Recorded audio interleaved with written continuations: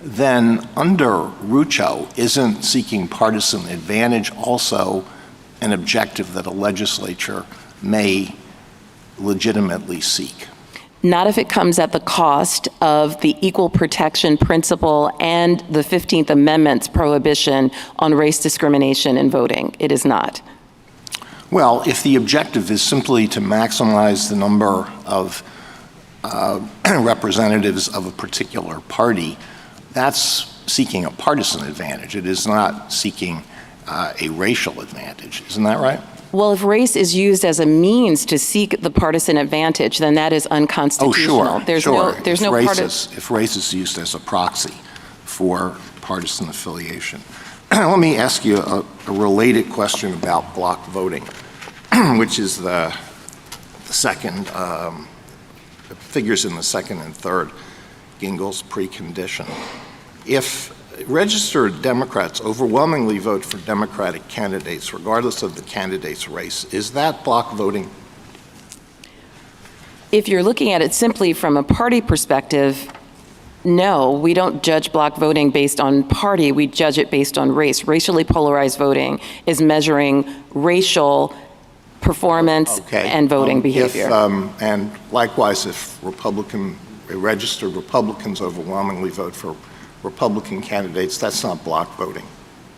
That's not how we measure voting. We measure voting based on race for purposes of Section 2 because the Constitution forbids race discrimination in voting, not party discrimination. All right, so if it happens to be that people of one race or another race overwhelmingly prefer one of the political parties, does that transform the situation into racial voting, or is it still just partisan voting? No, you look at how different races of voters vote and whether they vote in a way that is polarized. And the Gingell's test requires us to look not only at that, but a number of other features as part of the totality of the circumstances test that suggest that race is playing a role to contaminate the electoral process and submerge minority votes in a way that violates the Constitution. So party cannot explain away a racially polarized circumstance unless we look at the totality of the circumstances. And I will say, in Robinson, for example, the court entertained testimony along those lines, as it did in Milligan, and found that it wasn't credible, that the extreme racially polarized voting that we have in the state of Louisiana cannot be explained away by party. We're talking about racially polarized voting that is above 84%, which is more than what this court found in Thornburg versus Gingell's in 1986, when the numbers were 70%. That could be easily analyzed by statistics to see whether whether white Democrats vote for black Democratic candidates at a lower rate than they do for white Democratic candidates, whether white Republicans vote for black Republican candidates at a lower rate than they do for white candidates. It's easy to isolate race from that to see whether there really is racially polarized voting as opposed to partisan polarized voting. That's right, and in the state of Louisiana, that analysis was conducted in the Nairn case, and it was clear that regardless of party, white Democrats were not voting for black candidates, whether they were Democrats or not. And we know that there is such a significant chasm between how black and white voters vote in Louisiana that there's no question that even if there is some correlation between race and party, that race is the driving factor. Can you comment on the Solicitor General's suggestion at page 25 of its brief that the court should hold that plaintiff's illustrative district cannot disregard the state's political objectives, and goes on to say Section 2 plaintiffs cannot claim a lack of equal openness where politics rather than race is the likely reason for the state's refusal to create a majority-minority district? Yes, that suggestion would swallow Section 2 whole. As I said, party cannot trump the responsibility of states to ensure that all voters have an equally open electoral process. The fact that black voters may correlate with voting Democrat or white voters may correlate with voting Republican does not deny the fact that there is racially polarized voting, and the totality of the circumstances, including the inability to elect black candidates in Louisiana on a statewide basis for a number of offices. There's never been a black person in Louisiana elected statewide, is additional indicia that race is playing an outsized role in the electoral process in Louisiana. And so the idea that you have to show that a party, that party is the reason for the racially polarized voting would eclipse the entire Section 2 analysis, which is focused on ferreting out and ending race discrimination in the political process. You've said several times that it's playing an outsized role. Is there, what's the proper size? In other words, is that wiggle room we're talking about, or a significant percentage? What is meant by outsized? So this court has held for a long time, beginning in Shaw and in many cases since, that there's always an awareness of race. There are always racial considerations and even race consciousness in the districting process. What becomes potentially unlawful is when race is the motivating factor. That's what Miller versus Johnson taught us. That's what Milligan reaffirmed, that the line between the appropriate use of race and the use of race that will get us into the strict scrutiny territory is the dividing line between motivation and general awareness.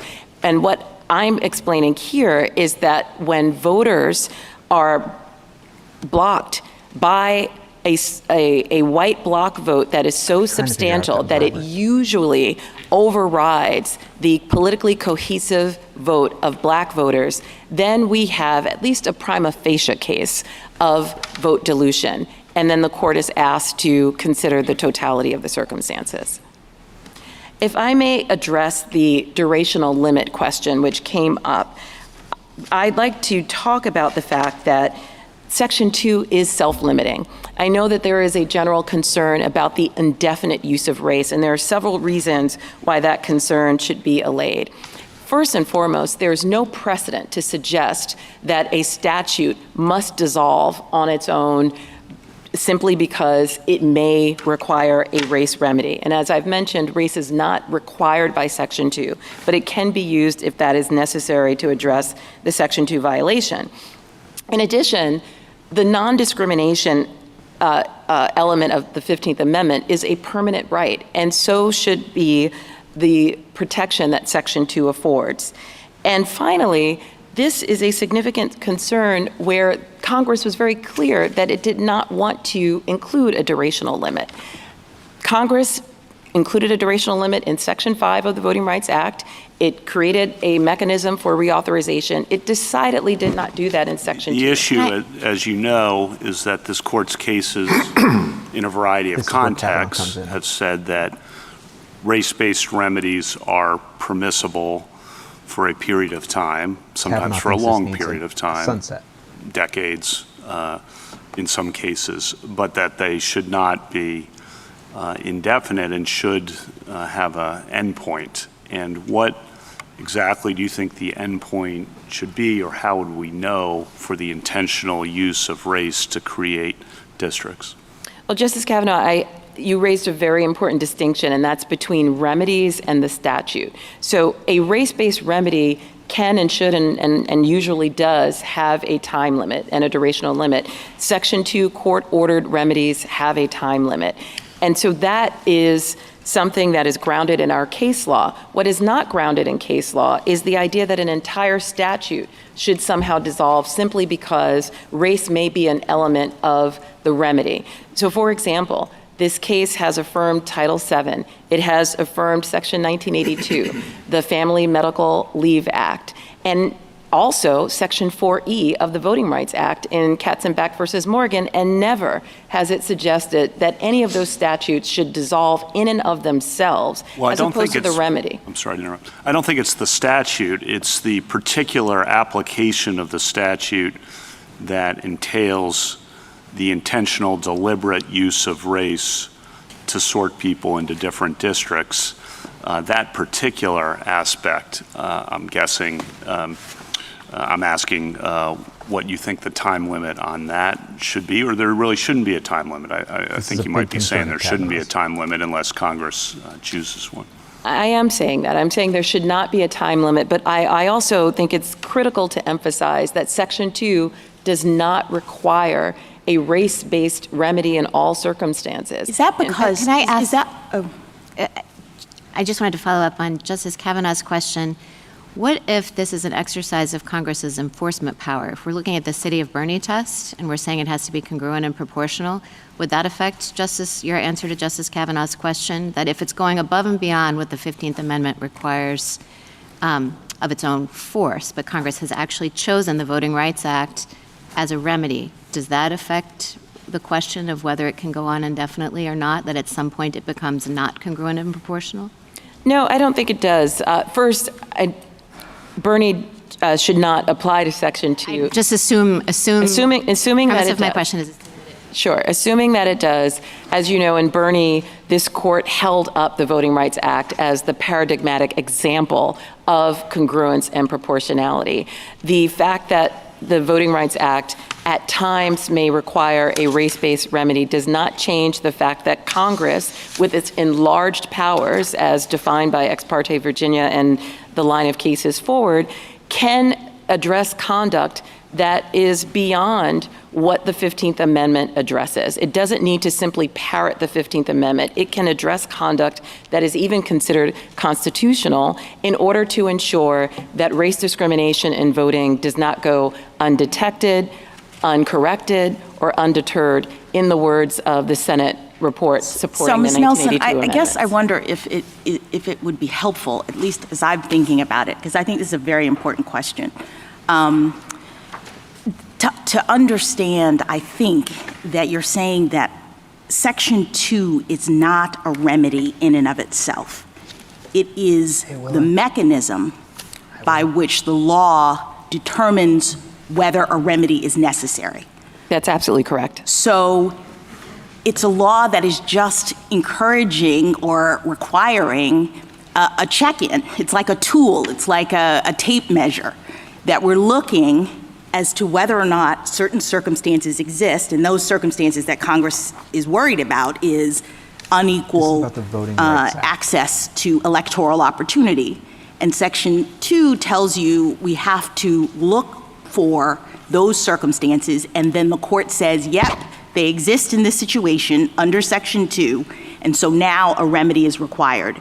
And in our case law, we then say, okay, state, it's up to you to figure out what that remedy will be, and maybe that remedy involves race consciousness, maybe it doesn't, whatever. But Section 2 itself is just the measure by which we determine that a remedy is required.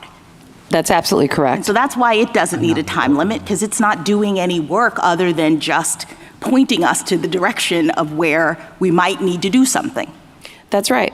And its usage becomes less and less as we see racially polarized voting and residential segregation decreasing. The Katz amicus brief in this case shows that in the past decade, Section 2 cases have decreased by 50%. Because the plaintiffs can't make the showing. I mean, it's a pretty significant showing to establish that unequal opportunity of electoral processes is happening in a situation. That's correct. Jingles is an exacting test. It is data obsessive. It brings in experts and many other forms of evidence to establish a racial violation. There are many cases where the plaintiffs fail in bringing the Jingles 1 precondition or Jingles 2 or Jingles 3 before they even get to the totality of So if we're talking about a circumstances. time limit, you would say maybe it's with respect to the remedy that is used to respond to the problem that we've identified under Section 2. But the Section 2 tape measure itself doesn't need a life cycle. It's just, that's correct. I mean, the 15th Amendment is permanently enshrined in our Constitution, and Section 2 is there to effectuate that prohibition of race discrimination on voting and does not require a time limit. Thank you.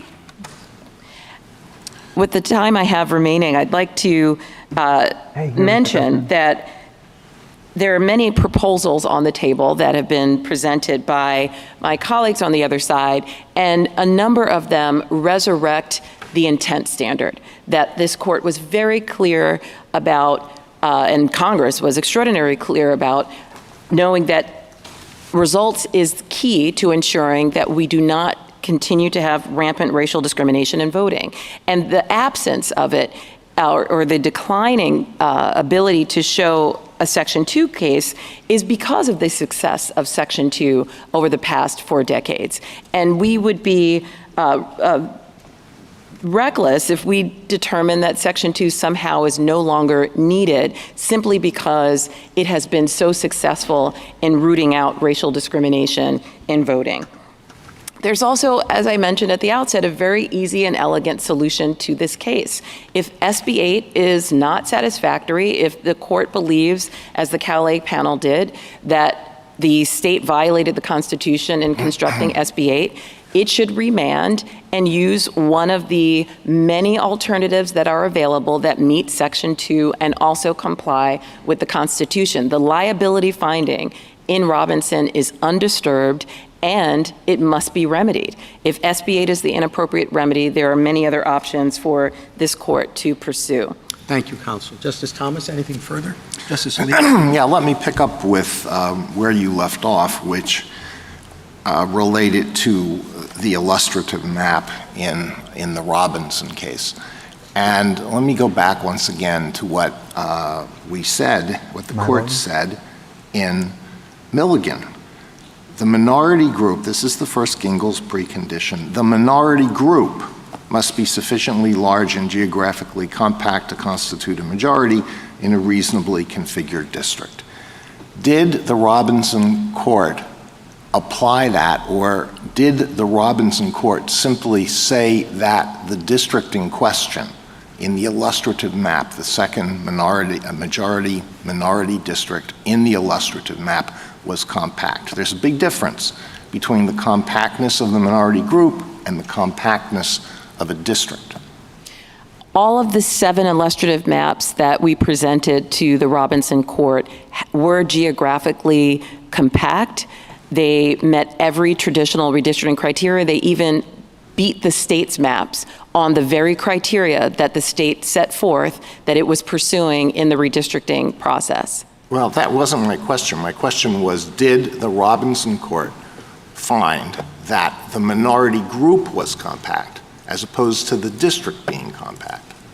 Yes, it's a very serious. Yes, it did. I believe it didn't, and nor did the Fifth Circuit on appeal in that. And there's a big difference, and there's a serious question about whether the black population within the district in question in the illustrative map was geographically compact. You have people from a rural area in the northwest part of the state, and you have people from an urban area many miles away, combined in a district just for the purpose of getting over the 50% BVAP.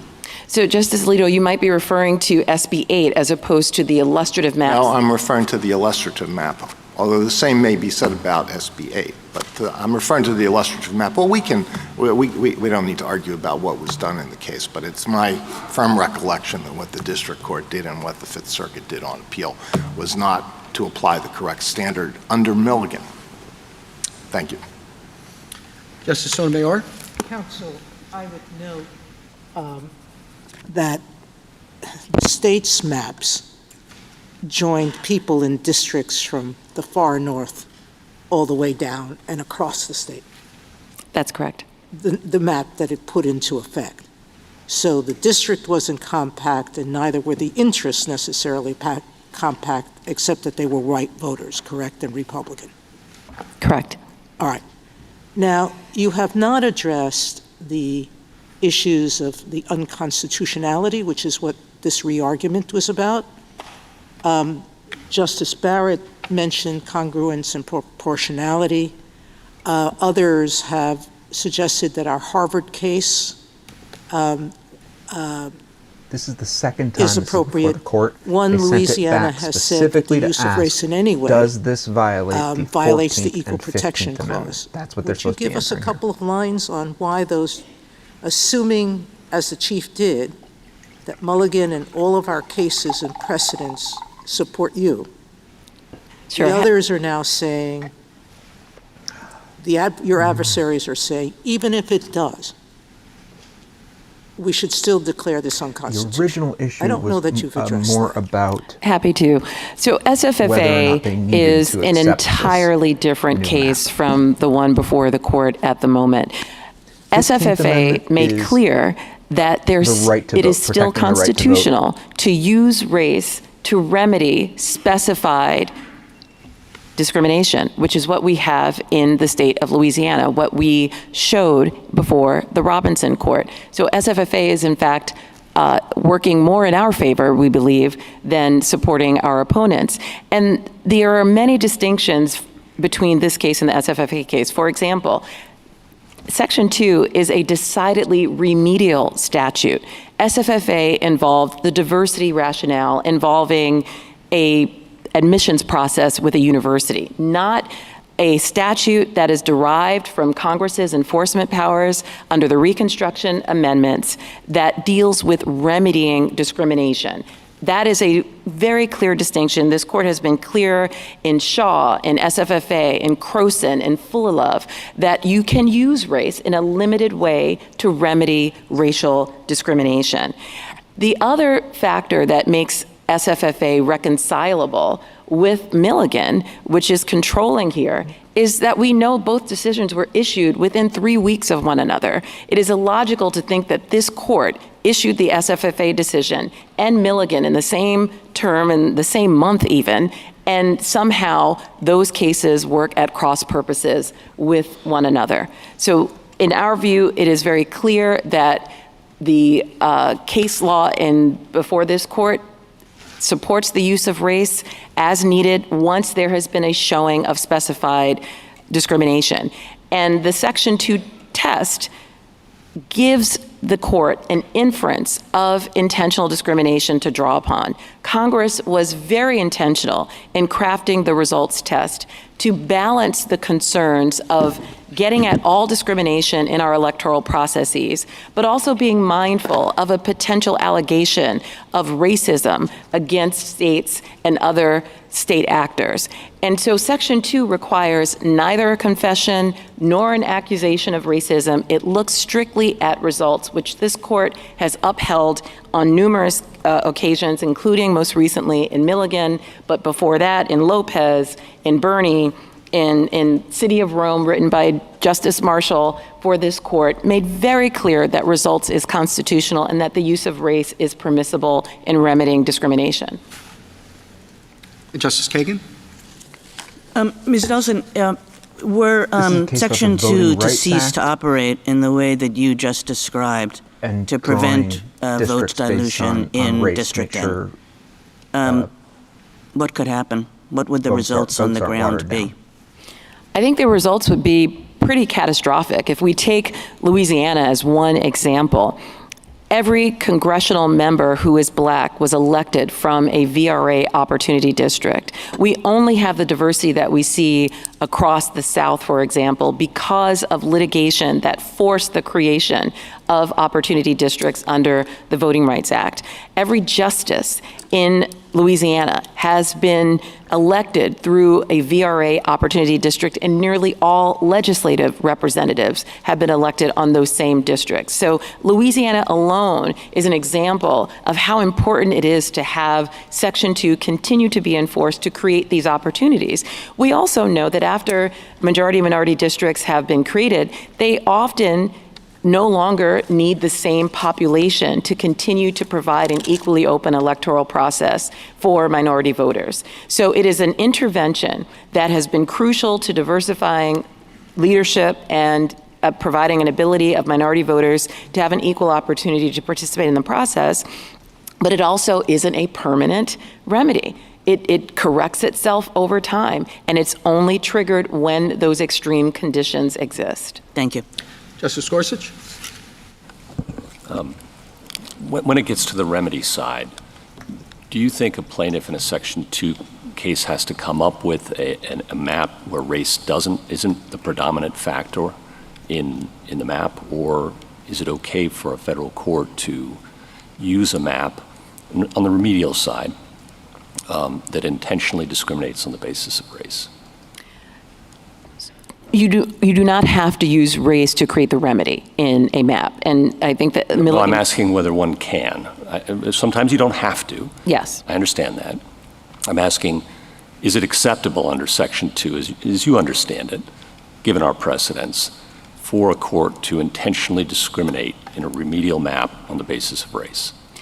Not in those words, not for a court to intentionally discriminate, but I think it depends. There may be a circumstance where the only possible remedy is the limited use of race. I will say that I think those circumstances are rare, and the permissibility of race is constrained by strict scrutiny. This court has a very clear precedent around ensuring that race does not motivate the line drawer in a way that requires a map to be drawn that isn't narrowly tailored, that uses race for race's sake. There are already constraints between Jingles and Shaw that keep the use of race within constitutional bounds. I understand that, but one argument is often, well, once you've found a Section 2 violation, you've got a compelling interest to go ahead and discriminate on the basis of race in your remedial map. And I'm just wondering, do you endorse that view or do you reject that view?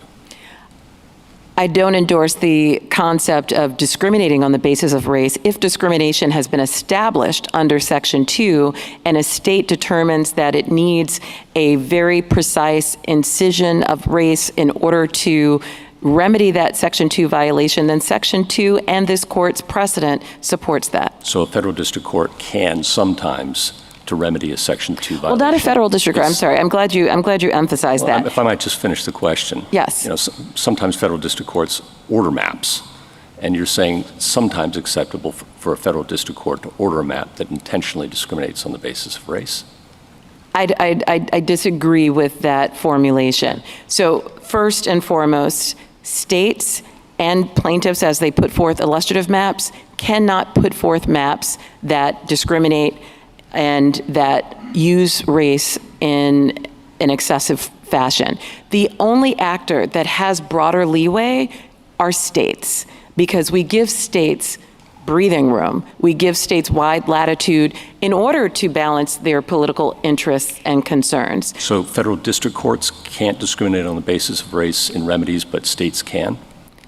Federal district courts can only order maps that are constitutional.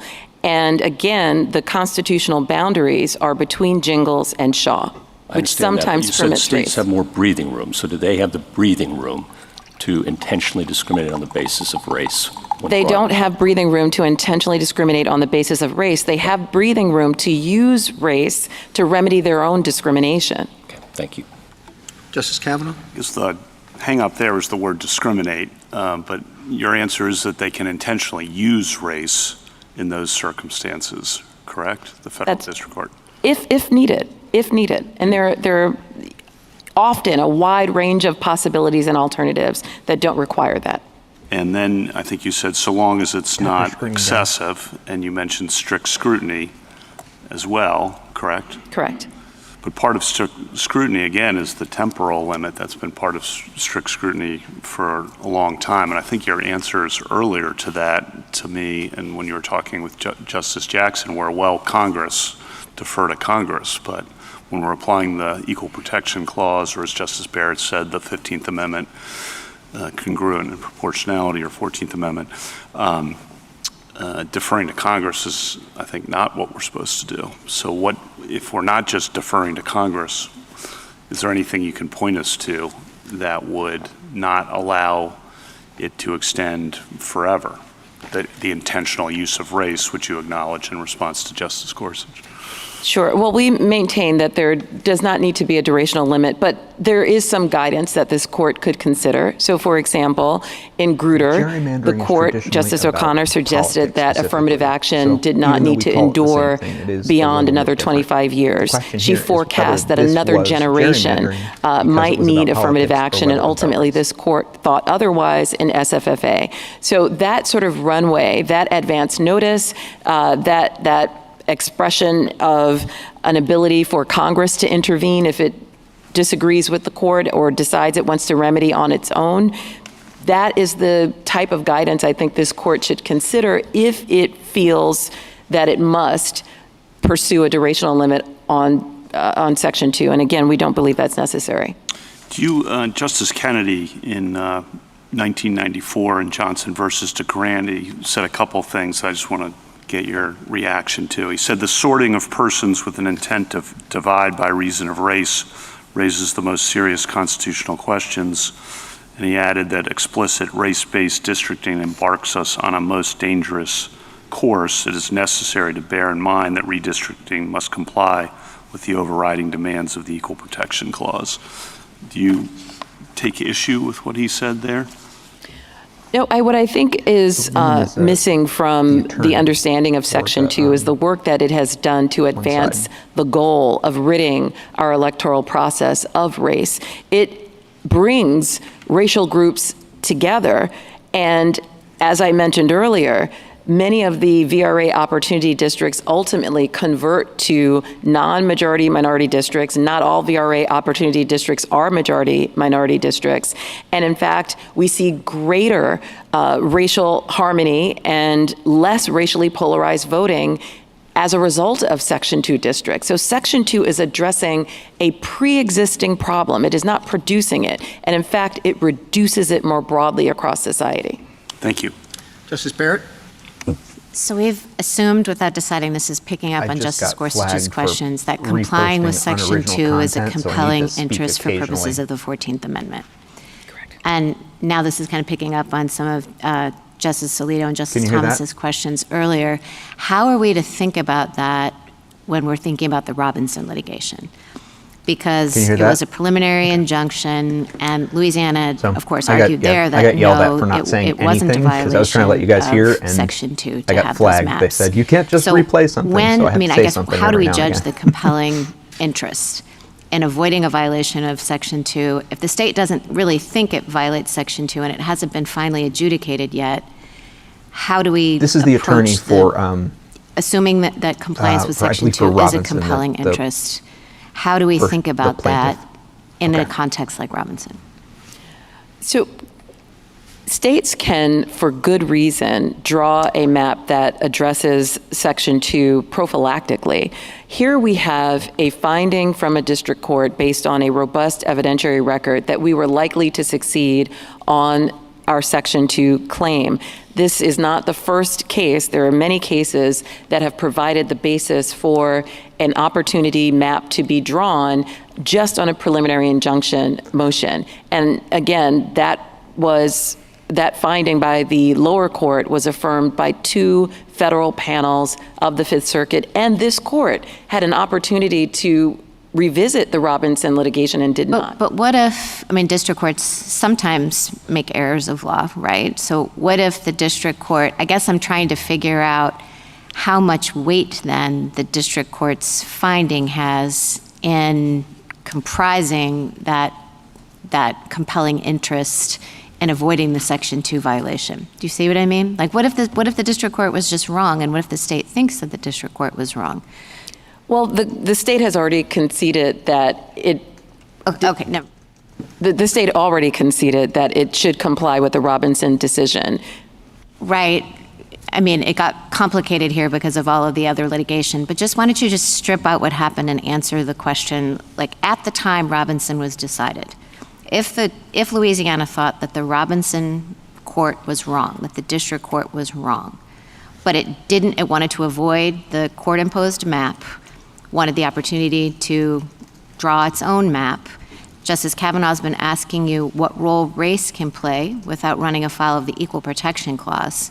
And the state would have to say at that point, well, we're weighting race heavily because we have a compelling interest in avoiding a Section 2 violation. And the state's position might be, we don't actually really think that we violated Section 2, but we have a litigation risk.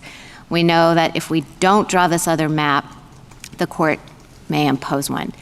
On that understanding, on those facts, not concessions and whatever is made, is that then a legitimate, compelling state interest when there is the possibility and the state, in fact, thinks that the district court was wrong?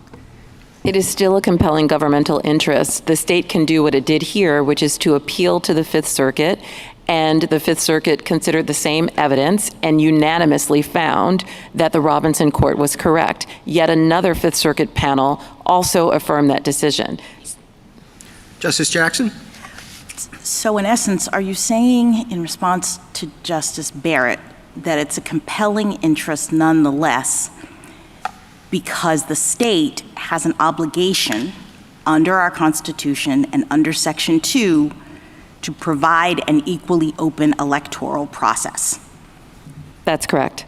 I mean, I guess what I'm trying to really wrap my mind around is the different stages of this case and like the different questions at issue, because it's complicated.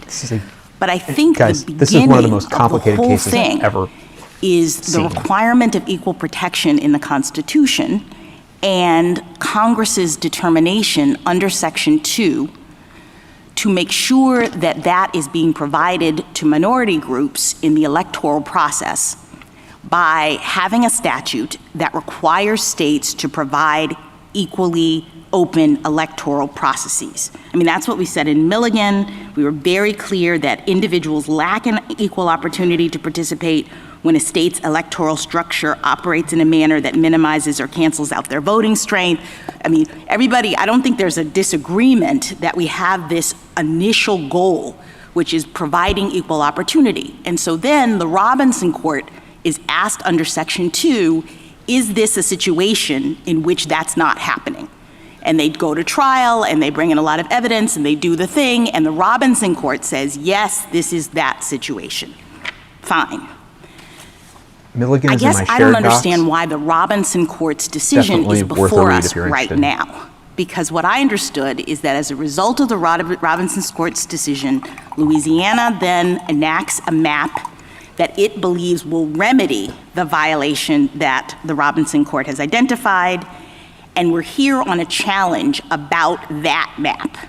That I think we call as a Shaw problem. We're here deciding whether they can use race as a remedy, as people say they did in the construction of this map. So I guess I'm not even clear why the Robinson Court's initial identification of the problem is being questioned as a compelling interest, because there's an interest in not having an unequal electoral system, right?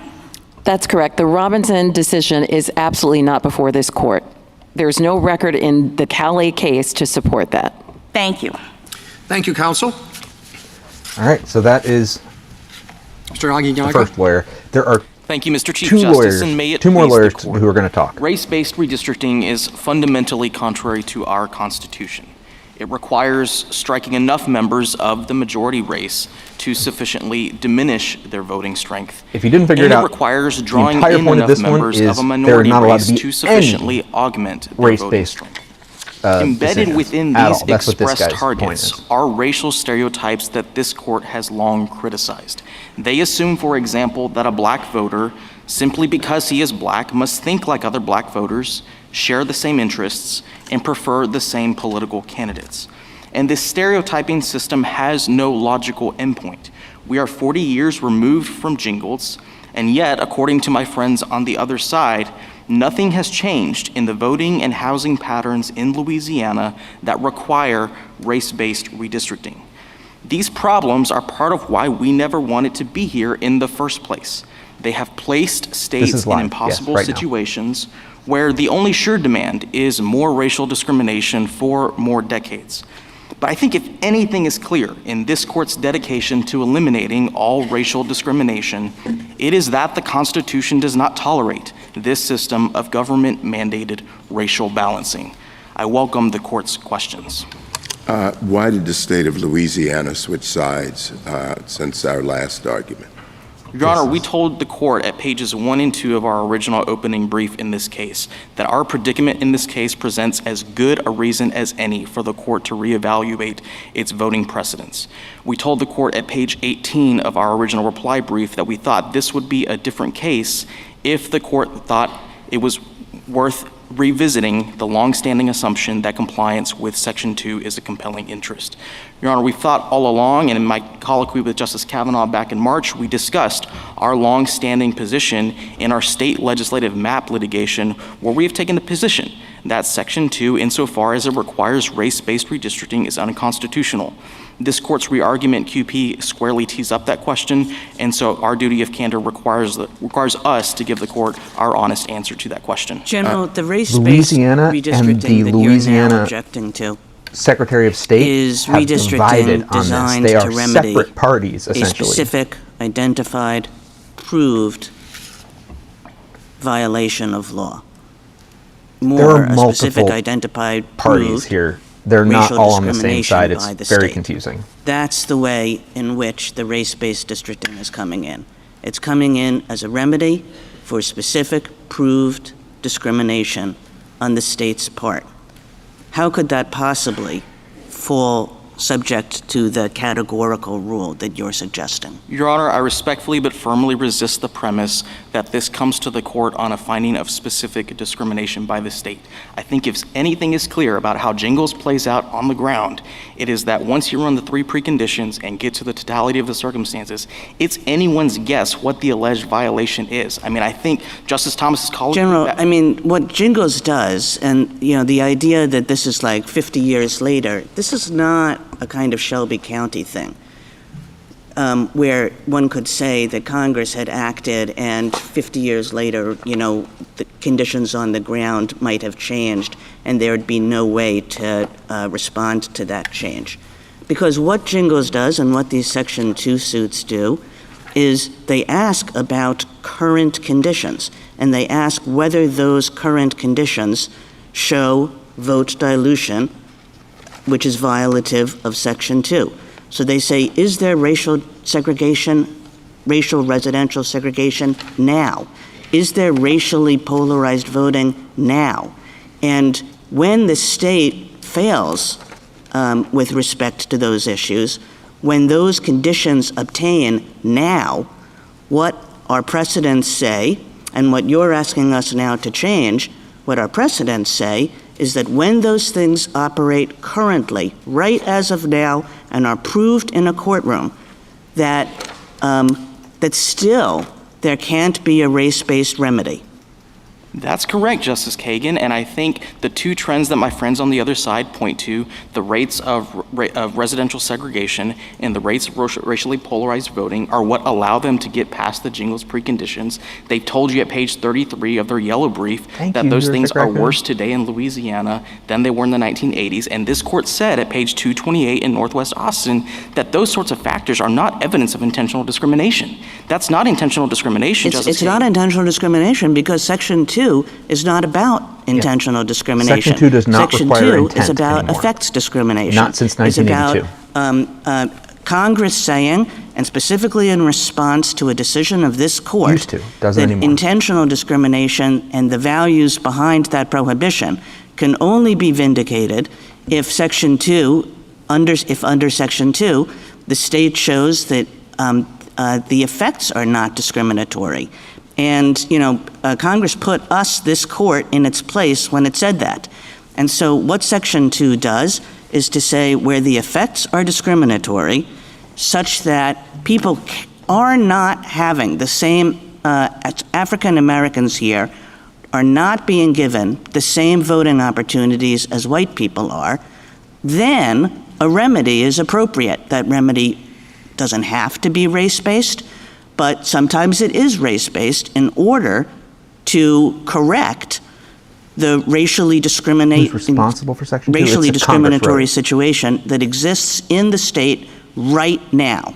And Justice Kagan, if Congress had attempted in 1982 to make a record of intentional discrimination in districting, and today, if there were a record of an intentional discrimination in districting, then there might be a congruence and proportionality argument to sustain race-based redistricting as a remedy. But I think something that you don't see in the congressional record in the 1980s and something that doesn't exist today is that justification. And that's why I think— Counsel, that's because they weren't dealing with the history of it, they're dealing with the current situation.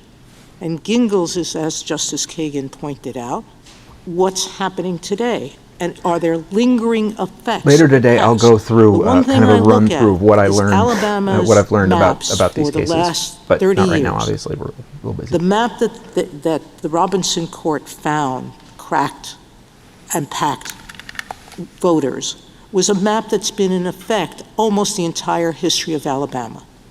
That map was put in effect because of discrimination. So it's going to have a lingering effect.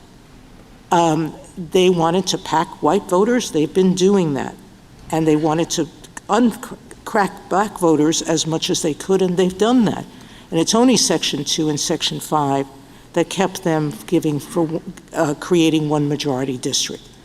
But using race is a part of redistricting always.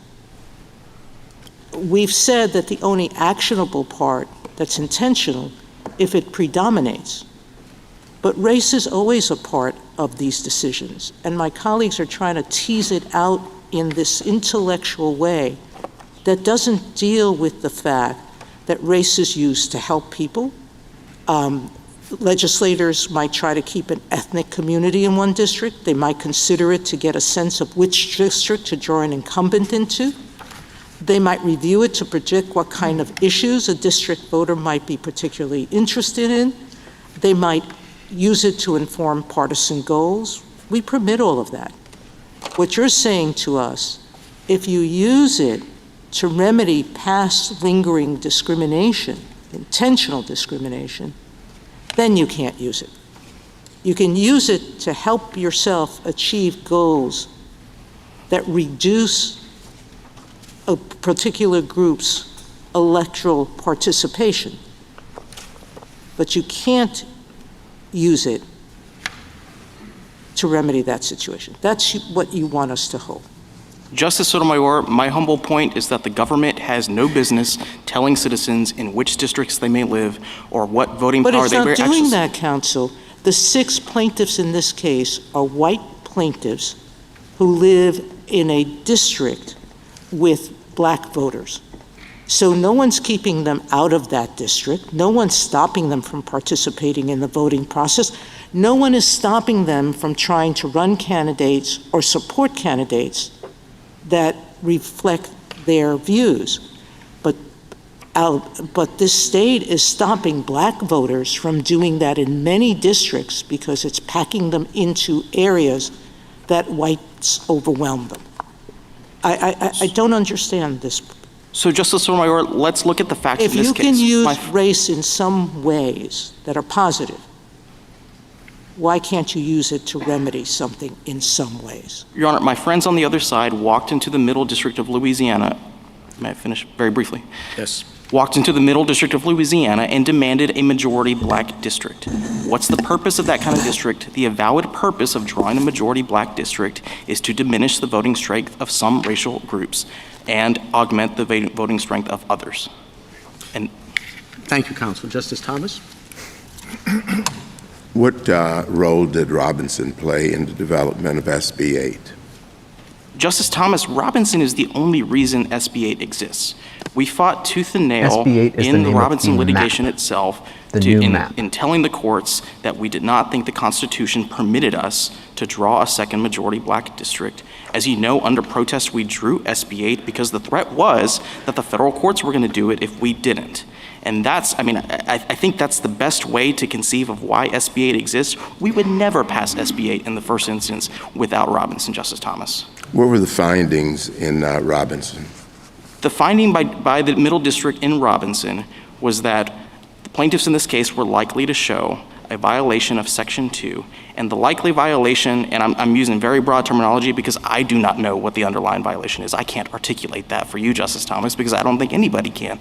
But I think the finding in the district court's mind in that case was that the likelihood of a Section 2 violation meant that a majority black district was required, a second one. And I think that was the bottom line, and when our legislature saw that, we understood the marching order, and that's why you see SB 8 as it exists today. Just briefly, what were the findings that led to that conclusion?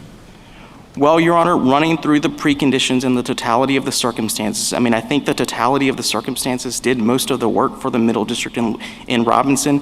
Senate Factor 1, the official history of past discrimination, Justice Thomas, we can never outrun the bad era of poll taxes, of grandfather clauses, of literacy tests. I think we're always going to lose across the board on that kind of analysis, and that's what the Middle District in Robinson focused on, is how bad was Louisiana in the 1930s, 40s, 50s, 60s, and, add all that together, and at the end you have a vote dilution finding that I don't think is clearly articulable in the way that SFFA requires a finding of discrimination to be specified. Justice Alito? Can I clear up a couple of factual points that have been brought out by the questioning?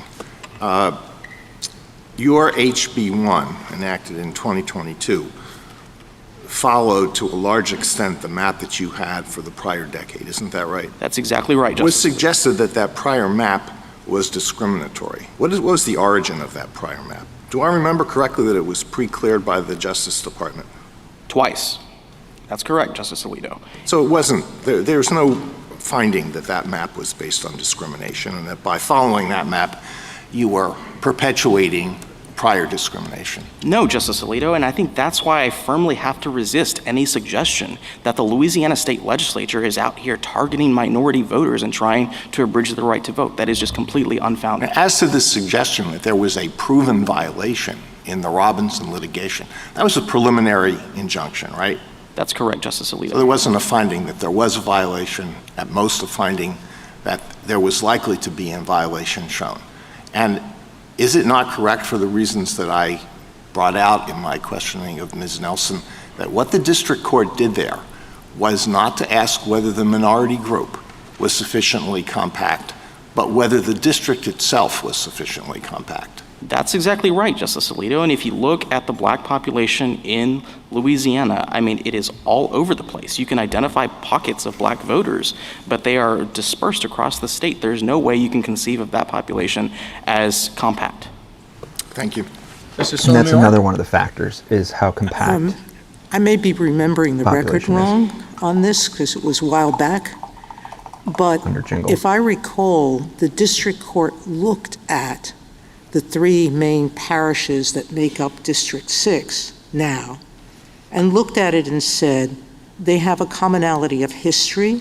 Many of its residents go from where they live near the Baton Rouge area to work or go to school, and they go back to their communities. They have long family ties between the communities and among the communities.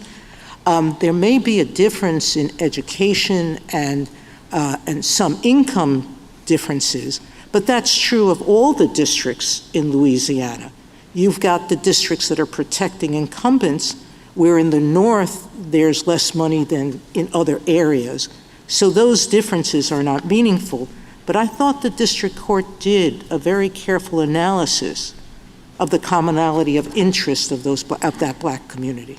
You may disagree with its finding, but it did do that analysis. Your Honor, no doubt the Middle District purported to run through the Jingles analysis, and it said, it will be the unusual. You're disagreeing with it, but it did do that. It did what this court's precedents allow lower courts to do. And Justice Sotomayor, my only point in response to that is to say, when the district court was asking about what the minority group does and thinks and prefers, it is exactly the sort of racial stereotyping that this court's precedents say is impermissible. Counsel, with respect, the last time the SG was here before us on behalf of your state, they said that race did not predominate just with your creation of District 6, because what you were trying to do and why it's oddly shaped was to protect incumbents. Are you walking that back? Your Honor, our position in our supplemental briefing on racial predominance is as follows. If race is a non-negotiable in the drawing of a new district, we think that should satisfy this court's predominance analysis. And the argument you... But that's just it, which is, was it? What really was non-negotiable for you was nonpartisanship. And you could have picked, one of the other maps, the versus illustrative map. Partisan gerrymandering versus. But you drew this because of your partisan needs more than because of race. We drew it for partisan reasons, Justice Sotomayor. My point, and the point we make at the end of our opening supplemental brief, is to say when this court's racial predominance questions ask about non-negotiability, it shouldn't matter if race is the one non-negotiable factor or it's one of 10 non-negotiable factors. Well, we always talk about what predominates, and what predominated here was politics. That's what you said the last time. Thank you, counsel. Justice Kagan? General, a couple of years ago, when we decided Milligan, the party there, the state there, made several arguments that we specifically rejected. And in the answers that you just gave to me, it seems to me that you've repeated each and every one of those arguments that we rejected. So I'll just run through a few of them. What they said was that the 15th Amendment permits Congress to legislate against only purposeful discrimination by the states. We rejected that. We said, no, Section 2, which is an effects-based test of vote dilution, is permitted under the 15th Amendment. There, in Milligan, the state said that the 15th Amendment doesn't authorize race-based redistricting as a remedy for vote dilution Section 2 violations. We said, no, that wasn't correct either. You just repeated it, but we rejected it. And they said that we should adopt an interpretation of Section 2, and I'm quoting here, that would revise and reformulate the Jingles threshold inquiry that has been the baseline of our Section 2 jurisprudence for several decades, and we rejected that as well. So each of the propositions that you're putting forward here, that Section 2 has to be limited in some way just to purposeful discrimination, that it doesn't authorize race-based redistricting as a remedy, and that we need to fundamentally overhaul the Jingles threshold inquiry, was rejected, I don't know, 3 years ago, 2 years ago, by a majority of this court. Justice Kagan, the court has never addressed and rejected the two key parts of our argument here. The first is the court has long assumed, without deciding in cases like Cooper versus Harris, that compliance with Section 2 is in compelling interest. We're asking the court to finally decide that question and answer it no. The second question, the Allen court left... But you're asking us based on arguments that have been specifically rejected. Uh-oh, something just happened. Space redistricting context. And our submission to the court is it's time to answer that question and answer no, because there is no logical endpoint to race-based redistricting under Section 2 as the court has construed it. Justice Gorsuch? Sorry, guys. Justice Kavanaugh? I'd like to get your views on pages 25 and 26 of the Solicitor General of the United States' brief, where they say this court should hold that the plaintiff's illustrative district cannot disregard the state's political objectives, and further say that Section 2 plaintiffs cannot claim a lack of equal openness or politics rather than race is the likely reason for the state's refusal to create a majority-minority district. You have thoughts about the Solicitor General's approach? And then in the course of answering that, do you see differences between your basic submissions and the federal government's submissions? I'm going to ask them that too. I do, Justice Kavanaugh. I do think the top line response is we like the proposal and we don't. I think we like it insofar as you know from our original briefing and our supplemental briefing that the thing we want most as the state is clarity in this area of the law. And so any remodeling of Jingles that brings about that clarity, of course, we're going to like. I think the reason we don't like it, there's a practical reason and a doctrinal reason. I think the practical reason with the proposal is that you're probably going to see a new front of Section 2 litigation over what any new test means and how it plays out on the ground. And so I think the upshot is the courts are going to continue to be inundated with Section 2 cases under this new test, if it exists. So as a practical matter, I don't know that we get much What's the practical lack of clarity that you see? I guess so I'm going to go into Section 2 in a little bit. But solves a lot of the concerns that you've identified and that the amicus briefs that support your side have identified so far. Yes, if I could answer that and then get to the quick doctrinal point. Yes. On the practical point, I do think that you start to see hints of this in the Robinson Appellant's yellow brief, the supplemental yellow brief, which is there's going to be a lot of disagreement in the lower courts about racial predominance. That is a critical trigger in a lot of this court's cases, and unless there's absolute clarity about how that analytical framework shakes out, then you're still going to see this onslaught of litigation that we see today in the Section 2 context. The doctrinal reason, Justice Kavanaugh, why we're not totally thrilled with the proposal is I think it's just a half solution to the constitutional problem, because at the end of the day, what the government's asking you to do is keep jingles in some form, and as we've laid out in our supplemental briefs, jingles 1, 2, and 3 are expressly built on the sorts of racial stereotypes that the court's cases say are impermissible under the Equal Protection Clause. And so I think that any test, whether it's good or bad as a practical matter, that at the end of the day is asking the government to assign voters to different districts on the basis of their race and is engaged in stereotypes about how members of a race, simply by virtue of their membership in that racial class, think, I think that's a constitutional problem. And so that's why it's not wholly fulfilling. I think the reason they say we haven't really addressed their proposal before in our jurisprudence, in part because before Rucho, states wouldn't articulate that objective explicitly, and therefore it's an open question. Do you agree with that?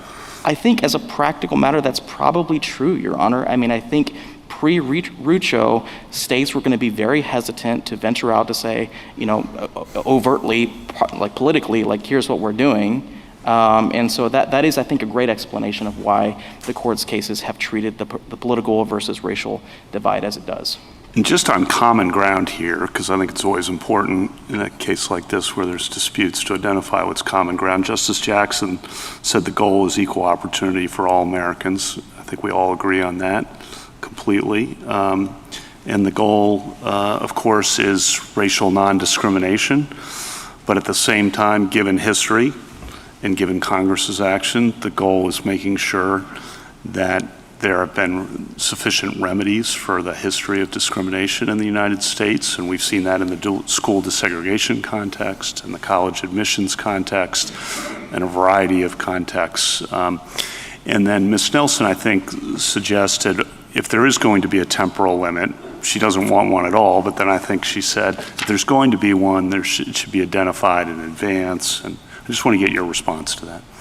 Our response to that is simple, Your Honor. Over 3 decades, dating back to Shaw 1 and Miller, the court has always qualified its voting cases with the caveat that racial stereotyping is bad, the 14th Amendment forbids it, and in all events, it can't persist.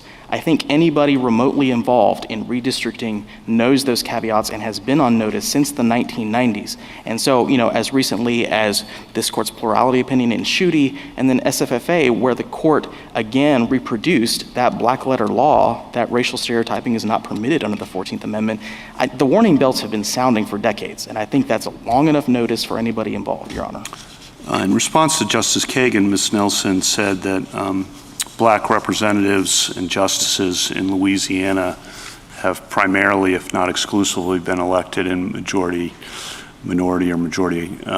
opportunity districts, and that the results would be terrible. You want to respond to that? Sure, Your Honor. I mean, I think there's been a lot of sky is falling rhetoric from the other side in this case. And I just want to give you one political reality why I think that's a little overstated, which is remember that in a case, use a state like Louisiana, Republican legislature. If a Republican legislature wants to maximize its political seats, draw a 6-0 map, remember what has to happen with the hundreds of thousands of Democrat voters that currently exist in the majority Democrat districts, District 2 and District 6. They have to go somewhere, and that means that if the legislature wants to take the risk of maximizing, what they're doing is turning safe districts for high-profile political incumbents purple. And that, I think, is a very dangerous political risk. I don't know what our legislature would do if the court rules in our favor, but I'm just saying that's one political reality that makes me pause and say, I don't think the sky is going to fall. Thank you. Justice Barrett? Just have a clarifying question to see how I'm thinking about this or the arguments that are being made. Would you say that Section 2, insofar as it goes beyond just intentional discrimination, because as Justice Kagan said, Congress amended it when we said that before, is itself an exercise of the enforcement power. Judge, I'm going to assume here that Congress's enforcement power is necessary and the congruence and proportionality test applies to Section 2. Do you agree with that conception? And I guess just to tell you where I'm coming from, I mean, it's one thing to say that the map itself is the remedy, but it might also be that the statute itself, insofar it goes beyond intentional discrimination, is the remedy. Is that a way to think about it, or is that how the arguments are going? I think that's right, Section Justice 2 of the Voting Barrett. Rights Act. I mean, I think the court's precedents assume that if a plaintiff in a Section 2 case can prove up the preconditions and the totality of the circumstances, the automatic remedy, at least in this case, is going to be a majority-minority district. And I think the court's precedents assume that that is statutorily mandated. Like that's just the natural the consequence of a violation finding. So I do think it's built into the statute. Now, there was a lot of discussion earlier about whether we're attacking Section 2 itself, like facially, and that's just not true. The re-argument QP in our briefing has been focused solely on this use of race-based redistricting as a remedy. I think all the other applications of Section 2 that this court has considered remain fair game. If a plaintiff especially can show intentional discrimination, of course, that all remains fair game. But I think we're narrowly focused here on the use of race to draw district lines insofar as the court has understood that to be mandated by Section 2 to remedy an alleged violation. So you don't understand yourself to be arguing that any part of Section 2 is itself unconstitutional, but simply is the way that courts have been applying Intent it is goes irrelevant. beyond. That's correct, Justice Barrett. I mean, this court's precedents culminating in SFFA have said if the racial classification that a government's employing to allegedly remedy a violation is what's at issue, like that's the constitutional problem, and that's where we focused our briefing. Thank you. Justice Jackson? So where in Section 2 does it mandate another minority district? I mean, my understanding, as I explored with Ms. Nelson, is that Section 2 is the mechanism by which we determine that equal electoral opportunity is not being provided for a certain minority group. And we've interpreted in jingles, we've given some flesh to how one goes about identifying that set of circumstances. But I thought that's the end of it in terms of the court's announcement under Section 2, and the court then turns to the state and says, how do you want to remedy this? We've got a problem. And sometimes the state might draw a second minority district, sometimes it might not. And yet your answer to Justice Barrett was, well, everybody just knows that that's the automatic remedy. So can you help me figure out that disconnect? Well, Justice Jackson, I think there's a reason why this court's voting precedents going all the way back to Shaw 1 are so tied up with race. It's because the remedy, as parties and the courts have understood Section 2 to operate, is almost always going to be race-based. That's why they're so tied up with race because that's the initial problem, right? That's the beginning. The beginning is the claim that a person makes under Section 2 that because of their race, they are not being afforded equal electoral opportunity. Okay. It is a separate question as to how we go about remedying that and the extent to which we need to use race as a remedy. That's the question we're here on today, but the Section 2 issue is just what circumstances do we look at to determine whether this problem of unequal electoral opportunity on the basis of race is occurring. Right, and a couple of responses to that, Justice Jackson. Wait, so can I just ask, why is that not a compelling state interest to identify areas in which that problem is occurring? Your Honor, of course, as this court recognized in SFFA, states can remedy intentional discrimination. No, I'm not talking about the remedy. I'm talking about identify. Identify. Of course. All right, so if I'm right, that Section 2 is about identifying the problem and then requiring some remedy. Voting Rights Act. I don't understand why your answer to Justice Kagan's question about is this a compelling state interest is no. The answer is obviously yes, that you have an interest in remedying the effects of racial discrimination that we identify using this tool.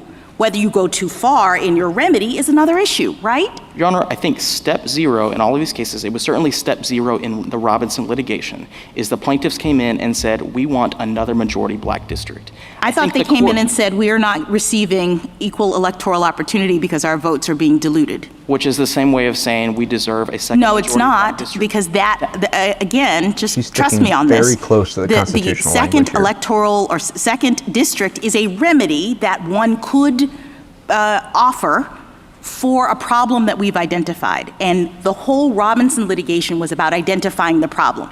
Is this really happening? In many Section 2 cases, the court says, you're wrong, you're fine. There is not an electoral opportunity being denied to you, go away. In this case, the court said, I see. I'm looking at the factors, I appreciate what you're saying, you've proven that we have this problem. And so the next question is, how do we go about remedying it? Right, and the problem, Justice Jackson, that the Middle District identified was not intentional discrimination. And in fact, I think Why when I do you hear need my intentional discrimination to remedy a problem like the one that I've identified? Because if you're going to use race the way that the Robinson appellants want the court to use race in drawing a second majority minority district, you've got to have a compelling interest. Thank you. And Thank you, Mr. Chief Justice. Thank you, counsel. So compelling interest is Mr. very Grime? constitutional language that she was trying to get back to.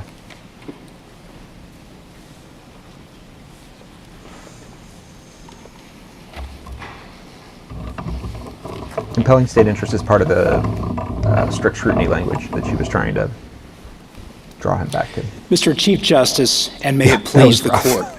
That was rough. The appellees should prevail here regardless of the grounds on which the court chooses to rely. Zorro. In today's America, voters like the appellees are still being racially stereotyped to place them into single-member districts. If it was ever acceptable under our colorblind Constitution to do this, it was never intended to continue indefinitely.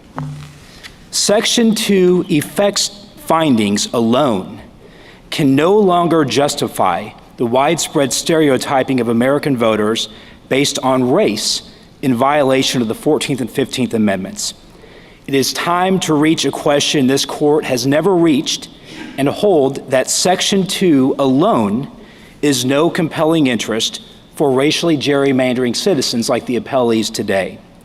The court should affirm and direct the district court to order a remedial map in time for the 2026 elections. I welcome any questions.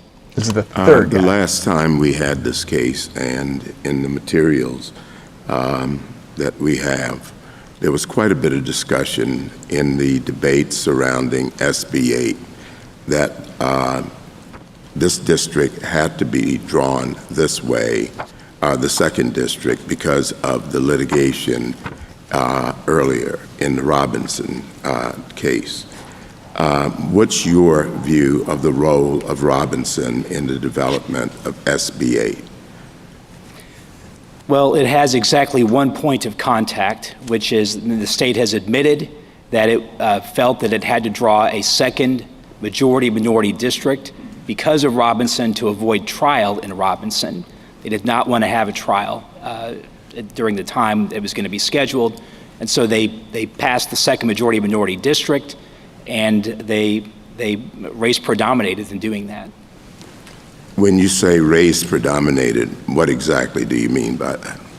I just mean to apply the standard from Cooper and. Well, I mean practically, how is it used in your mind, or in your thinking?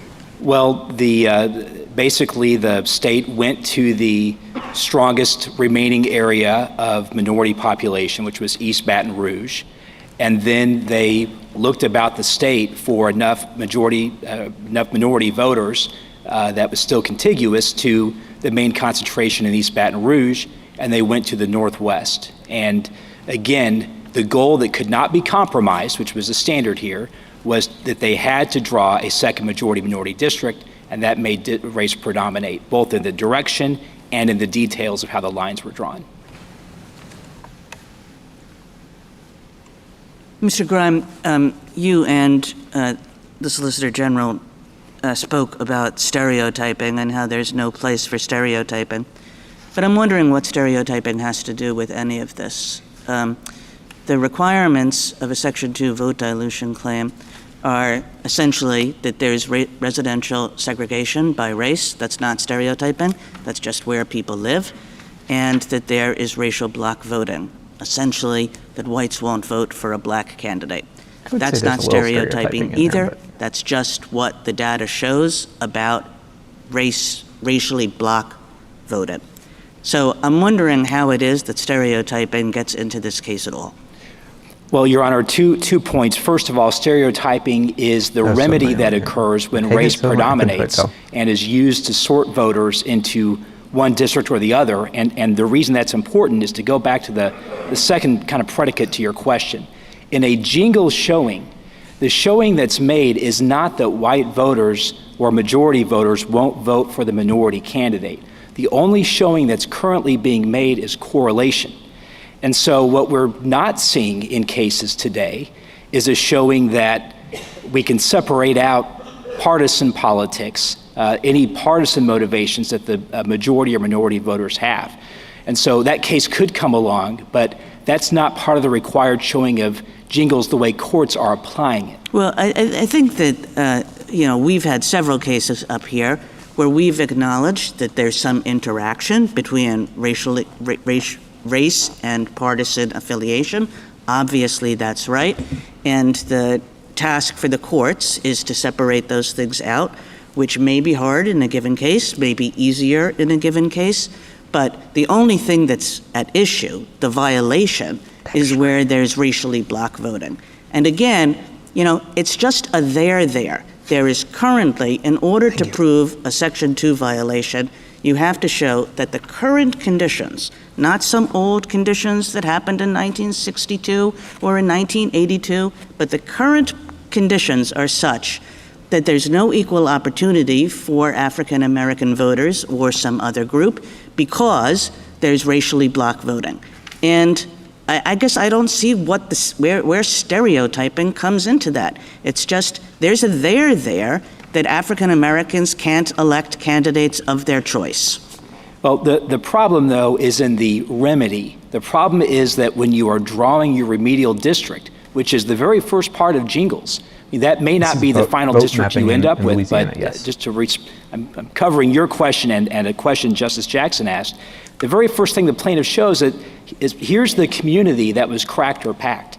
And so to undo that, you have to look at the race of the voters all around that area, and you've got to make assumptions about them based on statistics, but you've got to make assumptions about what they think and how they vote based on their race, and you're drawing new districts based on that. Yeah, I mean, this is the thing that we decided in Milligan, because what the state said in Milligan was that the plaintiffs could not use a map that was at all race-based themselves in order to show that there was a way out of this kind of vote dilution, these kinds of vote dilution practices. Milligan's and the court says, of course you can do something that is race-based, even though not race predominant, that we're not going to insist that you come in and ignore the factor of race when the only reason we're here is because race has played such an integral part in the voting process that people are being deprived of their voting rights because of race. Well, Justice Kagan, the plurality in that section of Milligan drew the line between race-conscious and race-predominant districting. Race-based appears, and maybe we need to define all of our terms, it appears in the decision. But I think what is clear from that case is that the remedial maps can't allow race to predominate. I mean, the court said that the remedial map, the illustrative map, can't violate the court's redistricting decisions. And of course, there's the entire Shaw line. I don't think that there's any dispute as to that point, but we're a long way from racial predominance to have the plaintiffs come in with a map that in order to remedy the race-based problem that exists, the violation of voting rights based on race, itself takes race into account. Well, that's what Milligan said 3 years ago. The problem, And that wasn't a stereotype issue, and it wasn't a kind of like we're based on past conditions. issue were based on current conditions, which is that we just proved a violation of people's voting rights based on current conditions. Stereotyping is always the main injury in a Shaw case. It's always the injury when race predominates. And but you're asking for changes to Section 2, which is not the Shaw case. That's the confusion. I understood that the illustrative maps that the plaintiffs bring in the beginning of a Shaw case is part of their showing that we have a problem. They're illustrative. They're not what Louisiana picked in this case. They're not what the court requires. The court gives the state, once the violation is established, the opportunity to draw its own map. So they're just showing, like that's just a step that you have to do as a part of your showing that we do have this vote dilution problem in this situation. And as Justice Kagan says, that's all based on current information. Well, but the question is, what's that is based on current information? It's not a showing of intentional discrimination. Why does it need to be? Is your suggestion that the only thing that's worthy of remedying is the intentional discrimination by the state? If the remedy is stereotyping and race-based, set aside what the remedy is. I just need an answer to the initial question, right? If I'm looking only at Section 2 world, we have a mechanism for identifying race-based vote dilution and other kinds of problems.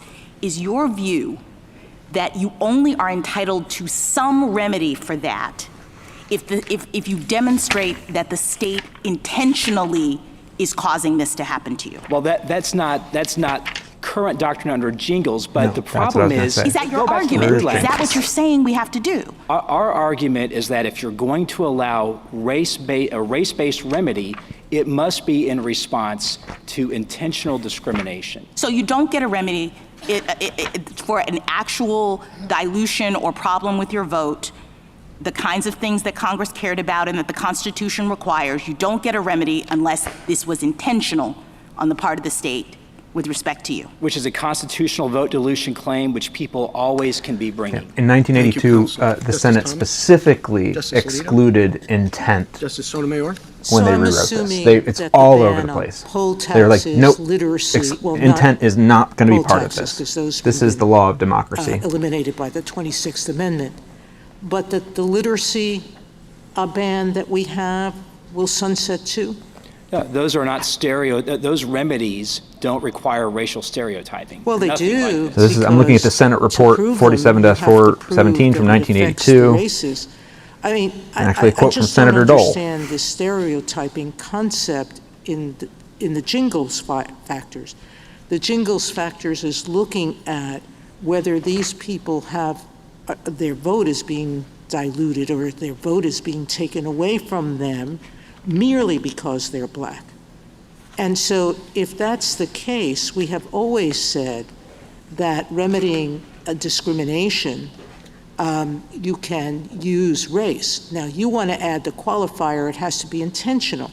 But I don't see the 15th Amendment being limited that way. The words of the 15th Amendment are that Congress can stop any practice that dilutes voting. Practice is an act that has an effect. It didn't say intentional dilution of voting. The amendment itself talks about a practice. Your Honor, this court has never held that the 15th Amendment addresses anything other than intentional discrimination. No, that's just not true. We, Justin Mulligan, and we've said in a slew of cases, Congress itself said, we're not using intent, we're using effects. And we said that's okay, that's within their power as specified in the 15th Amendment. But Your Honor, you can only catch the effects as part of an enforcement. That's just the enforcement power at that point. So you're using the enforcement power based on a showing. The discrimination is the practice. The case law going back to Katzenbach and... But Mr. Ryan, I'm sorry. Oh, are we... Yes. Sorry. Justice Sotomayor? Well, I'll stop and you pick up. Justice Kagan? Oh, sorry. You're all done. No, you're not done.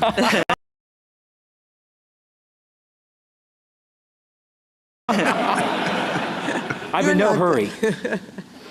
What we've said, and this goes back umpteen years, and it was said again in Milligan, is that even if the constitutional prohibition is one on purposeful discrimination, Congress can enforce that prohibition under Section 5 of the amendment by way of prohibiting various kinds of effects. And so in Milligan, we said a ban on discriminatory effects is an appropriate method of promoting the purposes of the 15th Amendment. And as I said, that goes back to Katzenbach, it goes back to City of Rome. And I understand that common ground here, including among the SG, is essentially a desire to take us back to an entirely intent-based world. But that is, that is the thing that we tried to do, that Congress prevented us from doing, and that since the amendments of 1982 has been very clear that that you do an effects test for Section 2 in order to vindicate the purposes of the 15th and 14th Amendments. It's clear what Congress did, but it was using its enforcement power only. It doesn't have the power to change what the I'll take that. says. I'll take that label. That's fine. But it was not Congress has enforcement power under the 15th Amendment. But it was not an appropriate use of the enforcement power, and even if it was then, it's not appropriate today because it's not congruent and proportional. And that the court has never held... And what is this kind of... was it congruent and proportional in 1982? Or is it just like suddenly not congruent and proportional because it's 40 years later? Like, I never understood our congruence and proportionality test, which, by the way, we have never applied to voting. But even if you were to apply it to voting, I've never understood it to have a kind of, Congress has to re-up its congruence and proportionality findings every 10 years or every 6 months or every whatever you want to say it. Well, City of Bernie and that decision holds up Katzenbach and City of Rome as sort of paradigmatic exercises of this sort of scrutiny, although they're much older. But the point is this: those cases were based on a strong factual record about very particular effects-based prohibitions that had just been used for purposeful discrimination. They were using poll taxes and literacy tests, although facially neutral, to purposely discriminate, and they would keep changing them over time to make sure that they kept the discrimination in place. So that was a very unique circumstance, and Congress recognized that in 1982. It said, we don't have the same kind of record that we built in 1965 under Section 4A to get rid of a literacy test in a certain area, or when we expanded that out in 70 and 75. People were actually using literacy tests, and they were using them in a discriminatory fashion. So but none of those remedies stereotyped. Thank you. Justice Gorsuch? Justice Kavanaugh? Justice Barrett? Justice Jackson? So going back to this discriminatory intent point, I guess I'm thinking of it, of the fact that remedial action absent discriminatory intent is really not a new idea in the civil rights laws. And my kind of paradigmatic example of this is something like the ADA. Congress passed the Americans with Disabilities Act against the backdrop of a world that was generally not accessible to people with disabilities. And so it was discriminatory in effect because these folks were not able to access these buildings. And it didn't matter whether the person who built the building or the person who owned the building intended for them to be exclusionary. That's irrelevant. Congress said the facilities have to be made equally open to people with disabilities if readily possible. I guess I don't understand why that's not what's happening here. The idea in Section 2 is that we are responding to current day manifestations of past and present decisions that disadvantage minorities and make it so that they don't have equal access to the voting system, right? They're disabled. In fact, we use the word disable in Milligan. We say that's a way in which you see that these processes are not equally open. So I don't understand why it matters whether or not the state intended to do that. What Congress is saying is if it is happening, which Section 2 gives us the tools to determine, you got to fix it. The difference is that the remedy under the ADA and other anti-discrimination laws is not stereotyping. We don't then... It's not race-based. I take your point. I take your point. But you're saying then that if the problem of no access is about race, it's just too bad because you can't have a remedy that relates to race. Absolutely not, Your Honor. It's not whether it relates to race. It's whether the remedy that relates to race involves stereotyping voters and making assumptions about their politics and their views and their thoughts based on their race, and that's the problem. It doesn't exist in those other civil rights statutes. So why do we have to change Section 2? Okay, so fine, you say if it's the remedy problem, why aren't we just focused on whether the remedy here, the particular map in Louisiana is predominant, using race, and if so, strict scrutiny applies, and did they narrowly tailor it? I mean, that seems to me to be the problem that you're identifying. The remedy here, you say, is overbroad, it's not using the right factors, it's using race in a stereotypical way. What does that have to do with Section 2 and changing its criteria and adding intent there? Well, Your Honor, you have to break the link between only using effects on the front end and on the back end using race and stereotyping. That's what you have to break. And so, I mean, this court warned about that problem, Okay, I don't see the link, but I'm out of time. Thank you. Thank you, counsel. Mr. Mupan? Mr. Chief Justice, and may it please the court. I think this court's predominant standard will help clarify a lot of the issues that have been discussed this morning, and will also show why the arguments we're pressing here were neither raised nor rejected in Milligan. So first, under the Constitution, the problem is not the mere consideration of race in districting. The problem is when race subordinates traditional neutral principles and is the factor that cannot be compromised. Second, the problem with Section 2 and Jingles is not that it's an effects test. The problem with the statute is, as construed in Jingles, it's reaching far beyond anything that can reasonably present a risk of intentional discrimination, as in fact making race predominant, is requiring states to subordinate their principles to find a result. The Robinson litigation perfectly exemplifies this. The Robinson plaintiffs could not show a denial of equal openness for Black Democrats. What they could show is that Democrats in Louisiana lost a seat. I welcome this court's questions. In one of your suggestions in your brief, you mentioned decoupling race and party. One, is there a correlation particularly with Black voters? And two, how do you decouple them? So there generally is. The way you would decouple them is you look at primary elections, right? You look to see in the Democratic primary, do white Democrats and Black Democrats vote differently? And that did not happen here.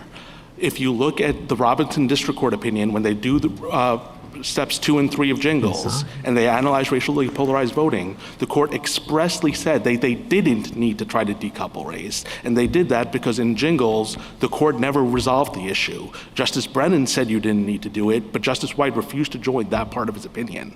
And so that's part of the problem here, is that what's going on under Jingles now is it's not actually figuring out whether there's an unfair effect based on race. It's figuring out whether there's an unfair effect based on party. And again, the Robinson case perfectly illustrates. This is the third, the last attorney whose argument is that this had nothing to do with race at all. This was all just about gerrymandering, all political gerrymandering. It just happened to follow along racial lines. Totally departed from incumbency protection because every map they provided would take the state from a 5-1 map to a 4-2 map and require displacing some Republican incumbent. Counsel. And Justice Kavanaugh pointed to page 24, 25 of your brief as well. We didn't grant cert on redoing Jingles. And that's the thing. We granted cert on a totally different question. That's not the question we're asking. We have said over and over again that statutory precedents are entitled to far greater stare decisis protection. Yeah. Jingles is not up in question. Whatever mistakes we have in Jingles, Congress has had 40 years to fix them and it hasn't done it. In fact, when they thought we did something wrong, They overruled it. I can do closed and captioning on passed, a live. Section 2. I don't know how we get to redo Jingles when this case didn't involve Jingles. The district court in this case didn't apply Jingles. It was the district court in the Robinson's case, and it's not the Robinson's case that's before us, it's this case. And so I'm a little bit confused. How do we enter redoing Jingles? So the reason you're there is you asked two questions. One is why it's relevant, and the second is can you do it under stare decisis? So let me address those in turn. You can do it in whatever order. It's about the Voting Rights Act. Tell me, did the district court here specifically Section 2 of the Voting Rights Act? No, because this I'll case explain it in more comes detail up as a racial after this is gerrymandering all case over. brought by the Callais plaintiffs. They showed that race predominated, But that has nothing to do with what the court did here. It does. The reason it does is because once they showed that race predominated, the burden flipped to the Robinson appellants to show that they had a compelling interest. Right. They asserted the compelling interest was Section 2, but if they misapplied Section 2, then they don't have a compelling interest. But we have said over and over again that the compelling interest is in a state believing that it should remedy something, and it can be wrong. Not as a matter of law, We no. have said that over and over again. Counsel, you're wrong sometimes on a factual basis, sometimes on a legal basis. Wrong is wrong. Whatever you think might be the error, if you still think that it's something that's in your best interest to do, you do it.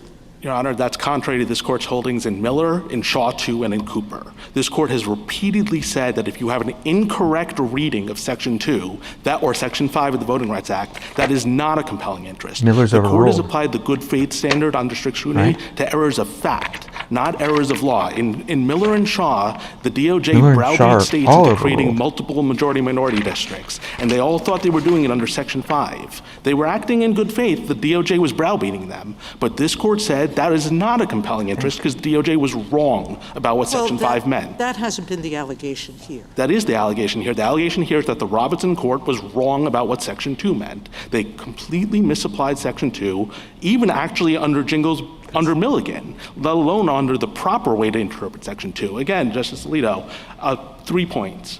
First, they ignored incumbency protection. If you look at what the district court said, they said they protected incumbency because Julia Letlow could still live in her district. She would lose, but she could still live there. That's not incumbency protection.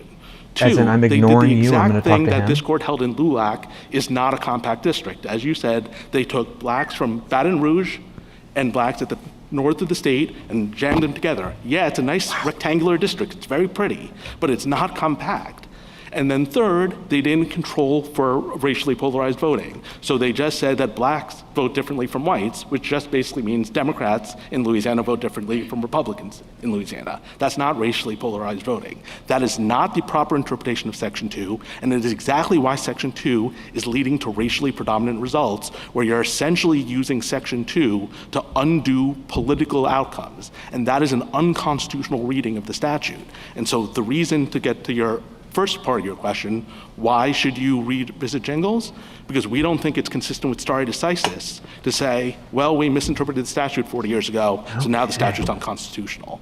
Stare decisis is about respect for Congress and respect for stability. If this court has created a constitutional problem in the statute, this court should fix it. Can you say more about why there's a constitutional problem with the statute? Yes. So, as I was saying, the problem here is Jingles, as it's been interpreted, essentially imposes liability based on making the state take race and predominate over race-neutral criteria. Again, using Robinson as an example. I don't understand. I'm sorry. So, incumbency protection is a traditional neutral principle. Robinson found liability by requiring the state to discard their race neutral. But I thought you said Robinson was wrong, so then we just changed that understanding. Why does that create a constitutional problem? So the way it was wrong is it required the state to subordinate race neutral principles to race. And let me use Milligan. And Jingles requires that? So the way So it was consistent with Jingles, and Jingles is wrong, or it was inconsistent with Jingles, and we should say that. it's the interpretation of Jingles that was adopted in Milligan is the I real thought I problem heard here. Amy So in this there. is the pages in our brief that Justice Kavanaugh cited a couple times. The fundamental problem is when this court said in Milligan that as long as the plaintiff's illustrative map is roughly equivalent to the state's map, that's enough to satisfy Jingles. What that meant is you're basically telling the state that you have to subordinate your weighing of your neutral principles and go a different direction just because of race. Let me give you an analogy that I think will make this a little bit clearer. Imagine if Congress had passed a statute that said LSU, if you have a white student and a black student who are roughly equivalent on your admissions criteria, you must pick the black student.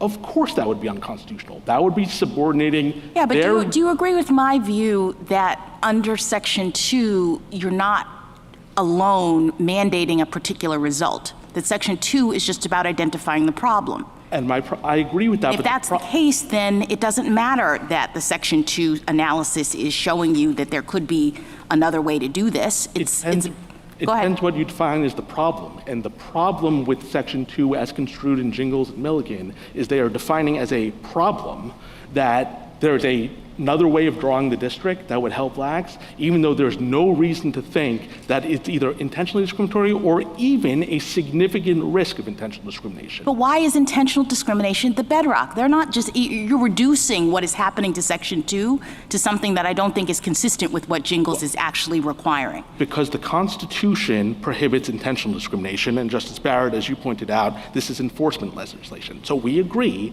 it's not an intent test, but it has to at least be smoking out conduct that presents a significant risk of intentional discrimination. That's the phrase that this court used in Bernie, is the phrase that this court used in Katzenbach too. Again, one way of thinking about this is if you think there's a problem here, white Democrats in West Virginia, they don't get districts drawn for them. White Democrats have zero representation in West Virginia, even though they're a significant percentage of the state. But there's no The democratic reason why amendment. Section 2, it's being construed in Jingles as a problem, is it's saying that you have to create a district for black Democrats that you would never create for white Democrats in a Republican state. It's essentially being used as a reverse partisan gerrymander on purely racial grounds. And that is a constitutional problem. And the test we have identified in our brief would solve that problem. Thank you. Thank you, counsel. You began, if I'm remembering correctly, suggesting that Milligan was consistent with your position in this case. And I have to make sure, guys, again, I have to make sure I keep talking because I keep getting flagged for not. I wonder if you could explain reposting that a little further, to what extent it's consistent and to what extent it's not. Yeah, so most of the arguments we're making in this case were not made in that case and were not rejected in that case. There is one aspect of our argument that isn't consistent with with Milligan. The one aspect that's inconsistent is what I was discussing earlier. The part of Milligan where it said that it's reasonably configured so long as it's roughly equivalent. We think that that is wrong, and we think that that aspect of the opinion is what causes all the racial predominance. Because again, if you take a step back and think about two possibilities. Possibility one is the plaintiffs come in and their map is superior to the state's map on the state's own principles. Then we think it's okay to have a results test, because in that circumstance, you're not telling the state they have to subordinate their race-neutral principles. You're essentially enforcing their own race-neutral principles in a situation where there's either intentional discrimination or at least a significant risk of intentional discrimination. But conversely, in a situation where it's equivalent, you're basically telling the state, look, you could have done this either way. You want to do it way A, you have to do it way B. Why? Only because of race. That's what makes it predominant. And that's the one aspect of Milligan that we disagree with. But Thank you. Justice Thomas? Justice Alito? Well, I think you may be too hold hard on Milligan, because Alabama in Milligan did not argue that it had drawn those maps based on seeking partisan advantage, right? I agree, right? And that's why I started my answer to the Chief Justice by saying all the arguments we're making here were not made by Alabama. These will all be saved. They're all saved over there. Much broader arguments about how you can't consider race at all. The plaintiffs have to draw their maps race blind. you ultimately have to find intent. We're not arguing any of that, and I agree with you. Alabama, find it for in my whatever there's a reason, link in my profile. didn't argue that incumbency protection and partisan advantage were the reasons for their map. And after Rucho, it's clear that those are traditional race-neutral principles that cannot be subordinated by Section 2. Yeah, and I think that's consistent with the fundamental analysis. Thank you very much. In Milligan, for reasons that I tried to bring out during my questioning of Ms. Nelson. The first precondition, as described correctly in Milligan, is that the minority group must be sufficiently large and geographically compact this isn't about to constitute a majority in a reasonably configured district, and a district is reasonably configured if it comports with traditional districting criteria. And since Rucho, seeking a partisan advantage is a permissible legislative objective, just like incumbent protection. So therefore, that should figure in the first Gingell's precondition. It absolutely should, and in this case, in Robinson in particular, they just the state rejected my appeal. Incumbency protection. And if you look at what the Robinson District Court said, it actually said that, we satisfied incumbency protection. She still lives in the district. She's going to lose, but she still lives there. That can't possibly be right. And then again, on block voting, again, the Rucho issue was not involved in Milligan, but if block voting is understood properly to mean voting on the basis of race but not on the basis of partisan politics, then that must also I don't think if somebody said that, I don't think that, right? Absolutely. That's not necessarily factoring into it. Right? But the question is, when they drew lines for Democrats, Section 2 can have a constitutional did they happen to be the same lines? The results test would apply in exactly the situation where racially polarized voting properly understood exists. So think of an area like Harlem, for example. You've got white Democrats, black Democrats, and Hispanic Democrats who all live around the same area and who probably have at least Utah has their own constitutional amendment in the state, so that's a different thing. Draw a map my YT account is at Brian from their O'Dc. normal principles and favors one of those racial It's also linked in my profile on my link tree. That's the sort of situation where Section 2 could come in and say, well, there's racially polarized voting. Thank you for the roses, Ethereum. Traditional principles. There's a reason to be worried. And this isn't just a partisan thing. You can imagine the same thing on the Republican side. Imagine Florida. If you have a part of Florida where you have white Republicans and Hispanic Republicans, and same thing, the Florida legislature draws it in a way that departs from traditional principles and favors one or the other racial group. But what you can't have is merely just showing that a Republican legislature favored Republicans with whether or not they're white or black. And there's just no reason in the world to think that the Louisiana legislature would have done anything different. Once this is all over, I will go through the actual law here. Let me ask you about might be a while. Congruence and I don't know how long they're going to go, guys. So honestly, the 15th Amendment pretty clearly this was supposed to be 1 hour, intentional discrimination, and then they were supposed to go into the second case. This should have ended an hour ago, to the Voting Rights Act, and then we should be finishing up the second case right now. Away from intentional discrimination. But my reading of your position is that Congress's enforcement power under Section 2 of the 15th Amendment allows it to go beyond intentional discrimination. I don't know. For this reason, proving intentional discrimination is difficult.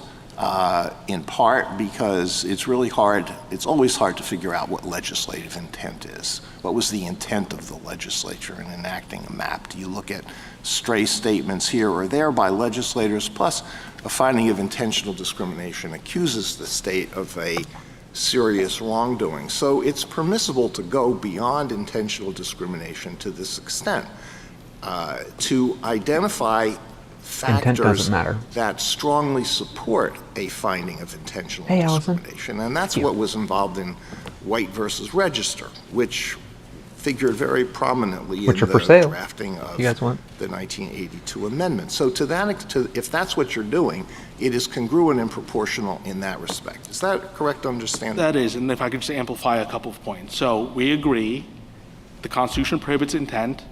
Congress's enforcement power can let them go beyond that to an effects test, a properly tailored one that gets at a significant risk. And that avoids a lot of the difficulties of actually having to prove intent by a preponderance of the evidence. And if it is actually tailored, if the statute itself is tailored to things that have a significant risk, then we don't actually think you necessarily need to have a temporal limit in the statute itself. So that's why, Justice Sotomayor, for example, the bans on tests, literacy tests, we think those are fine, even though there's no end date in that statute, because those are well-known, highly likely to be intentionally discriminatory laws, even if they're not always. But the problem we have here is that the way Section 2 has been construed under Jingles and its progeny YT as well right now, is so far from the things that are likely intentionally discriminatory, and indeed are affirmatively compelling gerrymanders that are unconstitutional.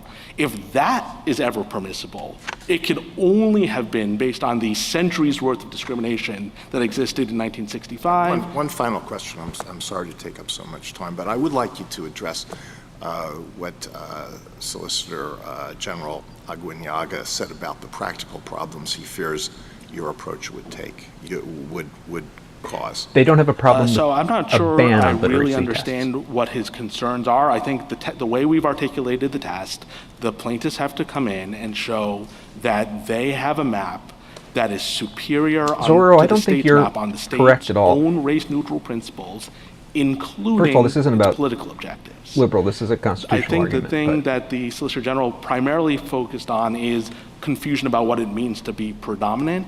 I think we agree completely with them that the phrasing of the standard is race a criteria that could not be compromised? Have you subordinated race to traditional principles? And if you apply that test, I'm not saying that there won't be difficulties on the margins of how to apply it. There will be new cases. Your Honor wrote the opinion for this court in Brinovich. It was the first time that the court had ever adopted a test for vote denial under Section 2. I'm sure there were cases afterwards, but that test was well tailored to the text of the statute and its purposes. And what we're essentially saying in this case is you should do to Section 2 as opposed to vote dilution what the court has already done as applied to vote denial. It should adopt a test. it's a little hard to tell Justice because Sotomayor? like The bottom Thomas line is isn't just get talking. rid of Section 2, because the test you're providing doesn't do anything for the effects test that Congress identified. We did say in Kassenbach, we've said it repeatedly, that legislation need There's no only be publication plainly date. adapted to addressing discrimination practices in voting, right? Oh, Buckley. All right? The standard that you're setting is a much different one. It has to substantially be addressing this issue. Number two, what you're suggesting is that people of one race, blacks in Louisiana, who will have to be 51% of the population before they'll be able to elect another black candidate. Because what you're saying is partisanship is non-negotiable. You have to create maps where you're going to have 6 districts out of 7 always white, because that's our partisanship. That means blacks never have a chance, no matter what their number is, until they reach more than 51%. So I don't think that's true for a lot of reasons, Your Honor. So the first is, as I think the General pointed out, even without Section 2, there's no reason to assume that states are going to try to crack every single majority-minority district. And the reason why... The illustrative maps showed that a map drawn without looking at race and partisanship together would have created 2 districts. Compact in all traditional ways, it would have been District 2 and District 6 around the Baton Rouge and 2 other counties that were tied historically and otherwise. And politics, you say, not race, is what led the state not to give them another district. So I'll say several things, Your Honor. First, I don't agree with your characterization that the illustrative maps were compact. They combined blacks in different parts of the state, just the way this court said. No, you're talking about the state's chosen map. No, I'm not. See you, Fancy. The map plaintiff's illustrative map, if you look at District 5. Was better. The illustrative map, 2 and 6 were combined. But 2, even in the original map, was not all that compact. Justice Sotomayor, as Justice Alito pointed out, I'm not disputing the compactness of the district. I agree they drew a very pretty rectangle. The problem is that in the very pretty rectangle, the blacks lived in the South and the North. And they took two very different groups of black people and put them together. Well, the problem is that all of this map is that way. North and right, South, but they did it East for and racial West. reasons, and the state did it for non-racial reasons. Well, really, in excluding the blacks, they did it for racial No, reasons. Your Honor, there's no argument for that. As Justice Alito pointed out, the state's maps have been pre-cleared twice by the Department of Justice. So the suggestion that the fact that the prior maps were 5-1 maps is not, there's no basis to say that that was for racial reasons. And again, West Virginia, 0 Democratic districts. There's a lot of white Democrats in West Virginia. There's just no reason to assume that because there's a large Democratic population in Louisiana that doesn't have a district, that that's a racial reason rather than a partisan reason. If you can't separate out the two, it's impossible. But you can separate out the two. You can control for party, and you can require them to draw a map that meets the political objectives. And again, and the last thing that you said earlier, that means Section 2 has no effect. That's not true. The examples I gave you earlier about areas like Harlem and in Florida where you have of the same party and of the state that controls that party, differences in the races, that's where Section 2 does work. And by the way, that was sort of in Jingles. In Jingles, there was showing you could control for partisan effect. There was racially polarized voting even within the Democratic Party. That's where Section 2 matters, where you have a reason to think that a racial group is being treated. You have some of that here, too. You have proof of that here. No, you don't. What you have here is that Republicans and Democrats are different. There's No, you have some that even white Republicans or white Democrats won't vote for black candidates. Right, but if these were white Democrats, there's no reason to think they would have a second district. None. And so what is happening here is their argument is because these Democrats happen to be black, they get a second district. If they were all white, we all agree they wouldn't get a second district. That is literally the definition of race subordinating traditional principles. Justice Kagan? Mr. Mufan, just a quick, possibly digressive question. You're not contesting that if a state uses and predominantly uses race-based criteria in order to achieve partisan goals, that's Agree. That's impermissible under Cooper in a bunch of cases. And we agree with that. That's all I wanted to know. Justice Gorsuch? Just a couple of questions about the practical That's really implications surprising that you live Justice alone, Alito was Zora. touching on, and some of your colleagues have as well. How do we control for state political objectives? I mean, you say, well, that's easy to do. Is it the number of incumbent seats that they want to protect?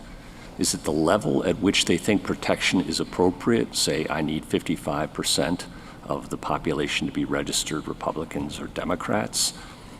Do they get to say that? Does the state get to say, I not only want 5 incumbents protected, but I want them really protected? That's one example. You know, does the state have to say that when it's legislating, or can it come in later in the litigation and say that? Can a court, and I'm just spinning out a few things for you, you can just respond to them how you want. Can a court second guess those and say, those are not really the state's purposes, that they're just litigation position? How's a court supposed to handle that? And then I've got some more for you. So the same way this court already handles that in racial gerrymandering cases like Alexander. Yes, the state can come in with whatever their political objectives are. If they want to say it's not just a 6-1 map, it's a 6-1 map with a certain percentage because we want to make sure certain people are safe, really safe, and we're willing to tolerate a little bit more risk elsewhere, it's up to them to set what their political objectives are as long as they are race neutral. Now, can a court second guess that? Yes. If they say, look, these are our interests, and the map as drawn is inconsistent with that in a bunch of ways, a court could say we don't believe that. Well, what if the map is consistent with it? Can I still try and disprove it? Well, so no. That wasn't really, I mean, that's what the map does, but that's not really what they were after. So if you could try to bring an intentional discrimination case and say that it's pretextual. How about cohesion, right? You know, you say, well, you got to segregate out members of one race or another based on their party affiliations and crossover voting and how much they really won't vote for somebody of the other race even if they're the same party.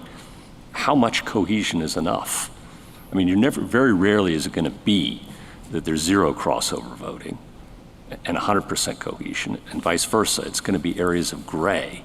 And are we then into a business perhaps of stereotyping? So the court's never made clear what level of cohesion I is know. necessary. I think the right way... That's why I'm asking you. Right. I think the right way to think about it analytically is if the plaintiffs have an illustrative map that House satisfies our first representation, I criteria. think. So right, the Electoral this College is another doesn't really play criteria. into So this. assuming they've satisfied that, then the question is there enough black cohesiveness that they can win the district? So you would have to look to see how much black cohesion is there and how much white crossover voting is there. And if together they can predictably and safely win the district, then they've satisfied... What's predictably and safely? I mean, those are nice qualifying words. I mean, does it have to be just 50 plus 1? Does it have to be 60? You know, Well, I mean, so I think- how does a judge make that decision? I think the courts, what they've usually done is looked at how the map would have performed in prior elections. You don't just look at one because there can be... Oh, you can run thousands of these things. I mean, we've got computers now. I mean, goodness, of course. And you're going to have data points all over the place. But a judge is going to have to draw a line. And I'm wondering how the judge draws that line. So we have lots of concerns with how Jingles is applied over time, but this isn't one of them. This seems to have been... Well, this will be the next problem if we go your way, is all I'm suggesting. I don't think so, Your Honor. And if your concern is, well, instead, let's just scrap Section 2 entirely. No, I'm not asking that. That isn't my question. I'm asking... I'm listening to everything everybody is telling me. I'm asking you about your proposal. Right. And so I guess my point is, if the concern with our proposal is that you will have to answer cohesiveness questions that require some amount of empirical showing, what's the alternative? Okay, And I got it. It's always the bear. I'm outrunning a bear. I got it. Okay. Predominance. What does that mean? I know it's throughout our case law, and I know you say it can't be compromised. Is that a but-for causation test? Is that a proximate causation test? What is it?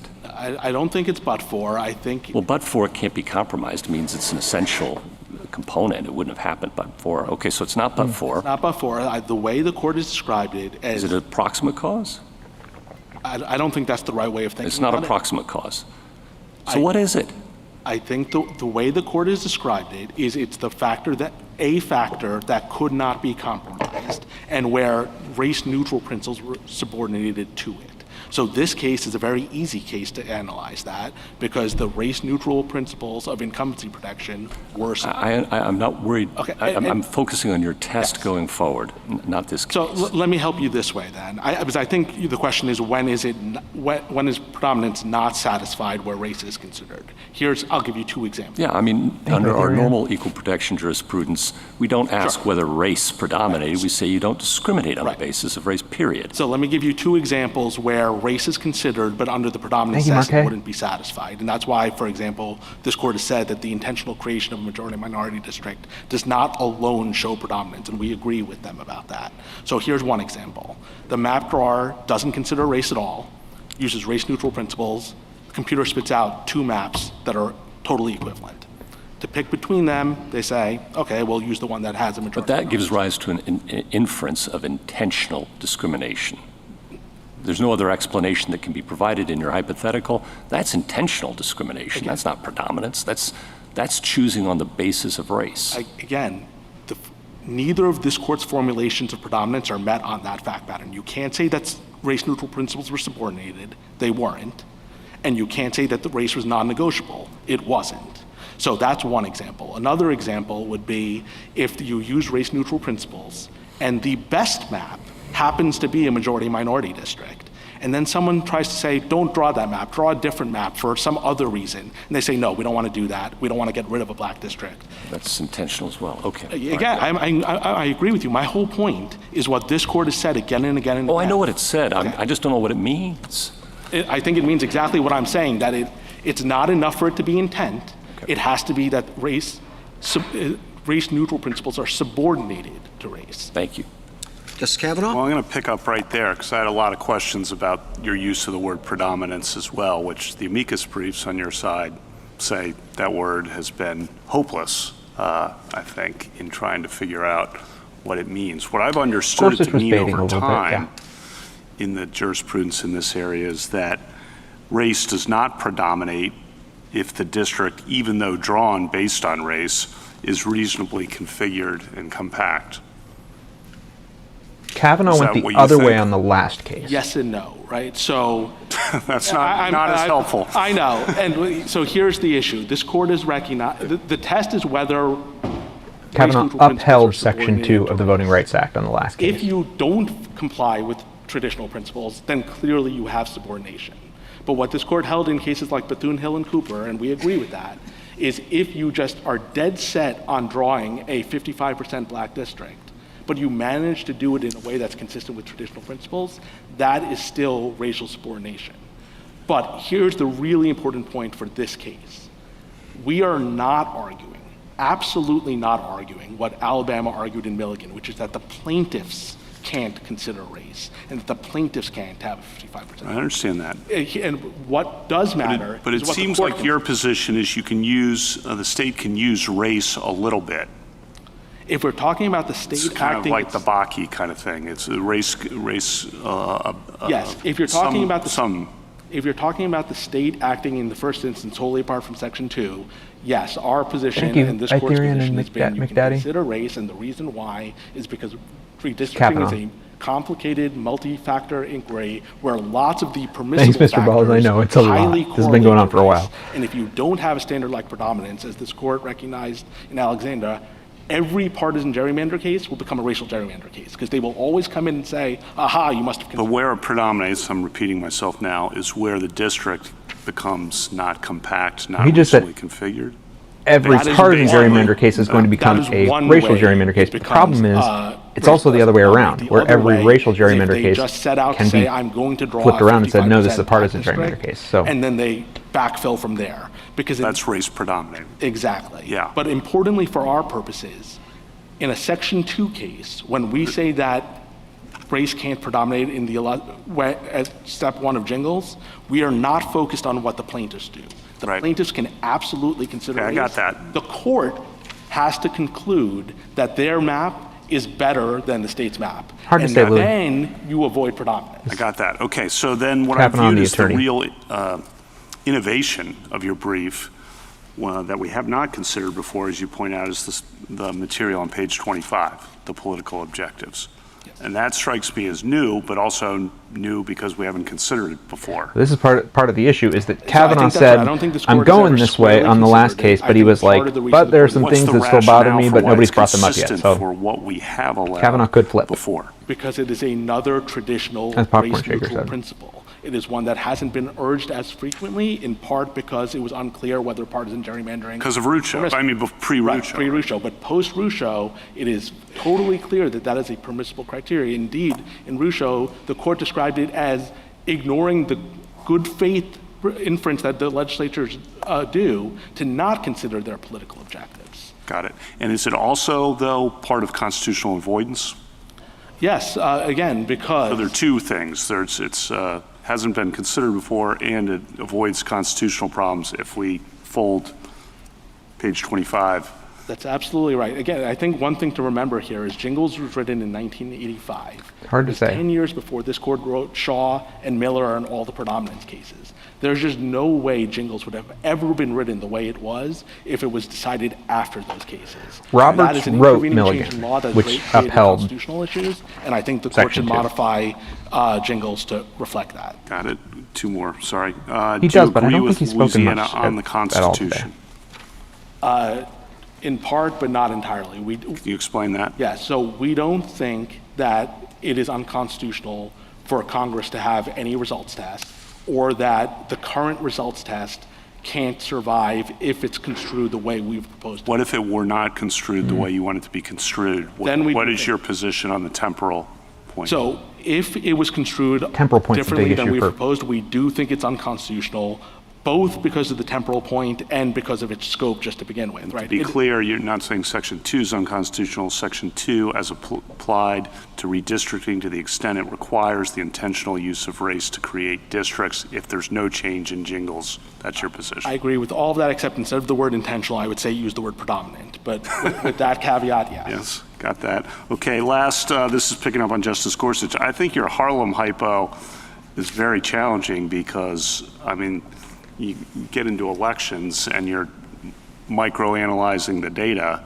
White Democrats and black Democrats are not necessarily, there's going to be a lot of times differences in that, and you say that triggers the finding of polarization, correct? Yeah, if there is... I mean, how big a difference does that have to be? Again, I think the right way It's of... like 10-point difference. Oregano? That would be fascinating. I think the right way of thinking about it is if you start with their step one, which is what would the map look like if they'd done it on race-neutral grounds, and then say, is there enough polarization that the minority group who would have been in that district could have won, then they can satisfy steps 1 and 2. Thank you. If there's one last point I can make, Your Honor, which is, you had asked a question earlier about the practical consequences of our position. I just do want to emphasize one thing about that, which is if you look at Congress today, there are roughly 60 black representatives. If you look at the districts, there are only 15 majority black districts. So even if we're not even urging Section 2 to be eliminated, but even if you eliminated Section 2 entirely, fully 75% of the black congressmen in this country are in districts that are not protected by Section 2. So it is simply not the case that adopting any of the positions on this That's not what this is about. Just to be fair, they're not arguing for eliminating Section 2 entirely. I think they would disagree with that characterization. But under any view of it, none of these positions is going to lead to there being no black representation in Congress or anything remotely approaching that. Thank you. Oh my God. Mr. Ruthan, I have one hopefully very straightforward question. It's really just to clarify. You've said, and you said just now to Justice Kavanaugh, and I take this to be in your brief too, that your position would require a modification of Jingles. Is that necessarily true? Is there a way to say it's a clarification of Jingles? I mean, Jingles is a 40-year-old precedent. So, big ask to change it. Yeah. So most of what we are urging, I think, could be described as a clarification. So we have 3. I'll tell you guys in a second. One is about how you do recently configured. The second is about how you do racially polarized voting. And the third is how you do the tally circle. The last 2, I think, can fairly be described as a clarification because the court has never really grappled with exactly how the totality works, and it has expressly left open the question of racially polarized voting. As to the first part, the reasonably configured, most of what we're saying is consistent with most of this court's cases, but after Milligan, I do have to acknowledge that that aspect of what we're urging, that it's not enough that it be reasonably equivalent, that the plaintiff's map has to be superior, that is undoubtedly a modification. But I would say it is no greater of a modification than, for example, what this court did in Kaiser when it retained our, but tweaked it in various ways. So I certainly think it's consistent with stare decisis. Okay, thank you. Justice Barrett? That was tweaking. Sorry. What he basically said is that there are non-black districts that have elected black people. Insofar as it's race. So everything's fine now. Uses race-neutral criteria. Is that what you mean? Yes. So we don't need to worry about by Alabama. making sure people are represented anywhere, because some black people are getting elected by non-black people. Alabama basically said the plaintiffs had to come up in court and without considering race at all, somehow magically show up with the 50% district.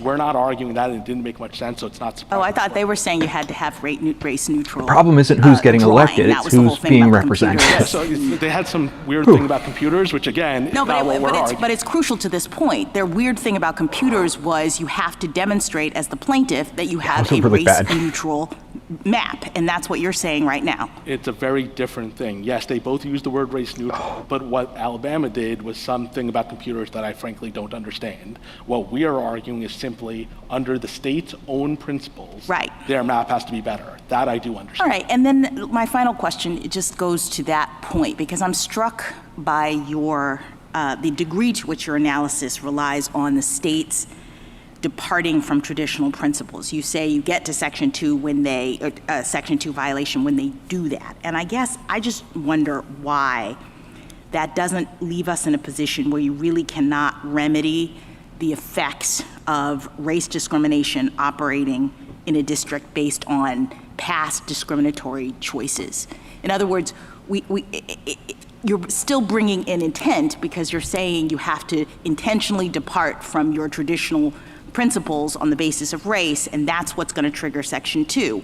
And I have, for example, the Louisiana historian's brief, where it talks about how the reason why you have blacks in different places is because the residential patterns in the state are still reflective of where enslaved communities lived along this particular river system. And that residential segregation, along with disparities in political power, economic status, health outcomes, all of these things are existent today because they reflect institutional choices that are traceable to Jim Crow and reproduced through contemporary practices. That last part is a quote from them. So I appreciate that you want to say when the state comes with their new map, we have to look at the extent to which in drawing it, they have departed from traditional principles on racial grounds. What I'm suggesting is what do we do with the situation in which the state keeps presenting the same map? They're not departing, their map looks fine, but because of all of these race-based effects, because of the history of Jim Crow, which I appreciate happened a long time ago, but I'm positing, and Jingles allows for us to see if nobody wants where those to ask effects questions, are they'll still just keep occurring. going back. I hear your test not allowing us to solve for that problem when the state is continuing to present the same map under circumstances in which people are not actually being able to have equal electoral opportunity. So I guess I'll say three things about that, Your Honor. The first is, again, our position, it does not require intent. I agree that at step one, we're saying you have to consider race-neutral principles, but if they've departed from that, we think you could find liability based on the effect without making a finding that they did it for intentional discriminatory reasons. Now, second, you pointed to the fact that it's possible that these effects stem from long distance. Can I just ask you, why do they have to depart? What if they just keep on doing the same thing? They're not changing the map. I thought Section 2's whole point was that you gotta offer a remedy, you gotta have a remedy where this thing is happening. So the well-intentioned state with no intent to discriminate says, the census has changed, this is where people live, but we're just gonna provide our same map. And if we can determine that that map, under those circumstances, is not providing for electoral opportunity, regardless of whether they've departed from traditional principles, I thought you had to solve for that. Thank you very much. And I guess our point is you don't. You don't. It's only where they depart from traditional principles. It's only where you could say that it's either intentionally or likely intentionally discriminatory. So intent does come in. Thanks, Reagan. You don't have to prove it by a preponderance of the evidence. I see. It's any other results test. Thank you. Thank you. Thank you, counsel. Rebuttal, Ms. Nelson? 28 months ago, this court made it pellucidly clear that Section 2 is constitutional and that there needs not be a race-neutral map that is presented as part of the illustrative maps. Many questions that are presented by my opponents on the other side have been asked and answered in Milligan. What is also clear is that Louisiana is emblematic of the ongoing need for Section 2. For example, we're talking about how close this may come to intent or results. If we look simply at the evidence here in Louisiana, we see that Louisiana had shifting justifications for its map whenever it was presented with a map that met or beat its criteria and gave Black voters an equal opportunity to participate in the process. It rejected those maps. The court in Robinson also relied on the fact that there has never been a Black candidate elected on a statewide basis. Even when white Democrats won an election in 2019, Black Democrats lost. My opponents here would like to make this a partisan issue because they believe the case law will enable their case to prevail, but it does not. This is about race. Section 2 and the Voting Rights Act is laser focused on eliminating racial discrimination from our electoral process, regardless of party. And if we look at many of the Black Congress people who were elected, they came out of Section 2 opportunity districts. They don't have to be majority-minority districts. Many of them are crossover districts. And so if we remove Section 2, we also recognize that there will likely be a resurgence of discrimination because Section 2 plays a deterrent effect. States are drawing maps with Section 2 in mind. In fact, Local Rule 21 in Louisiana says that the state must comply with Section 2. The fact that HB 1, which was the original map, was pre-cleared by the Department of Justice means very little. Retrogression is an entirely different standard from what Section 2 is looking at. Retrogression means the state of Louisiana cannot go backwards. Section 2 is talking about whether there is active discrimination right now preventing the additional opportunities for black voters who meet all of the Jingles preconditions to have an equal opportunity to participate in the process. Requiring plaintiffs to control for party is helpful if that evidence exists, and it did to some extent in Robinson, where we put on evidence about Democratic elections and the preferences of white voters that still preferred white Democrats over black Democrats, but that is not the only question.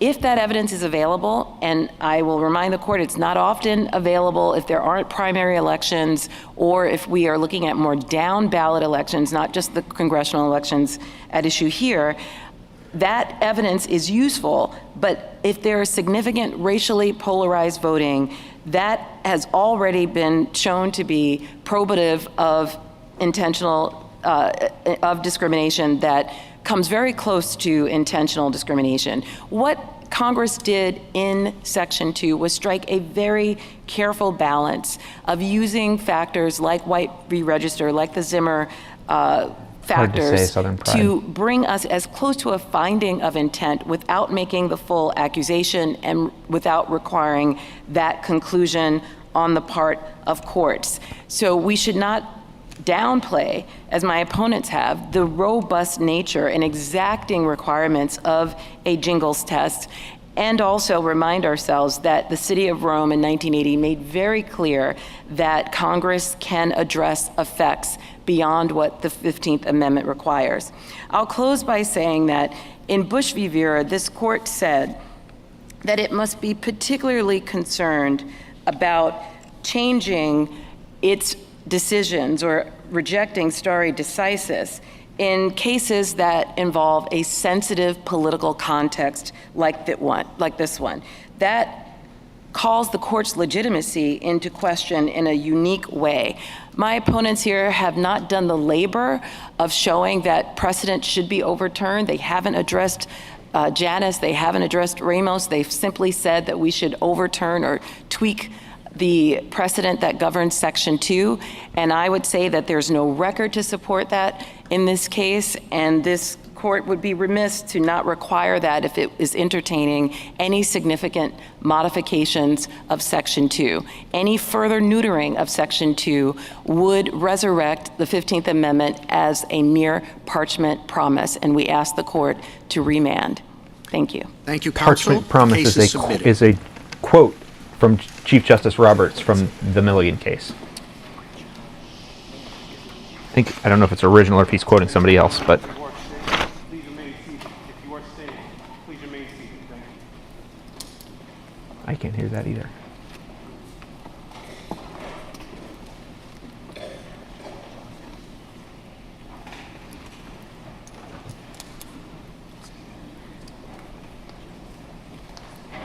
I thought parchment promise was a great line, and it's what it says here. That changed. Let's see. Nope, it's an original by Chief Justice Roberts. So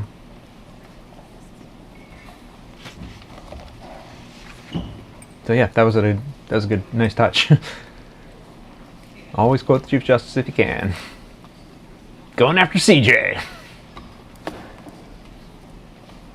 The quote, please repeat. It was they called it the 15th Amendment. They called it a parchment promise. There's some great. What else did he say in this? The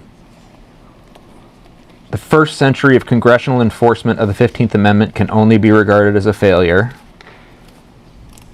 By 1981, in only 16 years' time, many considered the Voting Rights Act the most successful civil rights statute in the history of the nation. Well, that's all Justice Roberts talking. So that's why I'm a little bit less concerned about. He seems to be a fan.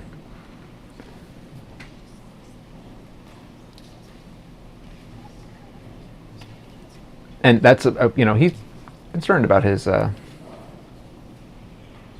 It was funny because one of them is here in quotations, and I went back to look it up and see where the quotation came from, and the quotation is from another case that he wrote, so it's him quoting himself.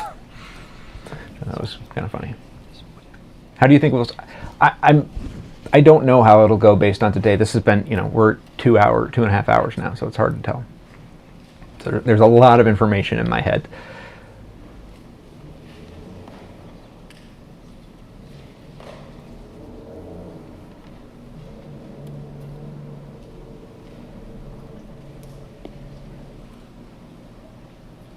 But yeah, him citing himself was pretty funny. What are the next steps? They're going to have to argue it out. Some people have said they want it soon. They want this soon. Some people have said they want it later. And so, the question of whether it gets done before or after the next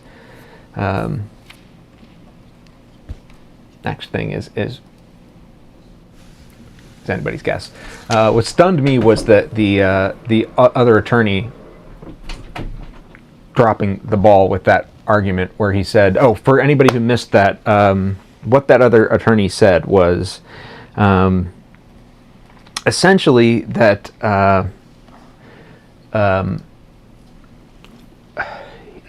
he said that, I wrote a note here, what was it? Essentially that the whole point of the VRA, the whole point of the VRA is to make sure that that people aren't diluting the votes, specifically of black people, because that's what this came from, by blocking them in with more non-black people to make sure their votes don't count. That's not, you're not supposed to be intentionally doing that to make sure that you cancel out all of their votes and reduce the weight of their votes, which is something that was happening and originally they were just not allowing them to register at all. I read a lot of these cases last night. I spent hours and hours reading these cases yesterday.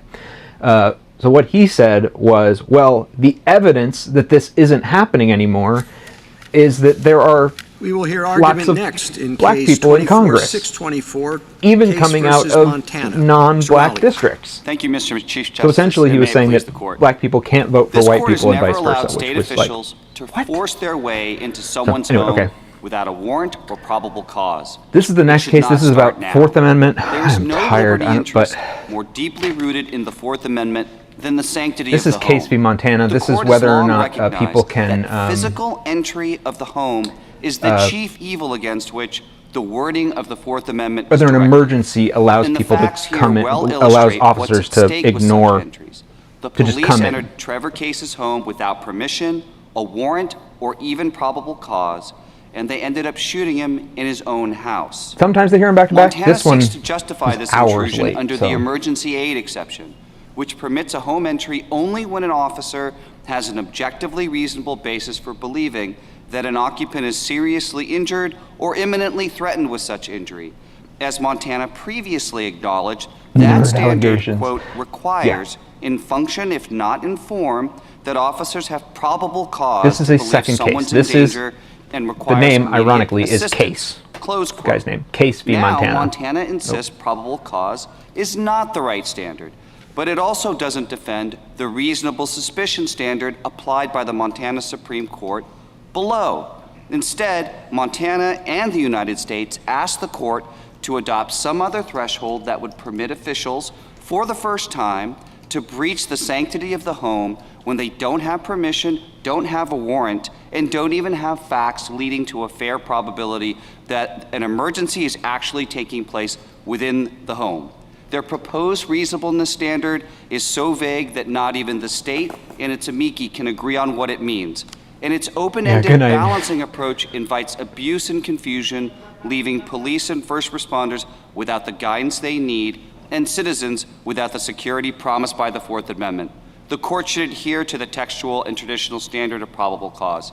I welcome the court's questions. What happened in this case is... do we normally use probable cause standard outside of the criminal context? This is important. Your Honor, the court Usually has applied probable cause in camera, for example, with respect to administrative warrants, and in other contexts as well. I would point to, for example, Wren, where the court applied it to civil vehicle infractions. And so the court has applied it in non-criminal contexts. Would you What is the objectively reasonable basis standard?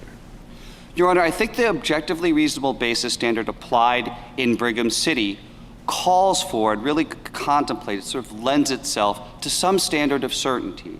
And our position is that that standard of certainty is probable cause, the traditional standard that the court has applied. Yes, Your Honor. Well, I mean, I'm just asking what it means. Is there any difference between that and probable cause? Your Honor, we think that the standard sounds in Conspiracy eyes, probable you're kind of cause. dead The on. court It's- didn't use those words in Brigham City, and it did If not it's use really those an words in emergency, you know, it's a Fisher. question of when But it's we do think figuring that the that standard line so you know when it's echoes really an probable emergency. cause. I'd point, for example, to the language in Pringle, where the court said that the substance of all probable cause definitions is reasonable belief of guilt. And so while the court didn't use the word probable cause, we do think that there is an echo between the standard applied in Brigham City and the probable cause standard. Well, I was just going to say, when we talk about probable cause, we use it as a shorthand. It's probable cause of what? I'll be back in a second. So, Mr. Chief Justice, here it would be probable cause that an occupant is seriously injured or imminently threatened with such injury. Ordinarily, it would be probable cause to think a crime is being committed, but here, as the government explained in its brief in Brigham City, the object might change, but the way that the standard applies and the level of certainty does not. Why isn't it something like probable concern or reasonable concern? It seems to me that you're taking a totally different context and applying these things just because we're familiar with them and because authorities are involved. I mean, did they enter this home because they were concerned that, I forget the name of the individual, would harm himself? Or was it because they wanted to arrest him for a particular criminal activity? So, Your Honor, the dispatch call was for a wellness check. But I think to get to your original question, the court has applied that probable cause standard even though the object of it might change in different contexts. For example, Wren, a civil vehicle infraction, that's not a crime, and the standard's still mapped onto it. And we think that it maps on to the emergency context quite well, because officers and first responders don't have complete information. They're just trying to assess whether there's an urgent emergency that is happening behind the front door, and probable cause would help them do that. You'd say urgent emergency. I mean, let's just say as a patrol or whatever, he looks in the window and there's somebody who seems to be in some distress. Now, is he supposed to say, I can't tell if, he has a pain is, or if he's having a heart attack or whatever before, entering?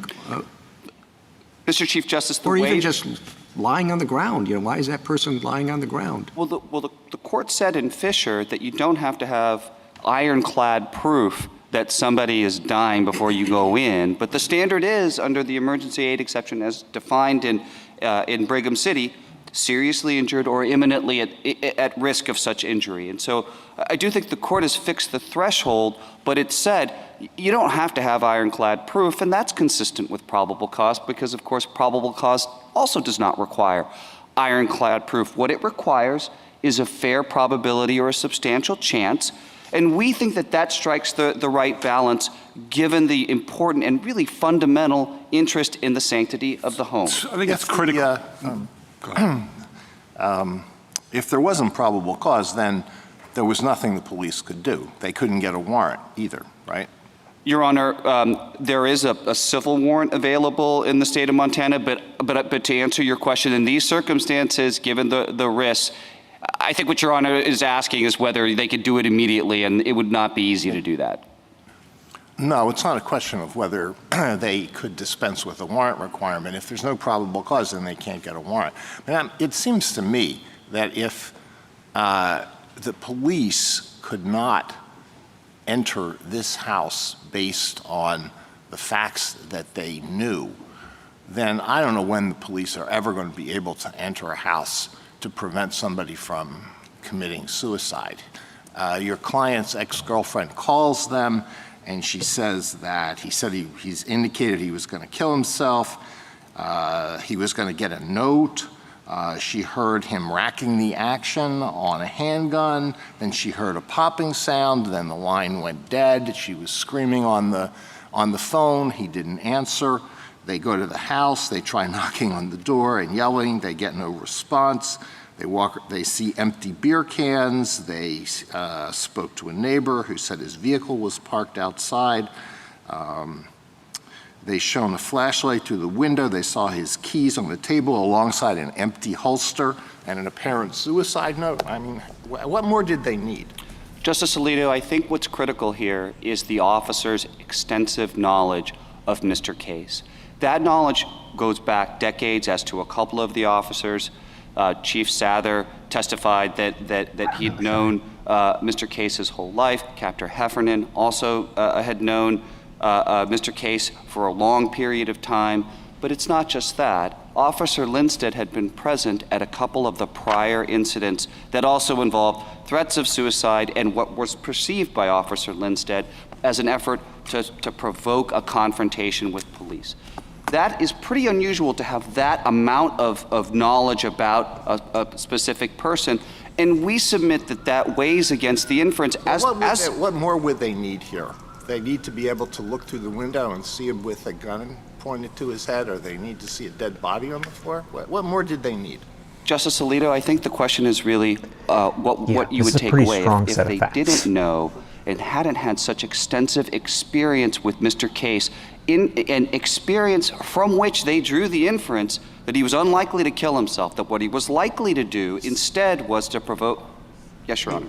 Well, I mean, you're saying that because he had threatened to kill himself before and he hadn't carried through, then there were no circumstances under which they could ever enter his house to prevent him from committing suicide if he threatened again. Is that your position? Is it lagging? Our position, Your Honor, is as assessed by the officers on the scene, based upon their prior experience with them, with Mr. Case, including, I would note, precipient witness experience, they drew the inference that he was unlikely to shoot himself. And I find your argument very odd, right? We're trying to think about a standard here, and I would think that the relevant criteria are the amount of information that the officers had, yes, and the threat to the individual, the actual nature of the emergency. Tell you what, guys, maybe I should wrap it up. So in this very situation, I'm thinking the fact that they had a lot of information about Mr. Case, it may be because of what they're saying, cause, not helps you. So, I mean, I understand you want them to draw a different inference about it, but this person had a long history of threatening suicide, whether it be by cop or whether it be on his own or whatever. We have a long conversation, detailed, specific, with the girlfriend about circumstances that look like they're creating a pretty significant emergency. I would think this, kind of like what Justice Alito is suggesting, on our axis of information and threat or risk, this seems like it's pretty high. Justice Jackson, I think that information led the officers on the scene, because there are deliberations that are captured on body cam. Those deliberations by officers with quite a lot of extensive experience with Mr. Case are powerful evidence that Mr. Case was unlikely to shoot himself, because they're talking about him provoking a confrontation with the police. And I would just quote, for example, Police Chief Sather says, "He ain't got the guts. This is probably the 10th time I've dealt with him doing this." Or Sergeant Pasha, who says he's been suicidal forever. Well, setting aside this it. particular case, let me just try to understand the standard that you want us to apply. Yes, Your Honor.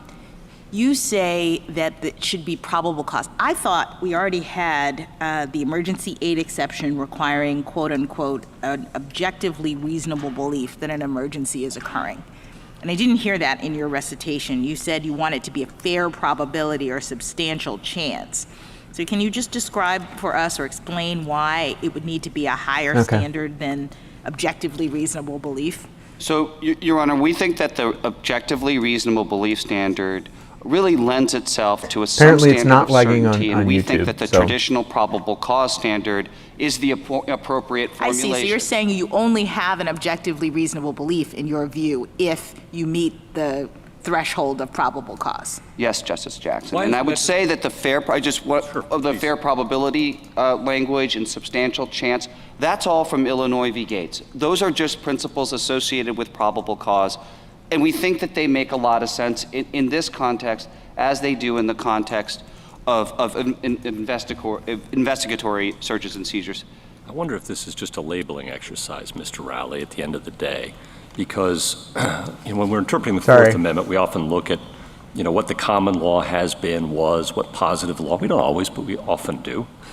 Katz is another thing, but Jardines tells us to look at the actual law. And one thing I'm struck by here is, a private person would have a good necessity defense to a trespass claim, always, historically it appears, from what I can tell, when it reasonably appears necessary to prevent serious harm to the occupant. And that's almost exactly what Brigham City says for officers. And officers can't have any fewer rights than a private citizen to enter a home to render assistance. Now, that doesn't give them a license to go rummage about the place for crimes, but it does give them a license to enter to render assistance, I would have thought.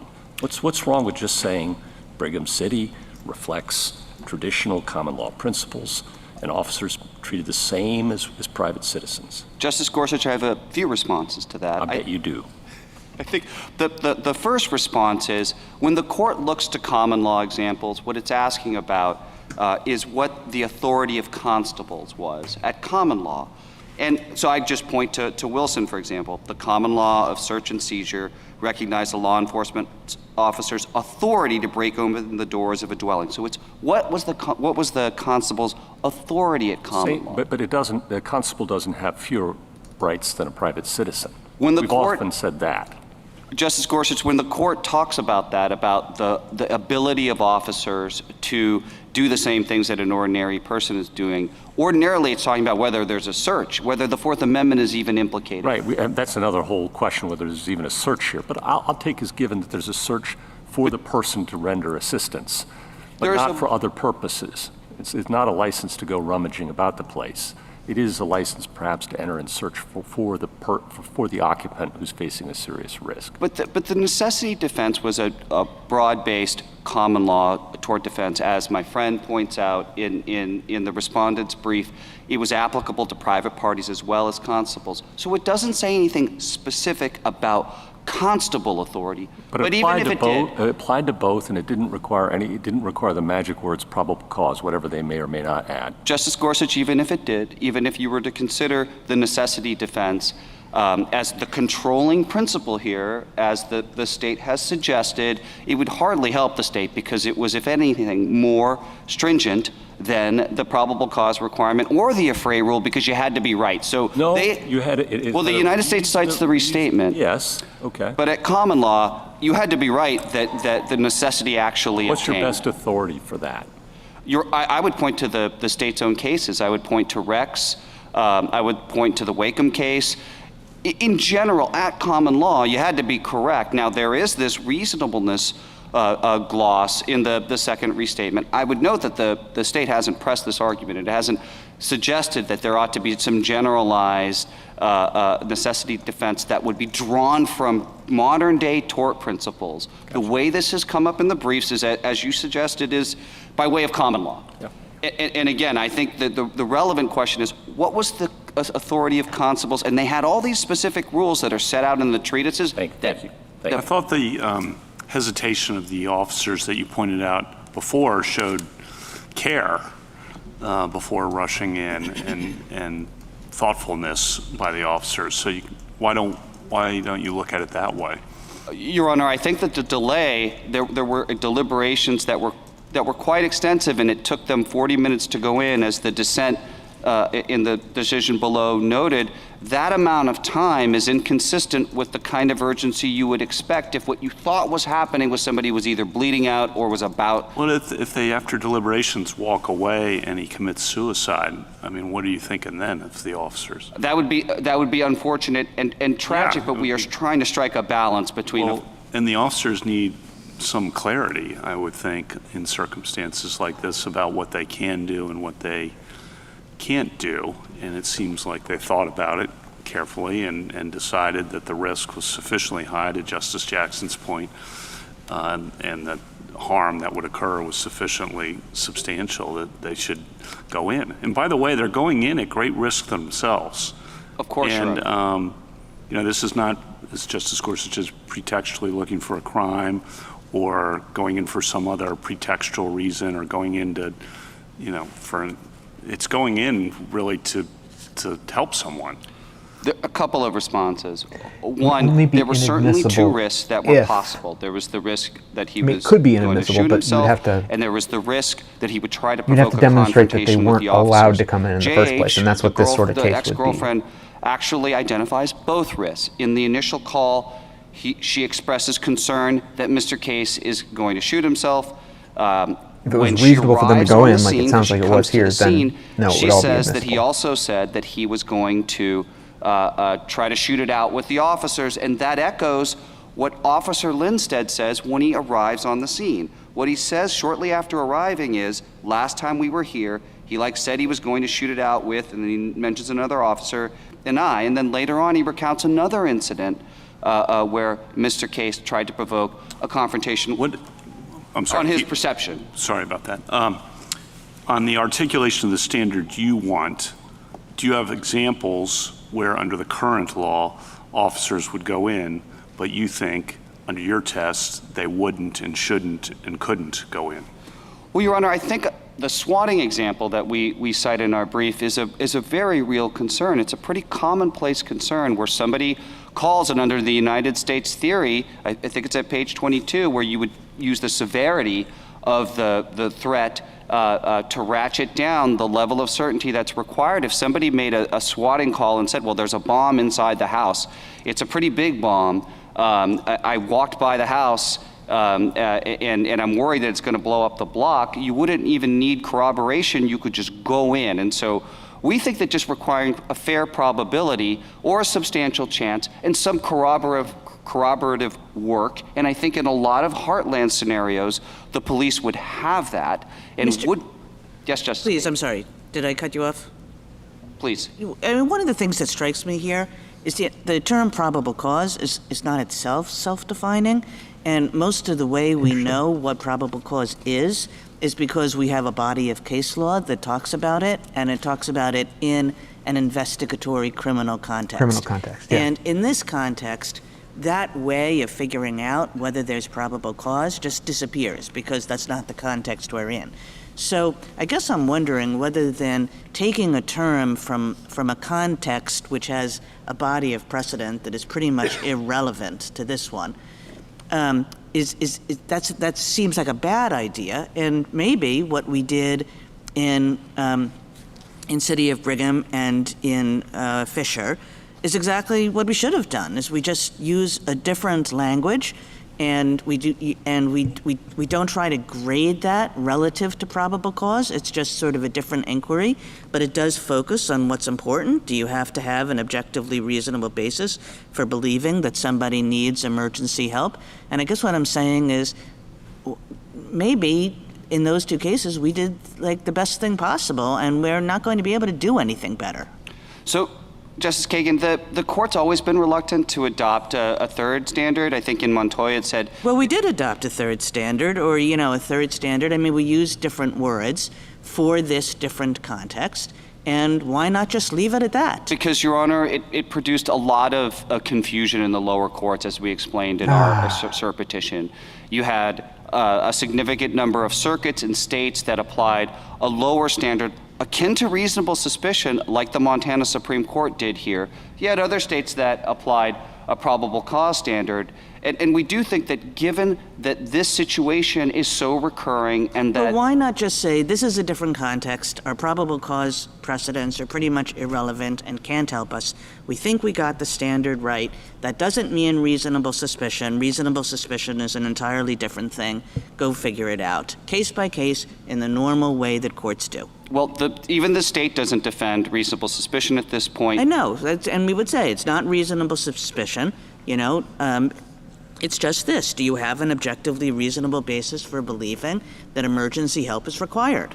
If the court were to reject a reasonable suspicion standard, we would be entitled to a remand even on that ground, but we do think that it would be better, that the better approach is to provide a little more guidance to officers and first responders. And while probable cause hasn't been applied by all courts, it actually has been applied by a significant number of the lower courts. In this specific context, the general principles that apply there when you're assessing probabilities, comparing the relative strengths of different sources and information, those map on pretty cleanly. And even if the court just drew on concepts like fair probability and substantial chance, that would actually be helpful. And it would be fair probability and substantial chance, why are those any better than objectively reasonable basis? I feel as though we're just substituting, your terms for our terms. So these were our terms. We used them twice. Let's use them again.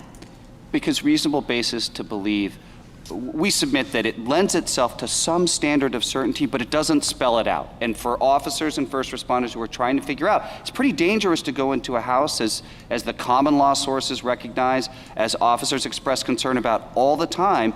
And so you need some level of certainty for officers and first responders to decide, look, we know enough, there's a substantial chance that somebody is seriously hurt behind that door, and so it makes sense to take the risk and go in. And we think that standard is certainly preferable to a reasonableness standard where you're balancing interests on the ground the way the state and the United States have suggested. If I might, I would just say that the court has always expressed concern about in reactive situations where officers are trying to make quick decisions about engaging in balancing. The court expressed concern about that in Dunaway. I think Justice Barrett has a question. Yes, Your Honor. Oh. Counsel, I think we're fighting about labels, and you got to the point, but you keep resisting it, okay? The court below did not use our Brigham City standard. It used a reasonable suspicion standard. I'm quoting from itself, from the decision below.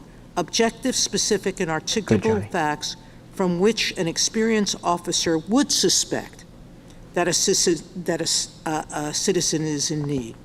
Reasonable suspicion, as we've defined it, means a particularized and objective basis for suspecting the particular person stopped of criminal activity. So they use a standard akin to reasonable suspicion. Yes, Justice Sotomayor. So what you're saying is, whatever standard we announce, we should vacate and remand to go back. And the question becomes, how is Brigham City different than probable cause, other than in its objective? I got two quotes. One quote from two of our cases. The Fourth Amendment says that police can't come into your house without quote, is a reasonable something going right. They have to have a reason to come into your house, whatever that is. Our Brigham standard says we're not. This is a question about what if there's an emergency? When can they come into your house when there's an emergency? What level of evidence do they need to know that there's an emergency before they can come in? That an occupant is seriously injured or eminently threatened with injury. I don't know. Justice Kagan was right. This is, in my mind, simple. Apply the right standard and tell us what the objective facts were. Correct? Thank you, French kicks. Yes, Your Honor, and certainly should the standard be reasonable suspicion, which is very low, or probable cause, which is higher, but usually used as a criminal standard, and there's no crime necessarily? Yes, Your Honor, I would just say that formulation in Brigham City did generate a bit of confusion in the lower courts, even though we submit that it is consistent with and really resonates with probable cause. Well, it doesn't resonate with reasonable suspicion.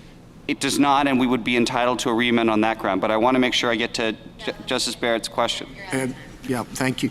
I think it's very difficult because we talk about how much information the person has. I think it can be more pertinent in the situation with how little information they have. I mean, think about an officer who walks down the regular beat, and there's a picture when there is some person lying on the sofa that looks like he's talking a lot about kind of an awkward these position. Questions lately. Keeps going down, and 2 hours later comes back. It's the same thing. Mm-hmm. He knows nothing about it except that the guy appears perhaps to be dead or passed out or something. So he knocks on the door, he knocks on the window, and gets no response. And then figures he's worried about it. He breaks the door down or picks the lock, and he walks in, and the person wakes up, and there's 3 kilos of whatever. And I mean, is that? I mean, is it wrong that he did that out of legitimate concern, and he didn't know that, that's just, Fred or whatever? We know that I'm just trying to think. I would want a police officer in a situation who walks by and sees somebody in the community that seems something's wrong. He hasn't moved in 4 hours. It doesn't look like he's taking a nap. But and then what happens? I mean, then does he have sufficient basis to justify the search that led to the illegal drugs? So he doesn't know anything. I mean, maybe if he knew a little more, or maybe his regular habit is to go to the pub at night, and that's why I find it very difficult to articulate a standard. I mean, I don't think it can be based on a probability of something going awry, or because you do want police to be, on the lookout for things that might be dangerous, even if it's not crime or criminal. Certainly, but the court has always said subjective intent. So you might well be concerned as an officer or a first responder or even an ordinary citizen that something's going wrong inside the house, but there could also be innocuous explanations, even in the scenario that you just sketched out, Mr. Chief Justice. In a lot of the scenarios that Justice Kavanaugh similarly sketched out in his concurrence in Callais, it could tack either way, but oftentimes in those scenarios, the report, especially if it's from a neighbor or from a relative, is going to have a lot of information about why it's uncharacteristic, why this is weird, and that is powerful information and can be linked up with corroborating evidence to support going in, and at least it guards against unnecessary and needlessly dangerous confrontations. Justice Thomas? Justice Alito? What is the substantive difference between the words that were used by the Montana Supreme Court and the words that we used in Brigham City? So, Justice Alito, what they said was objective, specific, and articulable facts from which an experienced officer would suspect that a citizen is in need of help. What's the difference between that and what we said in Brigham City? Reasonable basis to believe that someone is seriously injured or imminently threatened with such injury is different because it doesn't use the word suspicion. And I think the dissent is right to say that the words used in the majority opinion below sound in Terry.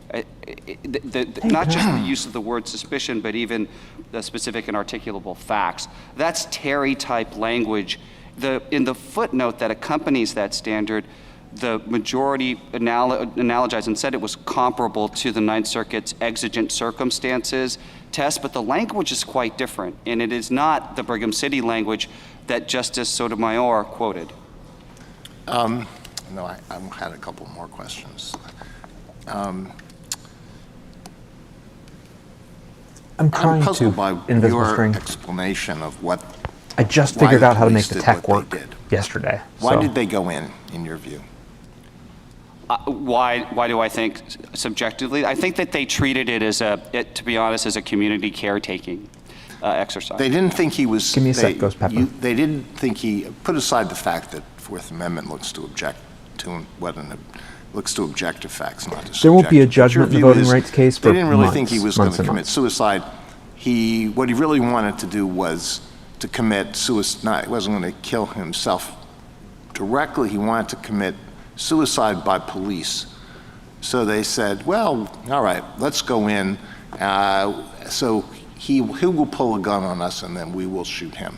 And if that's what he wants, we're going to oblige him. I'm totally puzzled by your explanation of what you think really went on here. Justice Alito, I think that risk is the risk that was focused on in the on-the-scene deliberations. I'll just quote Ghost Pepper and Jules, again, give me 1 second. Sergeant Pasha. He's been suicidal forever and he hasn't done it, but there have been several times when he's tried getting us to do it. Later on, Sergeant Pasha says, I'm scared that maybe he didn't actually shoot himself because he can't, and he's tried suicide by cop before, and he left us all this, so we're gonna go into the house and he's gonna pull a gun on us. So there's a refrain. So they wanted to the Fourth oblige Amendment him prevents in his unreasonable desire search and to commit seizure. suicide by police, When can and thereby officers just come into your expose house themselves because there's an emergency? To serious risk of death or serious bodily Under the Fourth injury. Amendment. That's what was going on? Your Honor, at a certain point in when you watch the video, they get sort of ahead of steam and they're starting to just prep to go in. And of course, they have to do some prep, but they are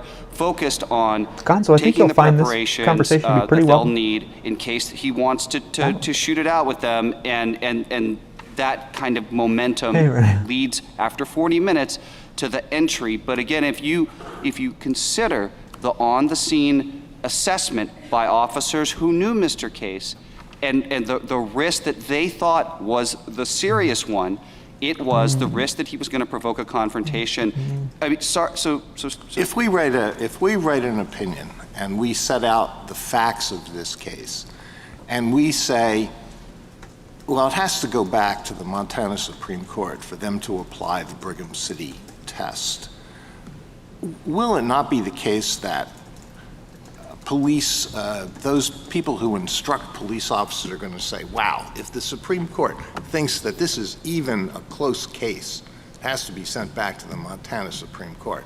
We don't know when you can ever go in and try to prevent somebody from committing suicide unless you literally see through the window the guy's got a gun to his head, or they see a dead body on the floor. So look, let's do the safe thing. We're just not going in. I've officially been censured. I just got a message.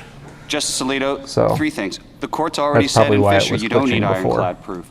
The second thing is, of all the Supreme Court justices on the Montana Supreme Court, there was not a single justice who voted to uphold this search under a probable cause standard, and 3 justices said it did not meet probable cause.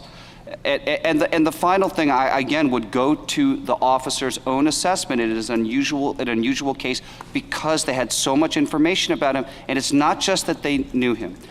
One of the officers was a percipient witness, was there at 2 of the prior incidents. All right, thank you. I get it. Justice Sotomayor? Counsel, that the state court is applying a lesser standard than reasonable suspicion. So It Ross says he's cited had police come its own to his mother's house when she didn't answer and doesn't want that to stop. And that's the thing, in is you got to Lovegreen, find it a way to said draw this it line. characterized community caretaking stops as Because the you also least don't want them intrusive just coming into your category of house and stop, saying, oh, it was an even emergency, less we heard intrusive something, than we a just Terry came stop. in. So you have to find And a that's line somewhere. the standard they're using. That's right, Your Honor. And that's not the standard we set in Brigham. It is not. And, Now, And yes, Ghost Pepper for stop playing trying the to audio. help yeah. yourself. I've gotten the point out, right? All right. Let me get to the There is second some irony to having the which Supreme is, Court get censored, but Brigham also said the manner of entry it's a little bit has funny. to be reasonable, okay? The one thing that nobody ever discussed here, including Justice Alito, is he does this when he's drunk, correct?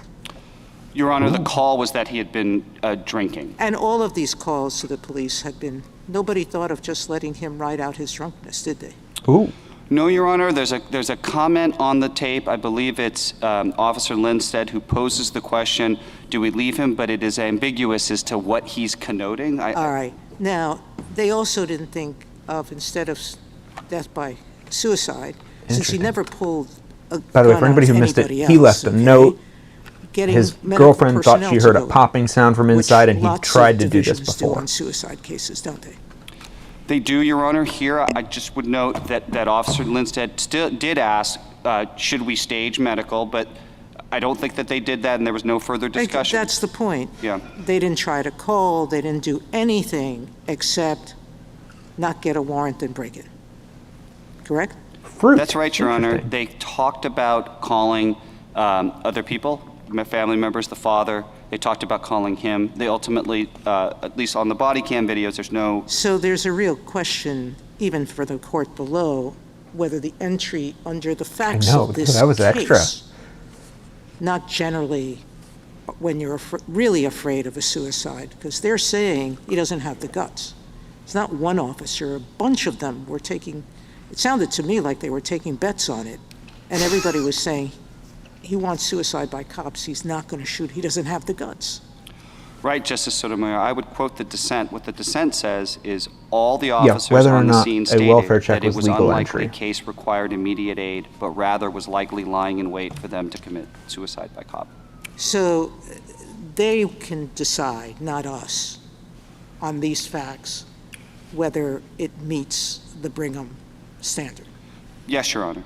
What we do know is that the Montana court used a different standard, lower than reasonable suspicion. That's right. Thank you. Justice Kagan, Justice Gorsuch, Justice Kavanaugh, Spirit. By the way, for somebody who asked earlier, they were like, Maybe why do we keep hearing the same people? Montana You'll can hear answer them just this go way, through and if you everybody don't and see if know, anybody has anything to say and go Would it be normal or back best around. practices to send in just medical personnel when someone has cocked a gun over the phone and is known to be armed? It's a good question. No, Your Honor. I believe in those circumstances, officers would be called to the scene. Thanks.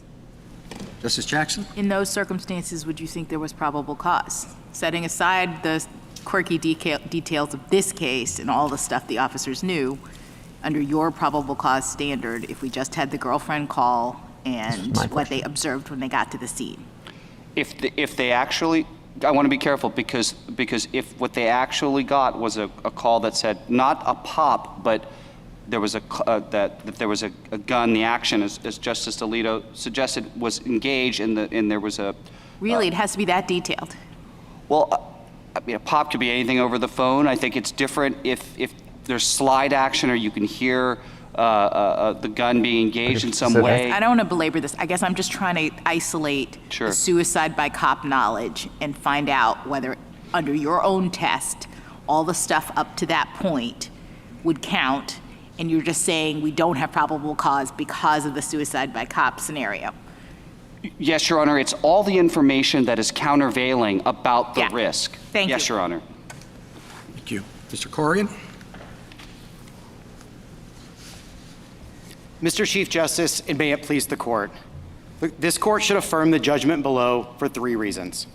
First, the Fourth Amendment protects against unreasonable searches, not all warrantless ones.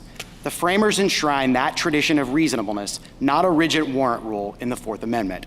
At common law, officers and private citizens alike could enter the home as required by necessity when life was at risk. Petitioner's rule would turn that structure upside down. He asked this court to graft the warrant clause's probable cause requirement into the reasonableness clause itself. That move has no basis in text, no footing in history, and no support in this court's exigency precedents. Second, this court has already set the standard for emergency entries at objective reasonableness. To adopt petitioner's view, this court would have to overrule the holding in Brigham City v. Stewart, discard Michigan v. Fisher, and recast probable cause, the classic criminal law concept about belief of guilt, into something entirely new and applicable to non-criminal, non-investigatory emergencies.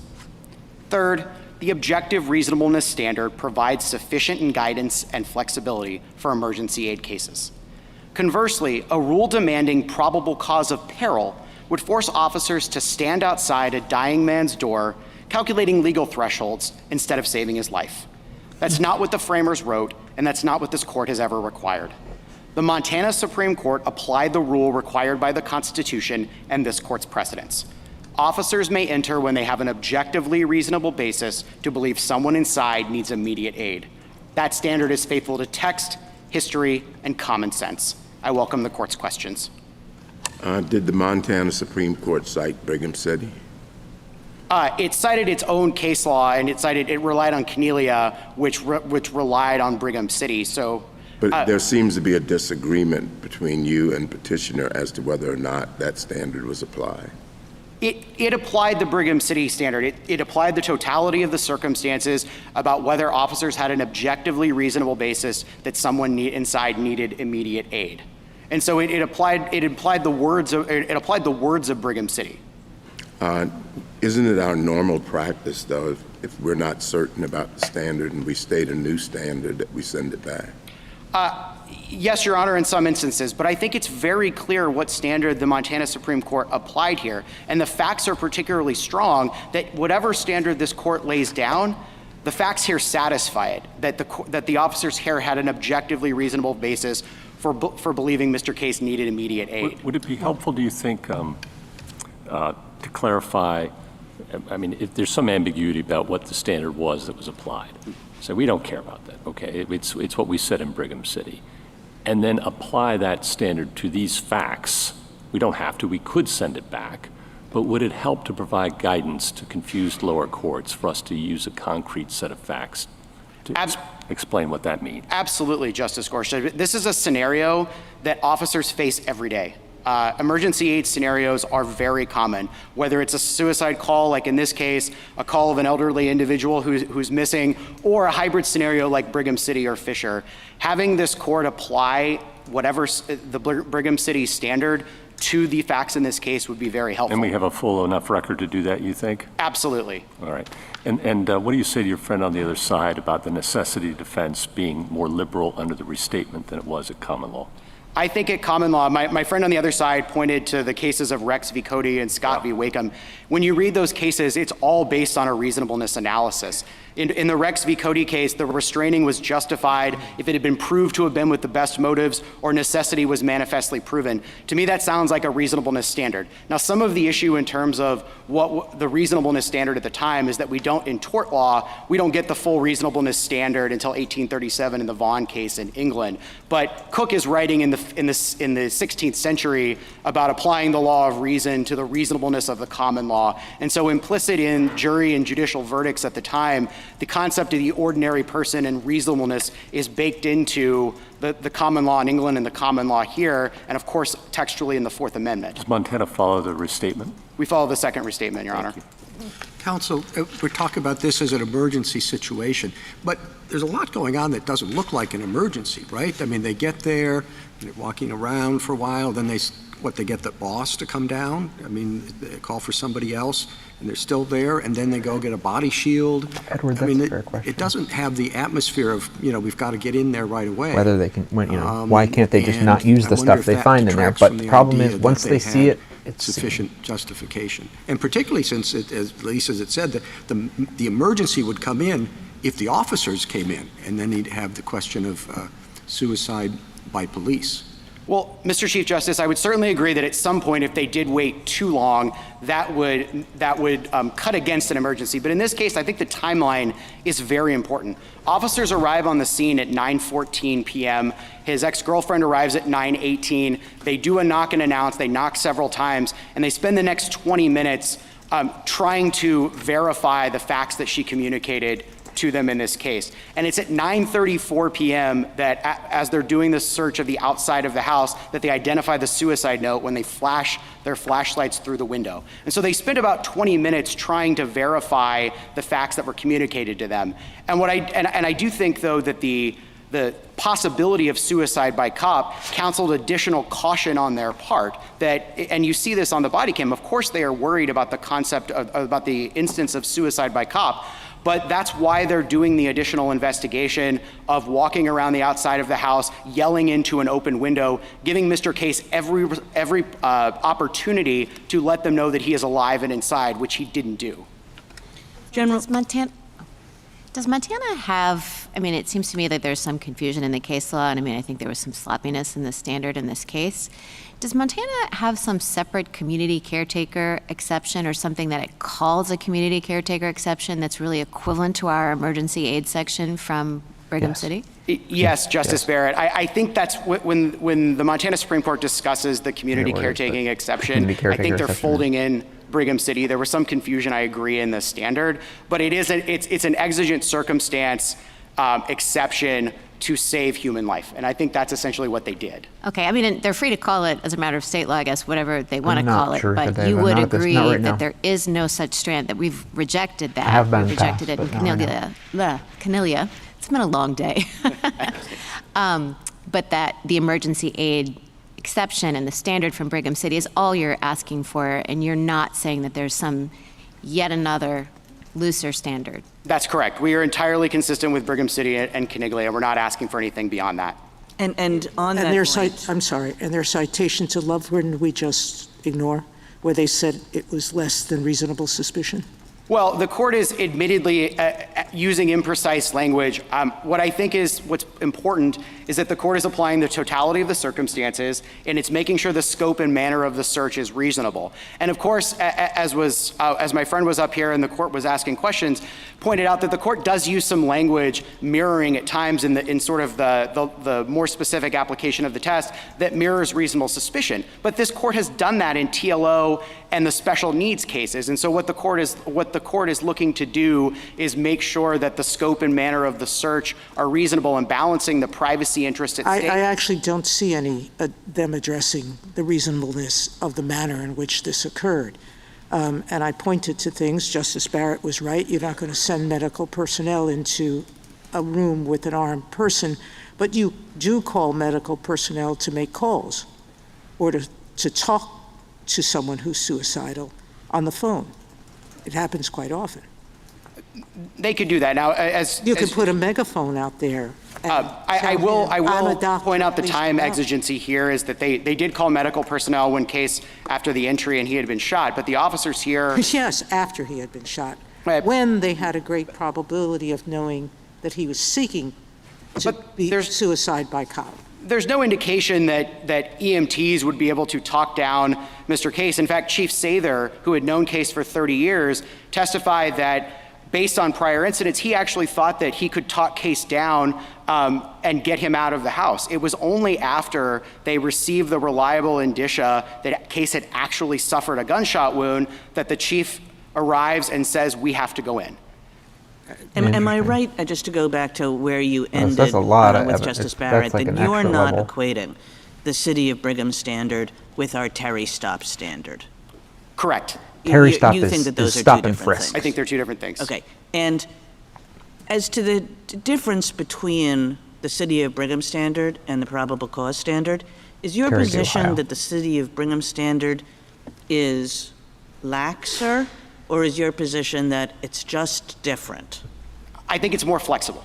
And I think it answers a different question. So as the court recognized when my friend was up here earlier, it's probable cause isn't just about reaching a specific threshold, it's fixed to criminality.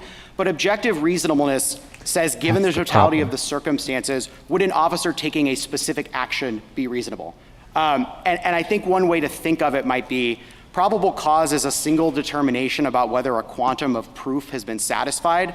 But objective reasonableness, as in this case, can be a progressive analysis. And what I mean by that is when officers... So it would help me, I think, because that's a lot of words. And but like, what's the case in the gap between the two? Like, what is it where a police officer would not have probable cause but can satisfy the Brigham City standard? What are the kinds of things you're talking about? So I think if you take this particular case and subtract perhaps Mr. Case's history, which I actually think supports the officer's reasonable determination, or if they had not obtained the other reliable indicia. Yeah, so we already heard if, the Louisiana if Case's case. ex-girlfriend had called him, she had heard the cocking of the gun, heard what she thought to be a gunshot, police arrive, they knock on the door, they don't receive any response, but they hadn't been able to see the suicide note, which might have been upstairs with him. They hadn't seen the beer cans or the empty paddle holster. I think that's a much closer call, but we think that's still objectively reasonable. And I would point out that our friends on the other side believe that even the very strong facts in this case don't satisfy probable cause. And so I think if the court, to Justice Alito's questioning earlier, if the court were to determine that the facts in this case do not satisfy probable cause, that is going to have very detrimental effects down the road for law enforcement. Thank you. They say they don't satisfy probable cause because they're reducing. That was my question to him at the end, which is, without the suicide by cop information, do you think we get there?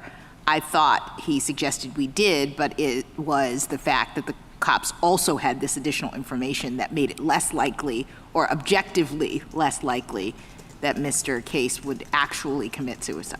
Well, I think it's important to put the suicide by cop in context. So some of what's happening at the scene, I think, is cop talk of Sergeant Pasha is clearly very concerned about suicide by cop.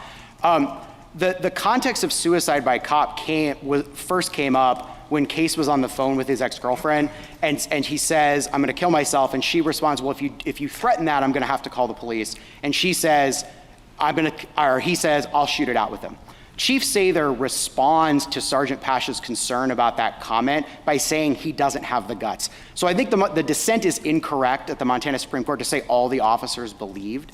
And our point is certainly suicide by cop was a possibility, but that was, I think the officers ruled that out based on his escalating history of violence going back to 2015 and the incident that was 18 months earlier. And particularly once they found the note, Chief Sather is convinced that he actually has hurt himself this time.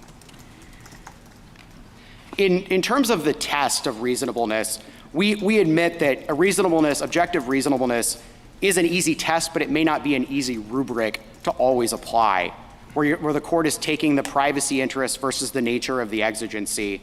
But I think the court just did this in Barnes.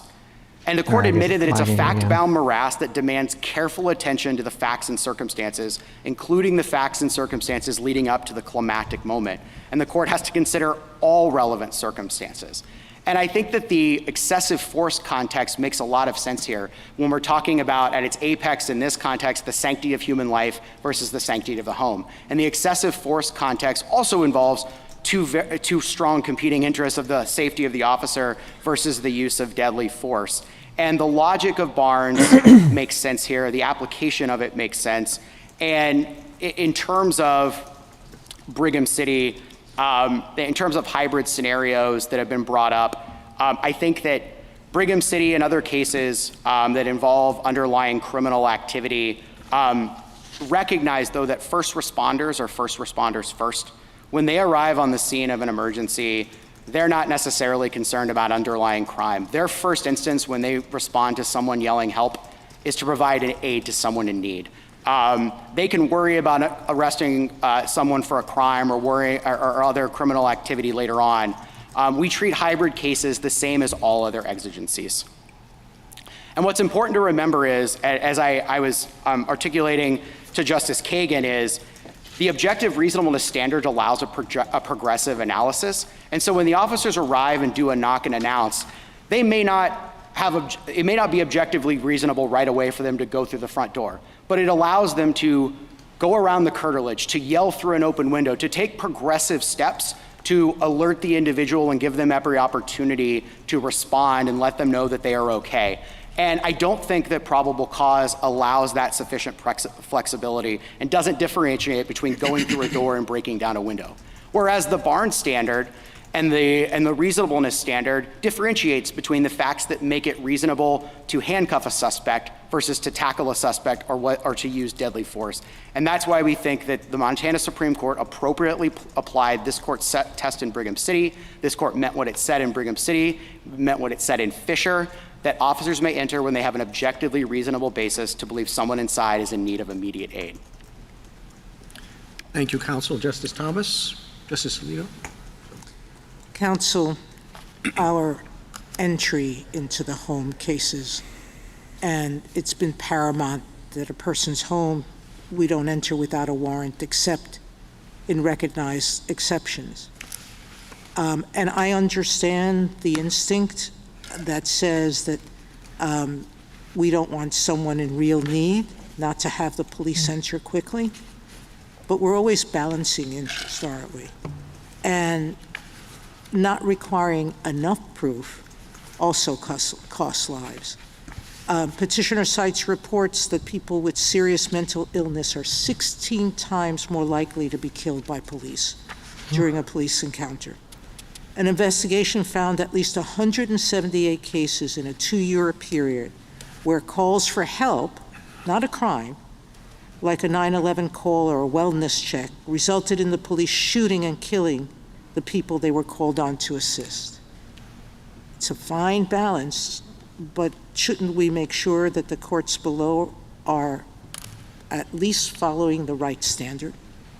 So you keep telling us that this state is, despite using words that sound very similar to reasonable suspicion, despite a case, Lovegren, that says it's less than a Terry stop. I mean, there's some value in clarifying what we have said the standard is. If you're asking us to describe what the quantum of proof, sounds like you wanted us to accept what the Solicitor General is saying some possibility is enough. But that's never been the standard. It's a reasonable belief, not a probable belief. So I agree that clarification from the court, and I think the court can clarify that it meant what it said in Brigham City, it meant what it said in Fisher, and that an objectively reasonable basis is what it is. And it's not reasonable suspicion. It's not necessarily reasonable suspicion. I think in some cases the standard can look like reasonable suspicion, and in some cases the flexibility makes it look more like probable cause. But there's where we're getting to the degree of certainty of the exigency. It takes it. You want it to be reasonable suspicion.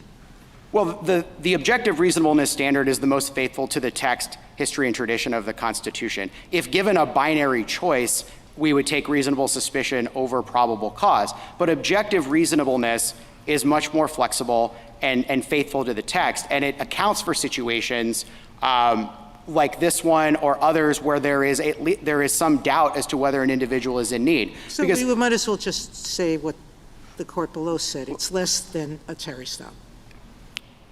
Well, I think I'd look to the language in Fisher where the court says officers, of course, are going to have less than perfect information, but that doesn't mean they should walk away from potentially dangerous situations. And all we're asking is that they use their common sense. Officers, as well as reviewing courts, are more than capable of figuring out when the facts don't add up and when an objectively reasonable belief doesn't exist. And I think I'd go back to this court could apply whatever standard it articulates to the facts in this case to provide ample guidance to lower courts. Justice Kagan? I think I'm confused, General, because I thought you told me that the City of Brigham standard is not the same as the Terry stop standard, and that you were not asking for the latter.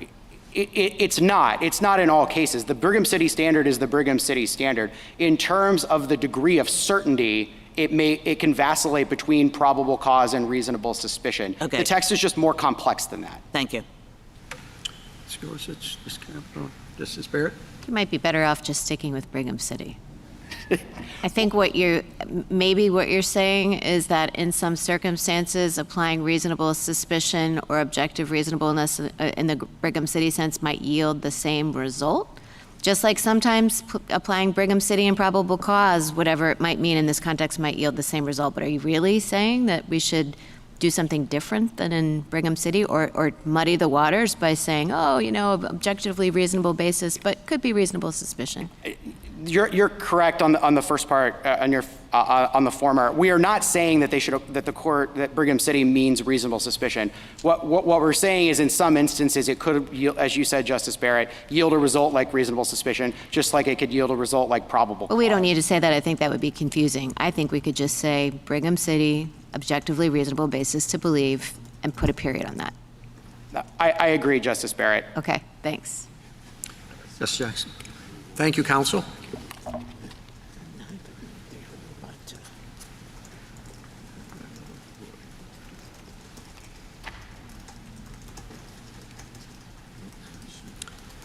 Mr. Kobe? Mr. Chief Justice, and may it please the court. This court should adhere to the objective reasonableness standard for emergency aid entries set out in Brigham City, rather than require what petitioner calls probable cause of a danger. Petitioner's theory has no basis in the Fourth Amendment's text, which links probable cause to warrants, not to searches in general. History doesn't support petitioner's theory either. The framers adopted the Fourth Amendment to guard against overzealous criminal investigation, not to hamstring officers from providing life-saving aid to people in need. Yet petitioner's rule would make it harder for government officials to help people in crisis, from victims of domestic violence to older people who have fallen and can't get up. This court should instead reaffirm that emergency aid entries are assessed for reasonableness, a flexible determination that accounts for both the severity of a danger and its likelihood. States are always free to craft their own rules above that constitutional floor, but the Fourth Amendment does not categorically require probable cause of a danger for an emergency entry. I welcome the court's questions. Should we apply this rule here or send it back? We think you should apply this rule here. I think there has been some question about the Montana Supreme Court's use of the word suspect in its test, but I would urge this court not to read a decision like a statute, especially because elsewhere in the decision, the Montana Supreme Court said that its test largely mirrored the Ninth Circuit's test, which uses the objectively reasonable basis for believing language, and because it used other verbs elsewhere besides suspect. I think PEDAP 14A footnote 5, they say there was an objectively reasonable basis for finding a danger. So I would avoid sending it back just on the basis of that word suspect or a citation to Lovegren. The dissent, when they addressed the dissent's accusation that they were using reasonable suspicion, nowhere did they say, we're not. Would have been the easiest thing to do. We're not using reasonable suspicion.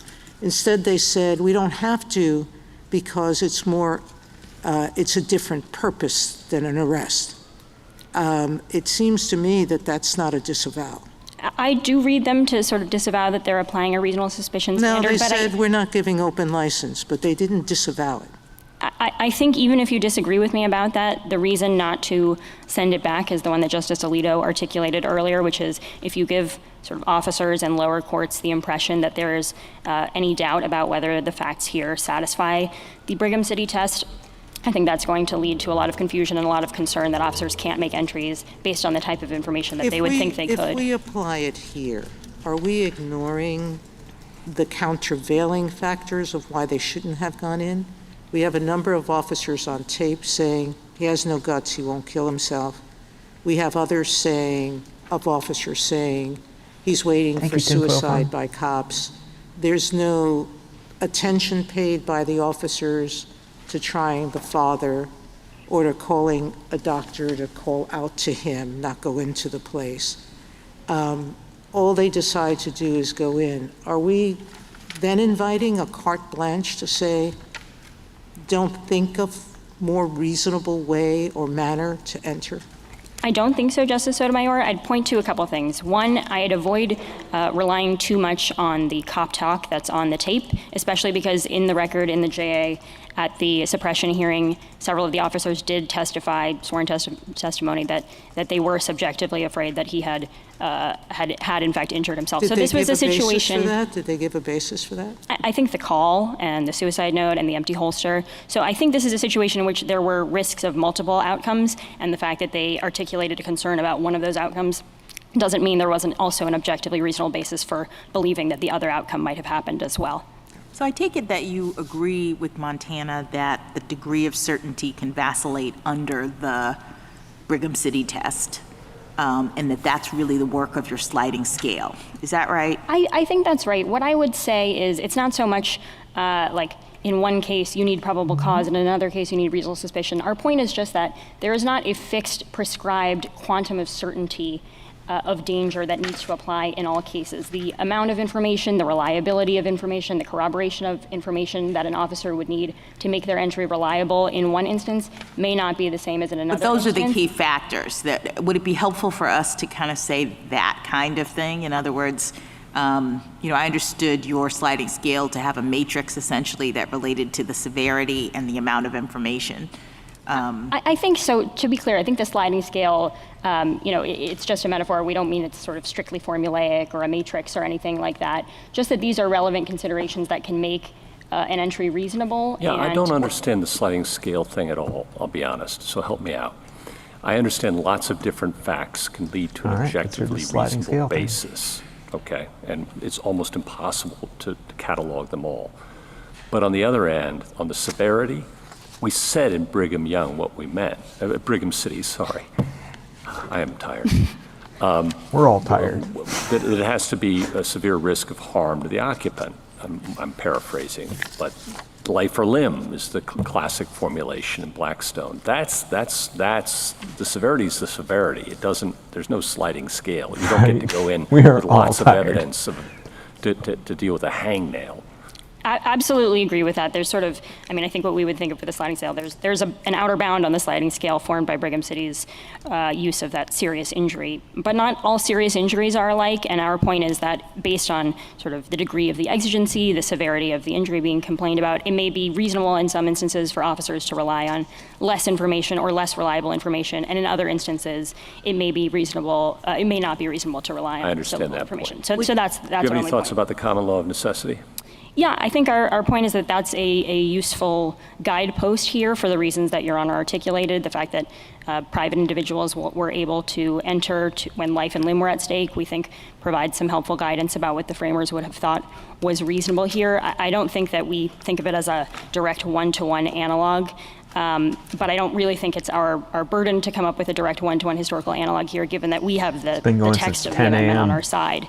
And it's really petitioner who's asking to graft onto the Fourth Amendment's reasonableness standard this uniform probable cause requirement that is not compelled by the text of the amendment itself. Would you object to the court specifically saying that the officers have to have more than reasonable suspicion that an emergency is occurring? I think we would object to it for a couple of reasons. I mean, one, I think because reasonable suspicion is a standard from the criminal law, just as probable cause is, for the reasons that Justice Kagan was just articulating with my friend, just pegging it to any one of these criminal investigation standards, I think, does more harm than good. But why isn't that familiar? I mean, they're used to those standards. And so I appreciate that they do it in the criminal context when they're looking for crimes, but they understand, I would think, the difference between probable cause and reason, and I'm more focused on reasonable suspicion in that context. And so why couldn't we just say you have to have more than reasonable suspicion that an emergency is occurring? Well, 2 points. First of all, police officers may be familiar with reasonable suspicion, but your standard here will also apply to firefighters, paramedics, all of whom may have no more familiarity with reasonable suspicion than with probable cause, and reasonableness. I really didn't think it would be this interesting. Standard to understand. Second of all, I do think, just given how varied emergencies are, it's best not to sort of set a floor at reasonable suspicion, just because this court can't really predict all of the manner of emergencies that could arise. And rather than hamstringing courts or officers with setting a floor on this, better to just stick with the objectively reasonable basis test from Brigham City. Thank you. Justice Alito? In Brigham City, I'm quoting from the SG's brief.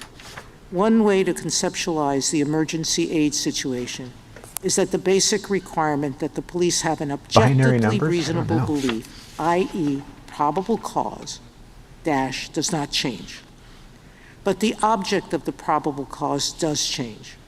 Rather than requiring an objectively reasonable basis for an officer to believe a crime has been or is about to occur, the officer needs an objectively reasonable basis to believe that an emergency need for assistance exists. Have you changed your position? Yes, after the court's decision in Brigham City, which used the objectively reasonable basis language but did not draw that connection to probable cause that we had sort of floated in a footnote, we did rethink that. And in Cornelia, our brief 5 years ago, we made clear that our view is that probable cause is not the correct standard. May not be, but Brigham is. Yes, Brigham City is the correct standard, and we sort of disavow that equivalence that we and reasonable suspicion is not. Not the correct standard either. Objectively reasonable basis, just from Brigham City, is the correct standard. Justice Kagan, Gorsuch, Kavanaugh, Justice Barrett, Justice Jackson. Thank you, counsel. You might be right, Vashon. Rebuttal, Mr. Rowley. We might get a solo dissent. Thank you, Mr. Chief Justice. I think it's critical to remember that what we're dealing with here is an entry into the home, and there are these default constitutional rules that are decades and decades old. As the court has repeatedly said, at the very core of the amendment stands the right of a man to retreat into his home and there be free from unreasonable government intrusions. In Payton, the court said that the Fourth Amendment has drawn a firm line at the entrance to the house. And so these rules do not require, if you apply a probable cause standard, some kind of fundamental tweaking of Fourth Amendment jurisprudence. We think that they are a natural application of these basic Fourth Amendment principles. I would also stress that in a lot of these situations where the emergency aid exception arises, you have not just potential safety implications, but also criminal implications. Think of domestic violence situations or the situation that the officers faced here. And so having a parallel standard of probable cause to think a crime is being committed, but also probable cause to think that somebody is seriously injured or imminently threatened with such injury makes good sense.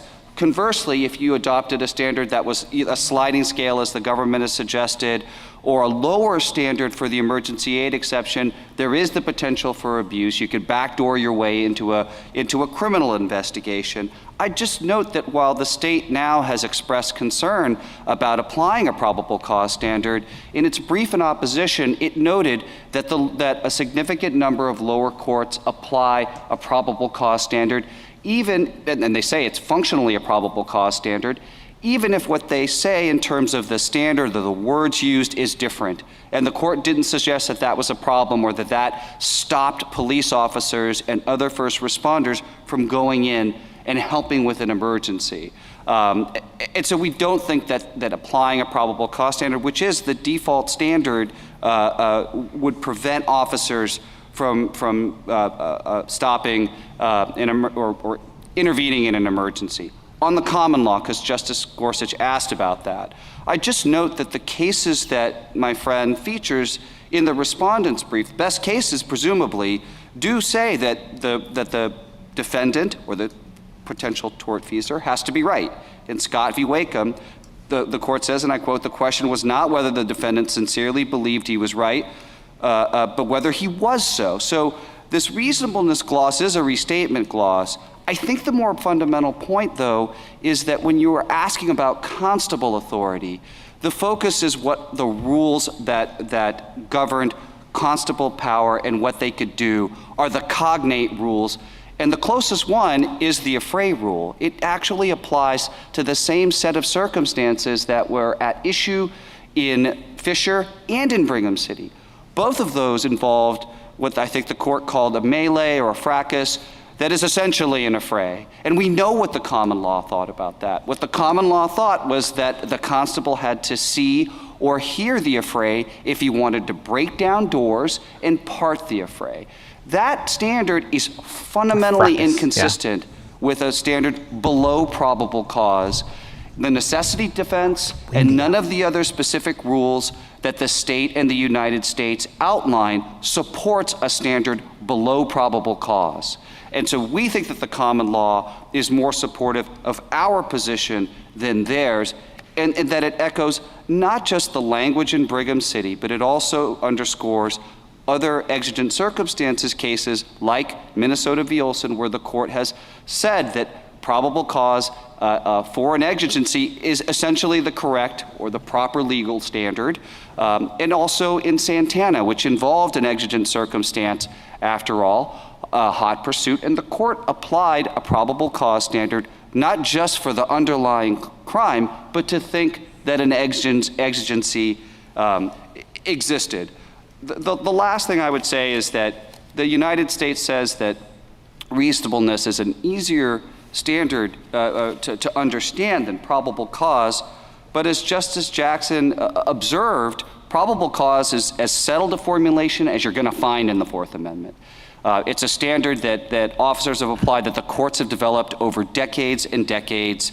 As the court said in Dunaway, the familiar threshold standard of probable cause for Fourth Amendment seizures provides the relative simplicity and clarity necessary to the implementation of a workable rule.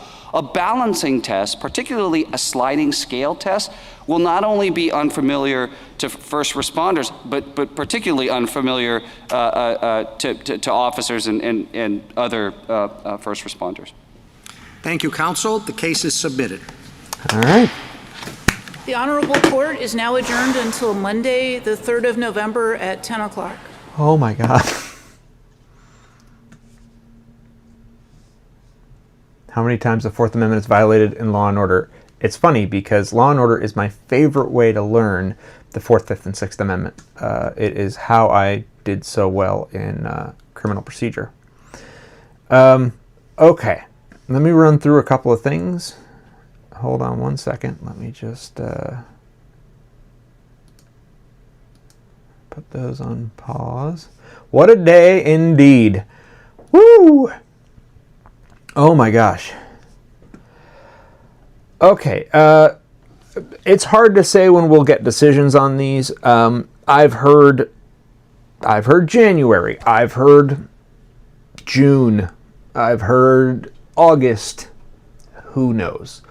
They sort of get to decide. So I wouldn't get too wrapped up in when we're going to hear those decisions, because sometimes they take a long time, and it's going to be very much up to them. So one of the things I really wanted to do with you guys hours ago, so keep in mind, guys, I did this yesterday, and both cases were over just after 12 o'clock. So this was really long. When the first one ran for over 2 hours, I was like, wow, well, I'm sure that second one's going to be real quick. And then it went for almost 2 hours. So this has been a heck of a long one. I should make a series. How many times did they break the Fourth Amendment on Law and Order? So yeah, I was going to, so here's my, by the way, just so I can address this, because I think it's my favorite thing about Law and Order, old school Law and Order, I'm talking Lenny Briscoe Law and Order, is that every episode usually has a criminal legal issue and a criminal procedure legal issue, where at some point in the case, there will be a crime that occurs, and there will be one element of the crime that that is in question, and then one criminal procedure issue will occur where they'll break either the Fourth, Fifth, or Sixth Amendment. They will open a drawer the wrong way. They'll ask a wrong question. They'll do something. And then in the second half of the episode, they have to address it. And they'll go back and forth and argue about it in court. And so when you're studying for crim and criminal procedure, I think it is the best study aid ever created. It was what I used to do at the end of the night when I was studying for the bar. Like when I needed to relax at the end of the night, I would sit and I would crochet, because I needed to do something with my hands, and watch Law and Order, which is why I have so many crocheted things. So that Law and Order was just the best way to do it. Did I ever practice criminal law? I did. I was actually I was not supposed to be a criminal attorney at all. I was hired to be a civil attorney, and we ran out of prosecutors. And one morning I showed up to work, and they said, "There's no prosecutor in court. Put on a tie and get over there." And I said, "I don't know how to do that." And they said, "Figure it out." And I had to go over and become a prosecutor, and I was a prosecutor for like 4 months, which was absolutely terrifying, particularly because not only did I not really know anything about being a prosecutor, I had no interest in being a prosecutor, and it kind of went against a lot of things. Like I wasn't sure how to crunch that in my head. I was a little bit more, if I had to break it down, I was a little bit more on the helping people outside, and so I had to make that work in my head. And I talked to an old friend of mine who was like, "Tell you what, somebody's going to be doing that job. I would much rather it be you who's going to be really concerned about people's, constitutional rights and stuff like that, than somebody who's less concerned." And so I was like, all right, I can work with that. And that's what I tried to do but did I win? I won't answer that. But I think I did my job very well. I was very, very proud of the work that I did there, and I think that, I did a lot of criminal law every day for months and months and months. The thing is that you come in there, and on the one hand, you want to make sure that people aren't being prosecuted unfairly. On the other hand, you don't want to just let somebody out who's going to go back and hurt somebody. There's a reason often that someone's in there, and it's because they'd hurt. So you got to make sure you balance these things and make sure you keep everybody safe. So it was a lot of interesting stuff. Anyway, I can go off on that. How do I feel about this case? There's a lot in my head right now. I wanted to talk to you guys for a little bit hours ago about what I spent hours and hours and hours yesterday studying the history of the Voting Rights Act, because I was trying to get a good sense. I was trying to be as prepared as I could, and really what I'd hoped to do was to get the morning report out by 8:30 this morning, so that I could sit down and go live at like 9 for like an hour before the thing happened. But I that never happens. That never works out. I'm trying to see, where did I start? Because there were a couple of different things that I caught yesterday. Let's see here. That's on political parties. Role of state action. By the way, I have some really interesting things to tell you guys at some point about why we have 2 political parties, which is fascinating. Where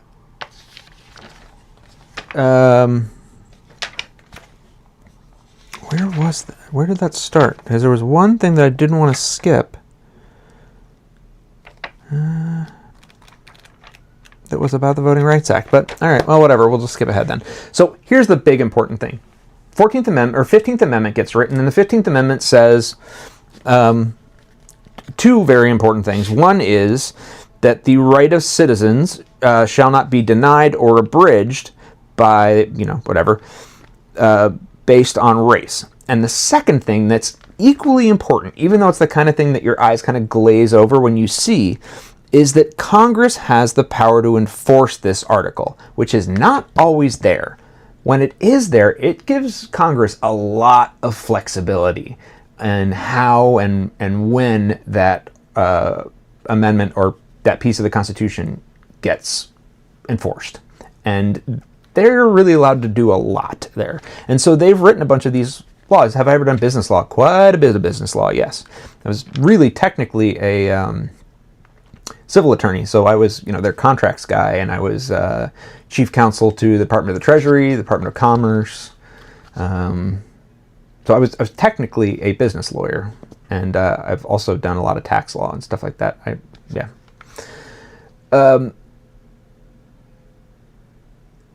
If Callais goes the way I expect, the chief will probably write it, and we'll get it around January. I have a feeling you're right, and the chief did write this other case. But here's the thing that I wanted to get out.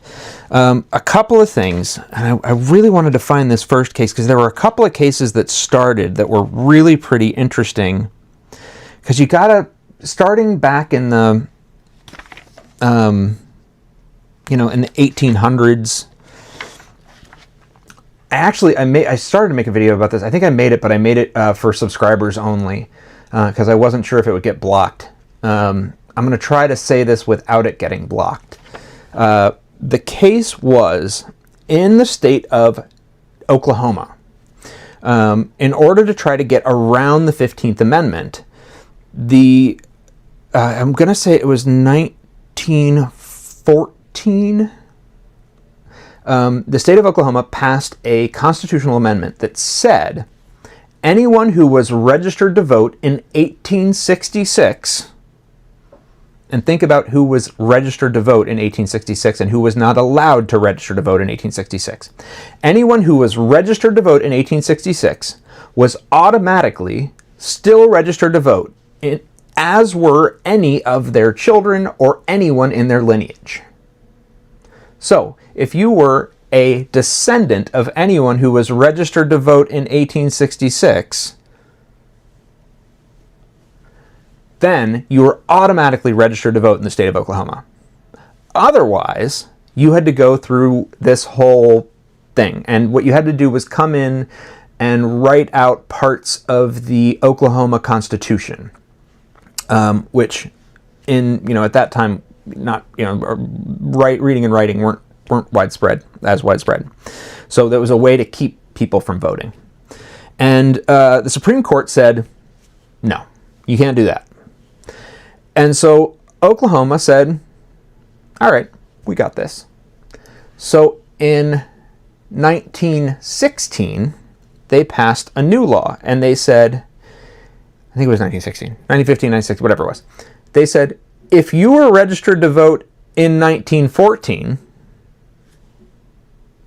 and remember, 1914 included only those people who were registered in 1866 and all of their lineage. If you were registered to vote in 1916, then you are still registered to vote, and you're automatically registered to vote, and you're registered to vote forever, as are your children or whatever. But if you were not, then you must register to vote between April 30th and May 11th of 1916. And if you don't, then you may never, ever register to vote forever. End of conversation. And that law did not get overturned. That was written in 1916, I think, 1915, 1916. That law did not get overturned until 1938. So this is the voting rights situation that we have at that time in history. That's our voting history, even in light of the 15th Amendment, which says that the rights of citizens shall not be denied or abridged on account of race, color, or previous condition of servitude.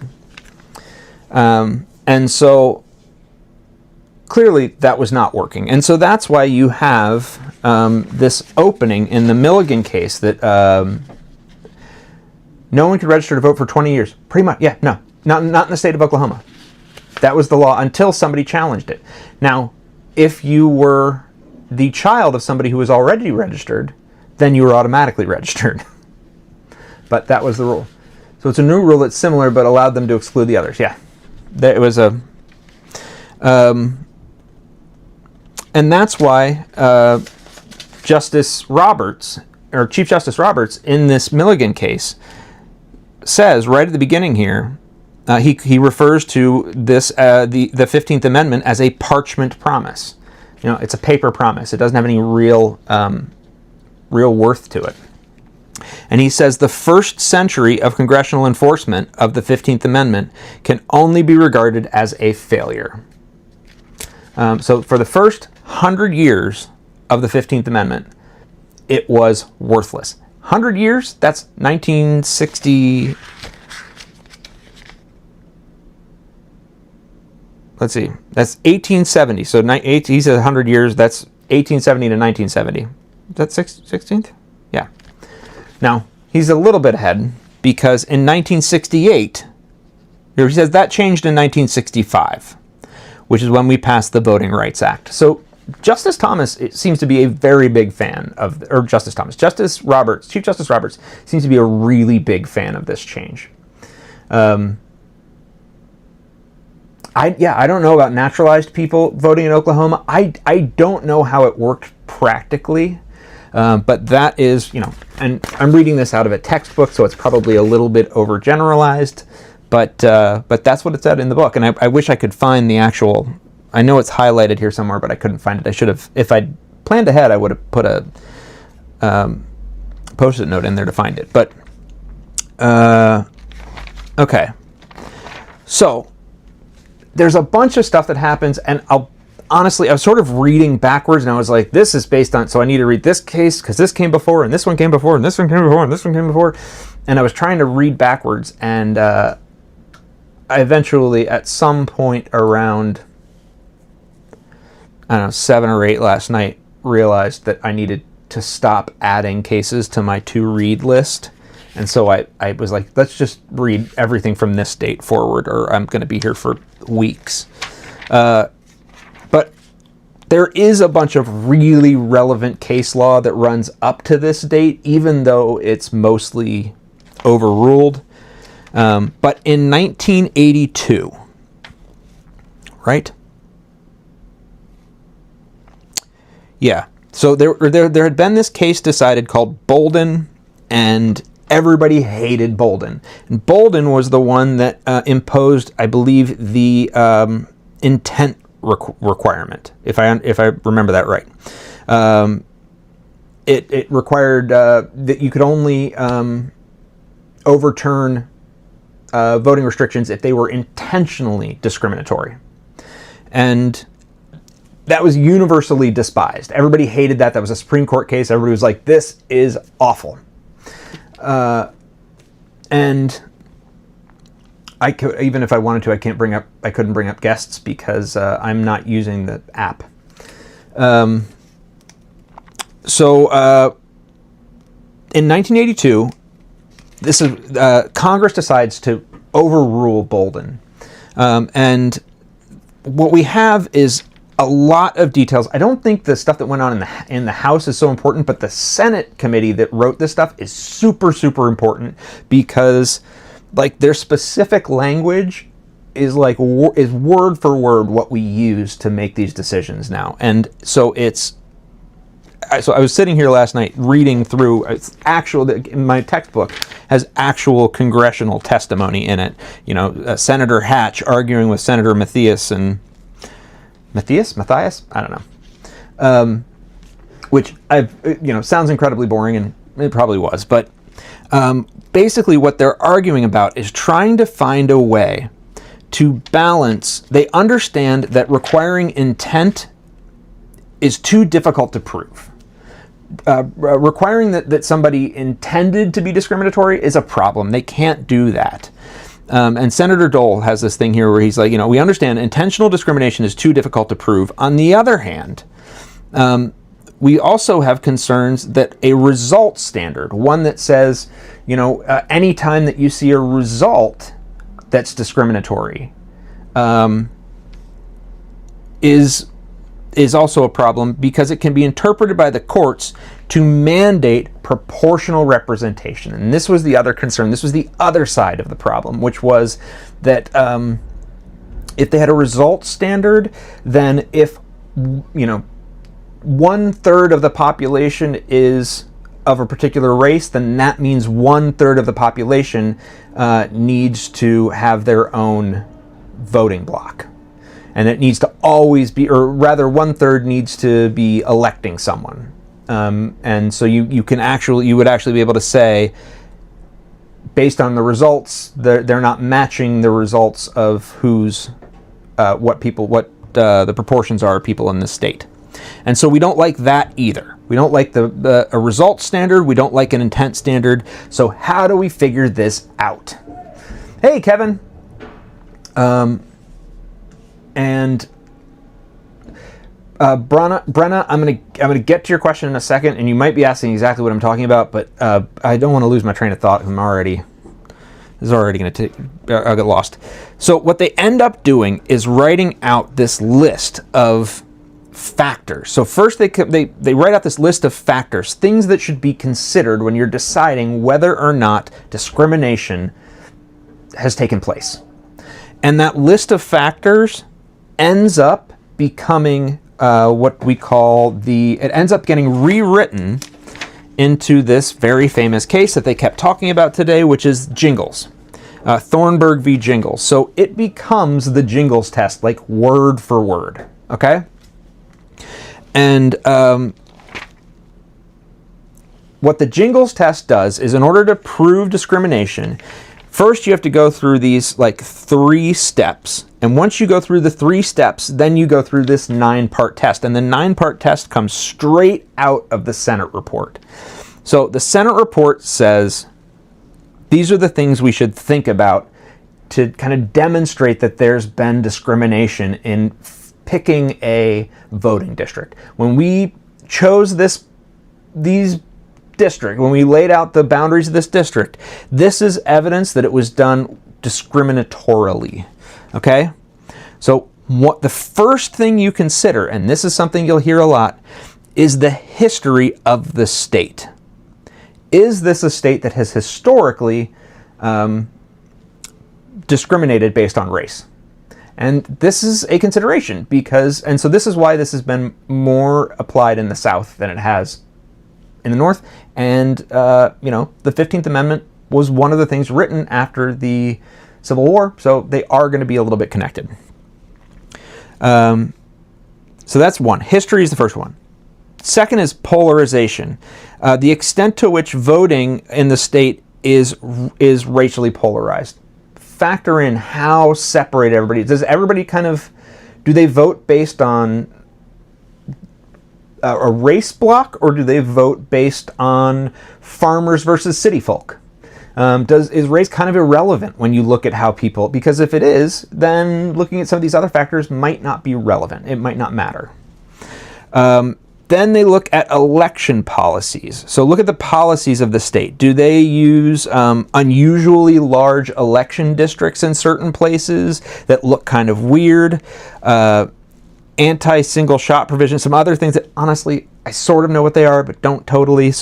But basically look at their election policies and see whether they discriminate against minority groups. See if there's a candidate slating process and members of the minority group have been denied from that candidate slating process. Is there something that allows people to become candidates and they only allow certain people in? Uneven impacts on education. So the extent to which members of minority groups in the state bear the effects of discrimination in such areas as education, employment, health, which hinder their ability to participate effectively in the political process. Is there kind of an institutional thing that's keeping people out of the voting pool or out of the running pool? I know every time I hear Jingles, it's such a ridiculous name. It is such a ridiculous name, but it is a really interesting case. What I call dog whistles, which whether political campaigns have been characterized in that area by overt or subtle racial appeals. So do they use dog whistles or just overt, blatant, open things? I think somewhere something was said in that last case where somebody said, "Oh, it's a dog whistle," and I was like, that's just kind of a whistle.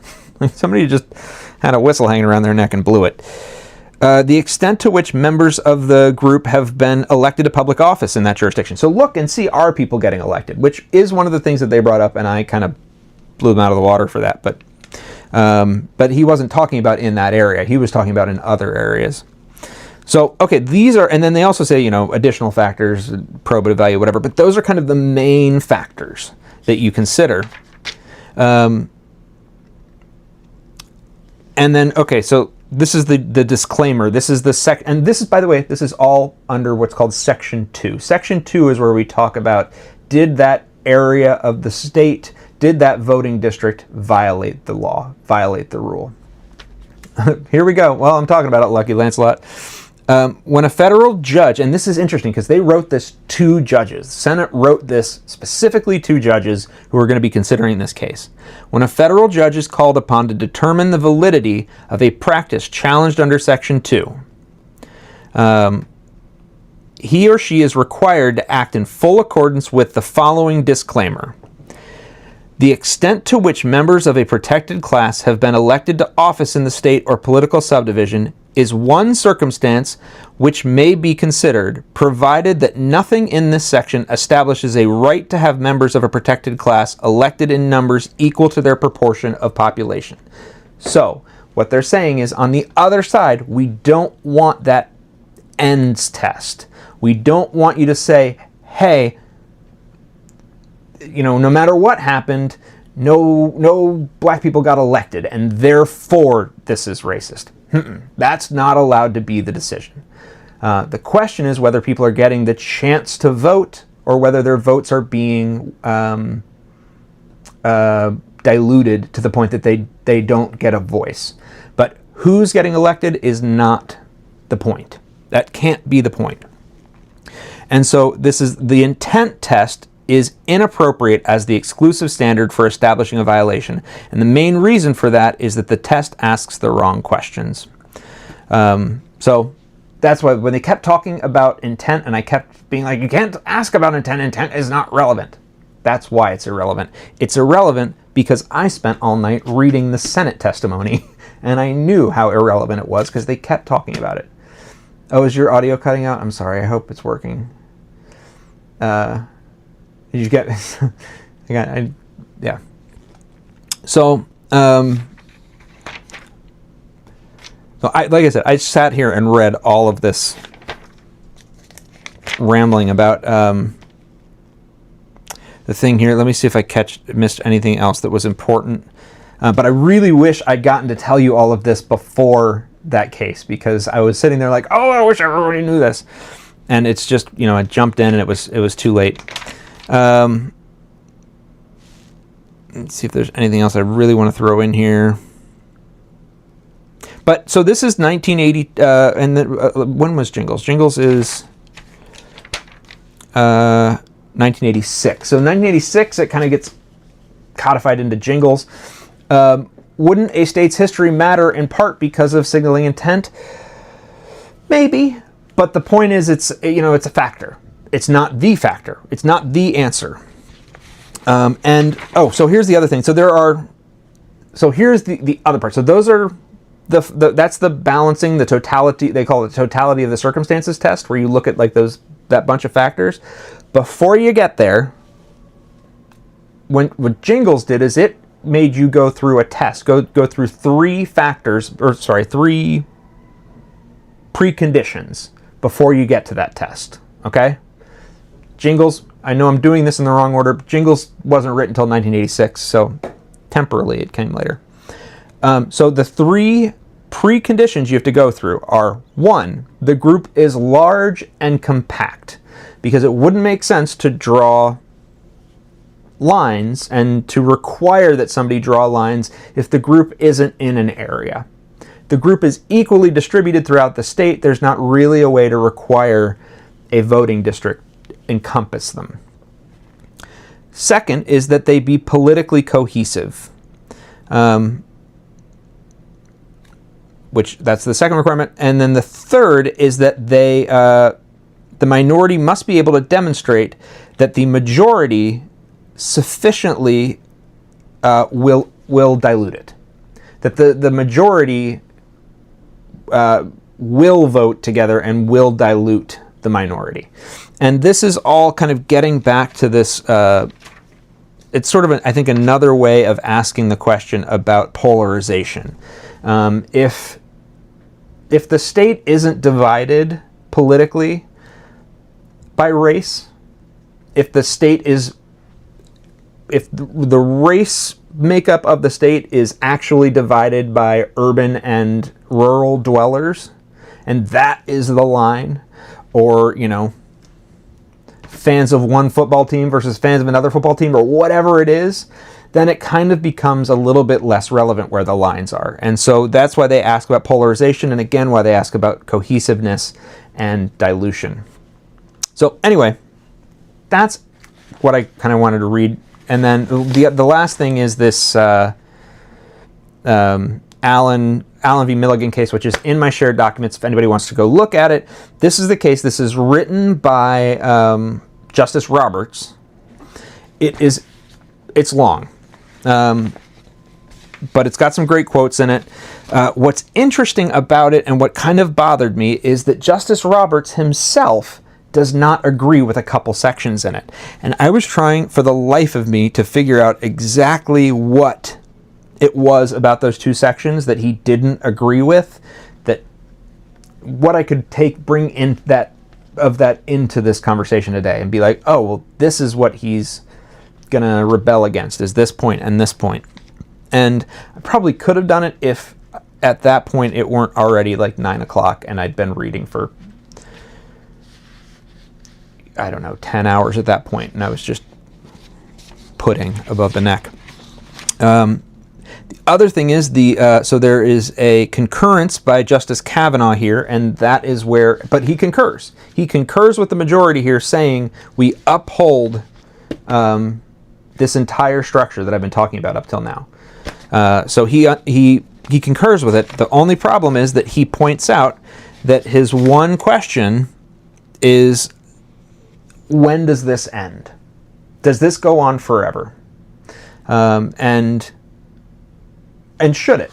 But he's like, since nobody asked that question in this case, I won't bring it up either, but if somebody brings it up sometime, I'm willing to talk about it. And they did bring it up in this case. So that's what I was waiting to hear. And then, of course, Justice Thomas says exactly what you'd expect him to say. So anyway, that's everything I wanted to say about that. Let me back up for a second and read, because I absolutely ignored Brenna's question, which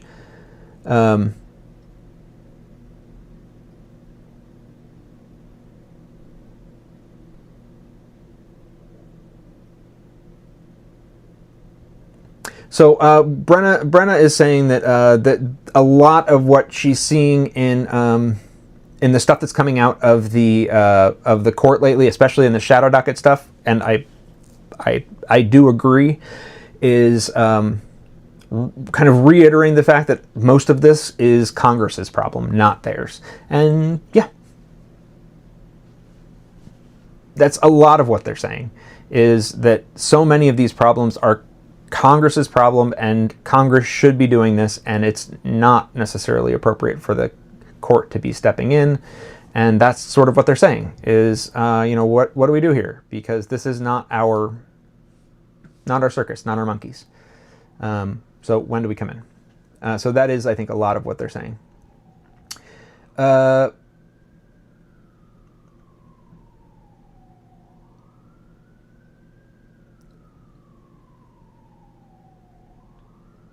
And, the other thing is that the court is molasses slow. And, one of the things that I'm realizing as I go back is, and I've been reading some of these cases, and it is not a new thing that the court refuses to overrule Congress when they absolutely should. They almost never do it. Over and over and over again. Why does the Supreme Court take those cases? Because I think because the lower courts are following precedent, and so they either have to take them, or they will be decided in the decisions will be made by lower courts that the Supreme Court doesn't feel should be made by the courts at all. And this is not a new thing. This is hundreds of years. This is just sort of what the court does. The court is slow. Now, there are upsides to this. The court is also sort of reliable. Unlike Congress and the president, who fluctuate and flip around and make, much less reliable, the courts are more reliable, and there are bulwarks that you get out of them. But sometimes they will very much let you down because you really want them to do something and they just won't do it. But I go back and read these old cases, and I'm like, oh yeah, I guess they always kind of done it like that. So I shouldn't be so surprised. It is a new thing for them to be using the shadow docket like this. Definitely true. Which issue are we talking about? I said it was the leaning. But yeah, Congress is Congress is definitely not doing their job. And one of the things that I keep telling people is, do not forget how much control and power you have, and over specifically, that more than anything, the person you have the most power over is your state representative. The person in the House of Representatives is the person who is closest and represents the least number of people. And so you have the most influence over that person. And you'd be amazed how few people actually step out of their comfort zone and do anything. So it doesn't take a lot of people stepping out of their comfort zone and making noise to have an influence on the House of Representatives. So you'd be surprised what kind of influence you can have there. But it's also really, really easy to feel overwhelmed by everything going on and just start ignoring it. And that is what a lot of people are relying on. So don't let them. Don't give them what they want. All right, tell you what, guys, I have got to take a break because I have been going since 5 o'clock this morning. Can we demand a new election if Congress is deadlocked? I don't think so, but I might be wrong. I don't know. I need to look at that. Yeah, I'm beat because, I started on the morning report at 5. So I'm going to take a nap. I don't know what I'm going to be doing next. But thank you all very, very much. this entire video is going to be available on if you go to my YouTube, you can go to my lives and it's all there. So you can listen to the audio from today and you can move around and listen to any of it. And yeah. All right. Have a good one, everybody. I will see you all later. And I will try and do a live before this, but I will definitely do one next week for whatever the next oral argument is.